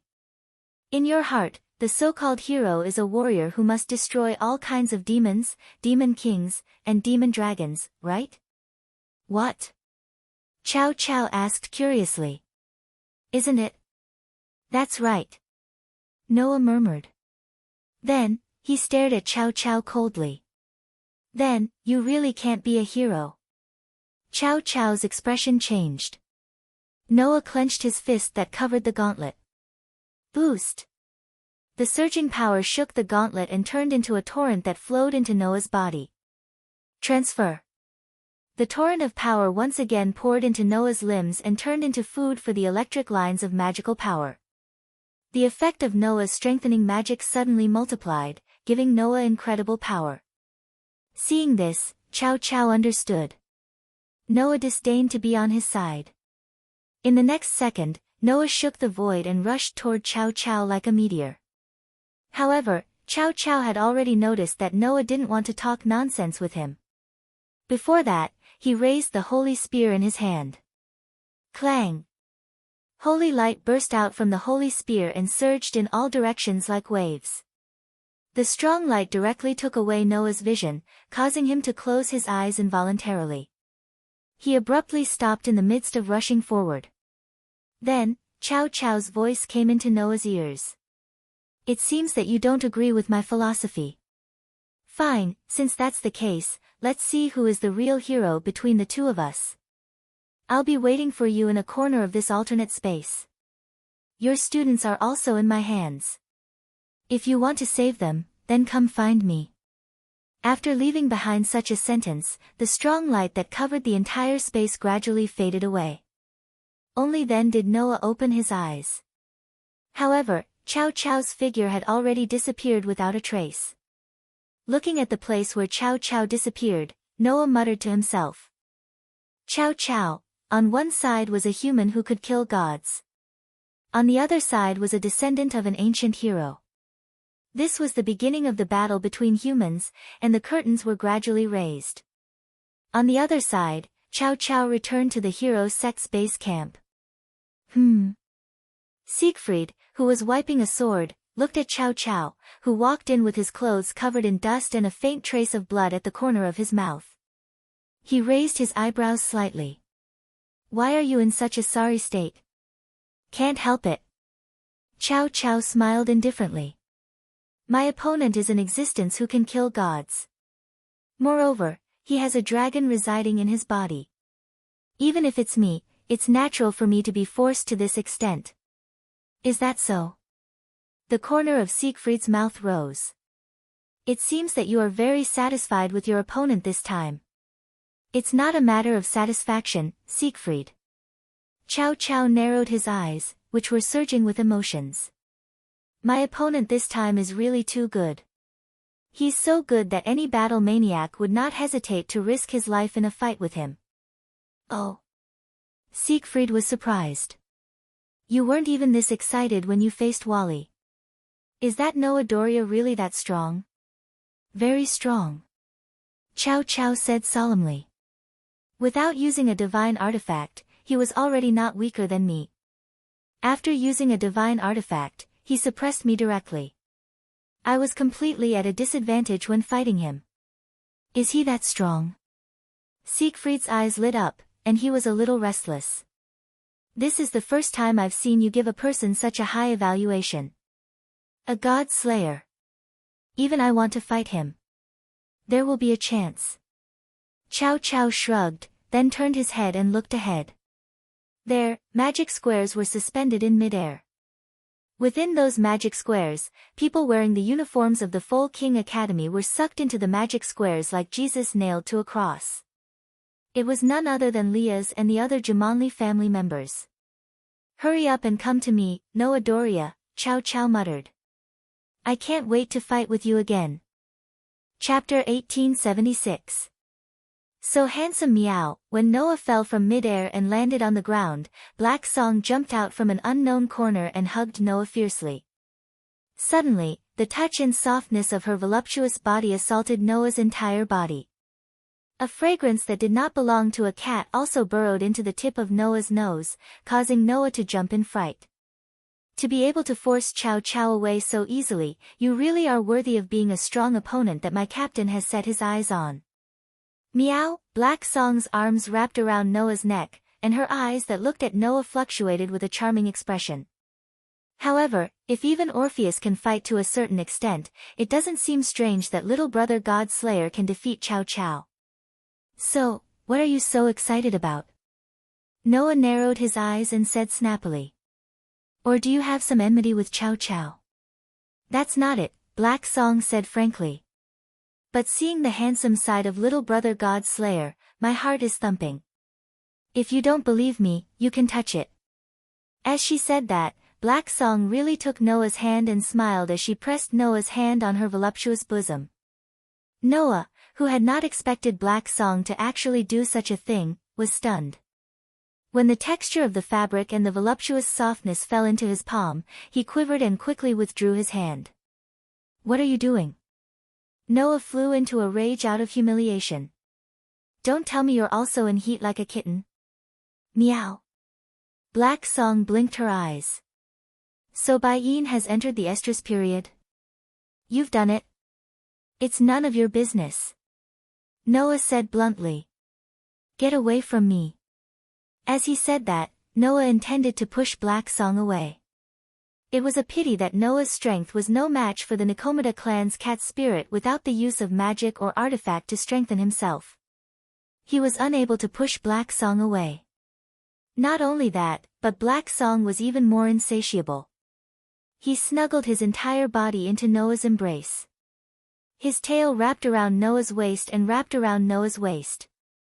"You can't just dote on Bayin, right?" Black Song extended a hand and caressed Noah's cheek as if she was caressing him. Her expression became bright and moving. "Give me some of your love too. If I can give birth to your child, the God Slayer and Red Dragon Emperor, that would be great." Meow. He had to admit that this black cat's teasing skills were frighteningly high.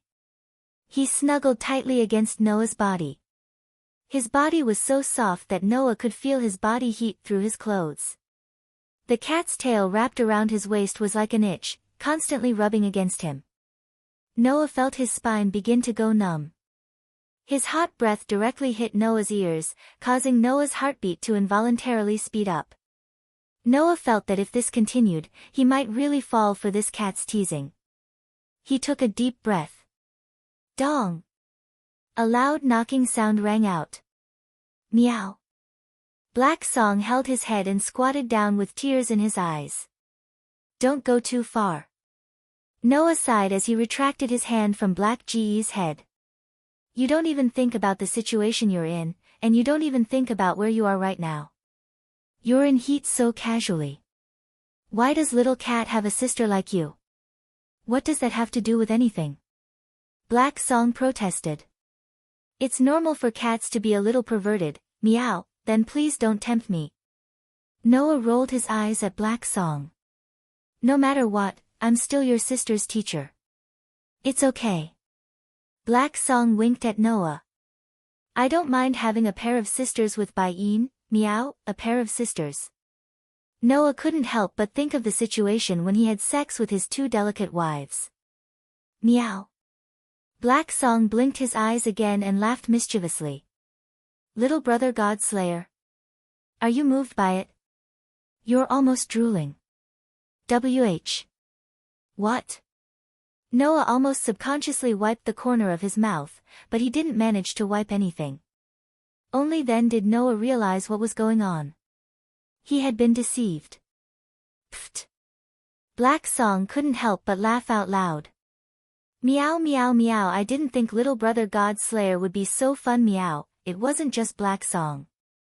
Even Luffy, who had come over at some point, was secretly laughing with a red face.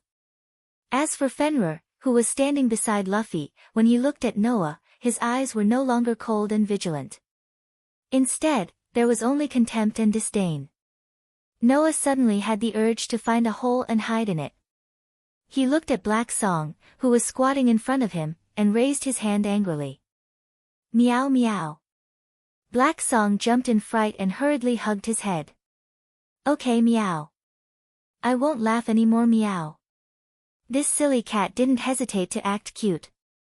He even hugged his head and squatted down. Noah didn't know whether to laugh or cry. At that moment, Black Song raised his head and looked at Noah. The smile on his face didn't fade, but his tone changed. "What do you think of Chow Chow?" "Very strong," Noah said sincerely. No wonder even Wally had to use T-Rex against him. This was the truth. Chow Chow himself was already an extremely skilled combat expert. In addition to the power of the Holy Spear, which could even kill gods, Noah didn't have the confidence to defeat him if he didn't use his artifact and elven device. Just now, if Noah didn't use his artifact, it would have taken him a lot of effort to defeat Chow Chow.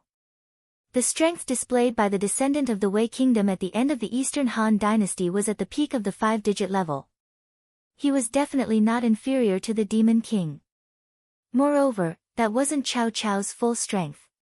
Under normal circumstances, Cao Cao's holy spear is already capable of unleashing such a level of power when paired with his superb techniques. If Cao Cao has already reached the forbidden level, then it's no wonder Wally needed to use Tyrannosaurus on him. Noah looked at Black Song. You're not going to tell me that Cao Cao won't use Forbidden Hand, right?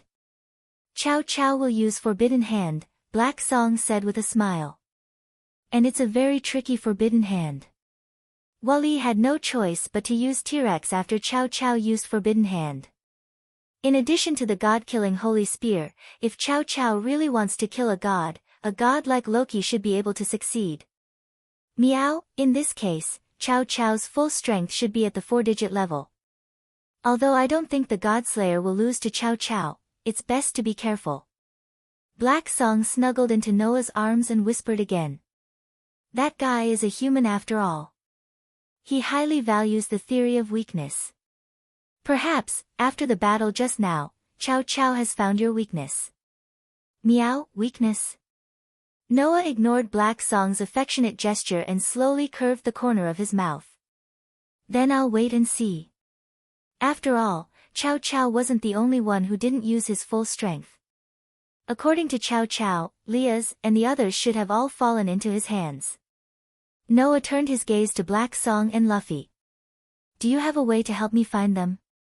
Black Song was a cat elf who could use immortal spells. Immortal spells could be used to search for the chi of nature. If Black Song used immortal spells, he might be able to find the chi of Leah's and the others, or even the chi of the heroes. As for Luffy, Noah didn't know how strong this girl was, but if she could join Wally's team, it was enough to prove that Luffy's strength was not ordinary. A powerful sorcerer might have a way to find people. In response, Black Song just shook his head. I don't feel the chi of Bai-In and the others, nor do I feel the chi of the heroes. It should be a matter of distance. I might be able to find your companions, my lord. Luffy raised her hand weakly. But I need some time. Then I'll leave it to you. Noah nodded at Luffy. I'll repay you for this favor in the future. No. No need. Luffy quickly shook her head and waved her hand. Then, she coughed and put on a serious face. Then, I'll begin. Having said that, Luffy raised the broom in her hand and drew a magic square on the ground. Noah, Black Song, and Fenrir all retreated to the side and watched Luffy. Chapter 1877. Clang. A dazzling light bloomed in the magic array. The outline of the magic array carved on the ground shone brightly, illuminating the surroundings. Under such circumstances, Luffy stood in the center of the magic array, holding the broom in her hand. Her pink little mouth was mumbling something, as if she was chanting some kind of incantation. Not long after, small balls of light, like fairies, slowly emerged from the magic array. They circled around Luffy's body before dispersing and flying in all directions. Noah, Black Song, and Fenrir quietly waited at the side, watching Luffy bathed in the light of the magic array. They all chose to wait in silence. However, during the waiting process, the human, wolf, and cat's reactions were completely different. Noah kept his eyes on Luffy, who was in the magic array, and remained silent. Black Song's face showed some impatience, as if he was very impatient. He even yawned. As for Fenrir, the most ferocious demon wolf in Norse mythology, he was already lying on the ground, taking a nap. Obviously, Haegu and Fenrir both believed that Luffy would have to spend quite a bit of time to find her target. However, that was to be expected. If this alternate dimension was a complete replica of Chariot King Town, it would take a lot of time to explore every nook and cranny of the place. If she was lucky, perhaps Luffy would find her target immediately. If she was unlucky, then she would have to wait for a long time.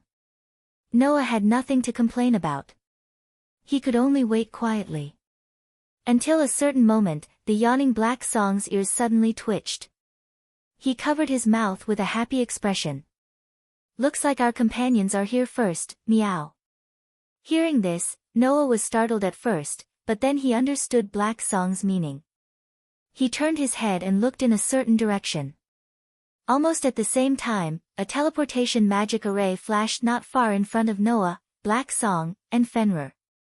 In the magic array, 3 figures appeared together with the light, imprinting themselves into Noah's eyes. They were 3 young men of similar age. The one on the left was a young man who was carrying a staff. He wore armor that resembled that of a general and had a refreshing face. However, he looked like a humanoid monkey. On the right was a swordsman wearing a suit and glasses. He had a knight's sword on his waist that was emitting holy waves. He looked like an elegant gentleman. Standing between the two of them was the White Dragon Emperor who had inherited Lucifer's bloodline. Noah's and Wally's eyes met almost at the same time. "You really are here," Wally said without any surprise. "The moment Monkey said he sensed your key, I knew you were here. Little brother God Slayer, your aura is very special." "I have a deep impression of it as well," the young man with the staff laughed heartily and even greeted Noah. "We meet again, little brother God Slayer. When Wally handed Orpheus over to you, I was hiding by the side. You should have noticed me, so this should be the second time we meet. My name is Beautiful Monkey. Nice to meet you. Beautiful Monkey." Noah's gaze turned to the other party, and a strange light flashed in his eyes. "A staff, a monkey-like appearance, and you're called Beautiful Monkey. Don't tell me you have something to do with the great sage, equal to heaven, Sun Wukong?" "Oh, it seems that little brother God Slayer also knows the old man." Beautiful Monkey touched his chin. "To be precise, the old man is no longer the great sage, equal to heaven, but the victorious fighting Buddha.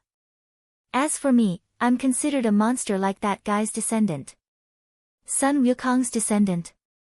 Noah was stunned. "This guy is the descendant of this world's Sun Wukong?" "No way." Noah couldn't help but murmur. "Can one get married and have children after becoming a Buddha?" Hearing Noah's murmur clearly, Beautiful Monkey was startled at first, then laughed loudly. "As expected of the God Slayer, you only noticed such an interesting thing. But, even if you say so, I don't know how to answer you. After all, the old man did become a Buddha.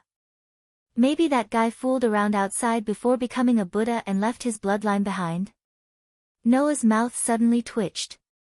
"Is it appropriate to say that about your ancestor?" The swordsman on the other side of Wukong also spoke.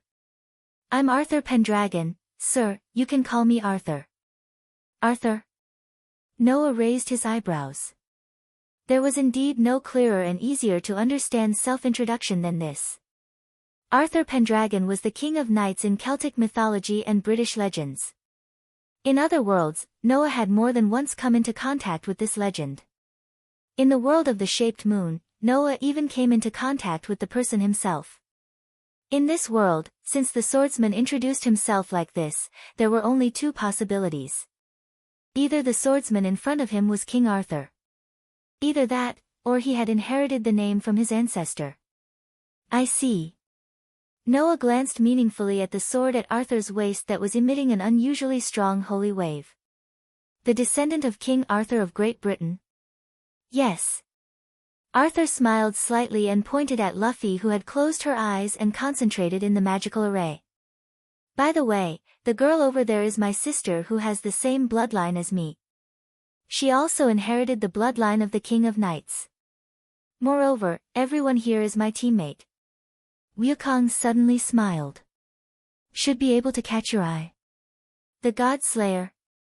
"More than just catch my eye. This is simply an all-star level lineup, right?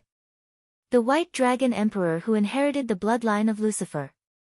The highest level monster in the Nikomata clan. The descendant of Sun Wukong, the great sage equal to heaven. The heir of the King of Knights of Great Britain. The most ferocious god-slaying demonic wolf in Norse mythology. Wukong's team was spectacular to the point that others couldn't imagine. Therefore, the hero faction regarded Wukong's team as a strong opponent and didn't hesitate to attack at this time. In addition, Orpheus, Aster, and Athena might also be transferred here. Chow Chow was arrogant enough to deal with so many people at the same time. Even if the hero faction had 3 highest-level gods destruction equipment, wasn't it too arrogant? Or, did Chow Chow have a trump card that could suppress this lineup? Noah had to think about it. At this moment, Wukong suddenly spoke. Have you fought with Chow Chow? Noah returned to his senses and looked at Wukong. Under Noah's gaze, Wukong asked. How do you feel? Very strong. Noah curled his lips and smiled. But, he went astray. As I said, he has some abnormal attachment to the identity of a human. Wukong's eyes flickered. In this world, there are only 3 humans who can make me use Tyrannosaurus. One is you, one is him, and the last one is the God's destruction equipment holder where I used to stay. The place where Wukong used to stay was naturally the fallen angel faction. This guy who inherited Lucifer's bloodline and the power of the White Dragon Emperor was brought up by Asher. And in the fallen angel faction, there was indeed a God's destruction equipment holder. That God's destruction equipment holder should have been in contact with Wukong for a long time, right? I didn't see your battle with Chow Chow. Wukong looked straight at Noah. But, I can guess that you haven't used your full strength yet, right? And then? Noah asked directly. What do you want to say? I want to say that guy's destruction equipment is also very troublesome, and if he didn't use his full strength, it can only be that he is testing you and trying to find your weakness. Wukong said. Chow Chow definitely knows about your battle with Orpheus. If you were to bring out that level of power, Chow Chow wouldn't be able to withstand a single blow from you. However, he might also know that the power you brought out at that time couldn't be used continuously. Using it would cause an extremely heavy burden. With this weakness, with Chow Chow's insight, it wouldn't be difficult to find a way to restrain you. In other words, Wukong was reminding Noah that it was best not to use the power he used when fighting Orpheus. Otherwise, not only would he fail, but he would also fall into a weakened state for nothing. Unfortunately, Wukong didn't know that Noah's authority was upgrading and couldn't be used. If Chow Chow really formulated a countermeasure against this, it would be useless. Moreover, the current Noah was no longer the Noah of that time. Noah had many trump cards that even Wukong didn't know about. Suddenly, Luffy's voice sounded. I found it,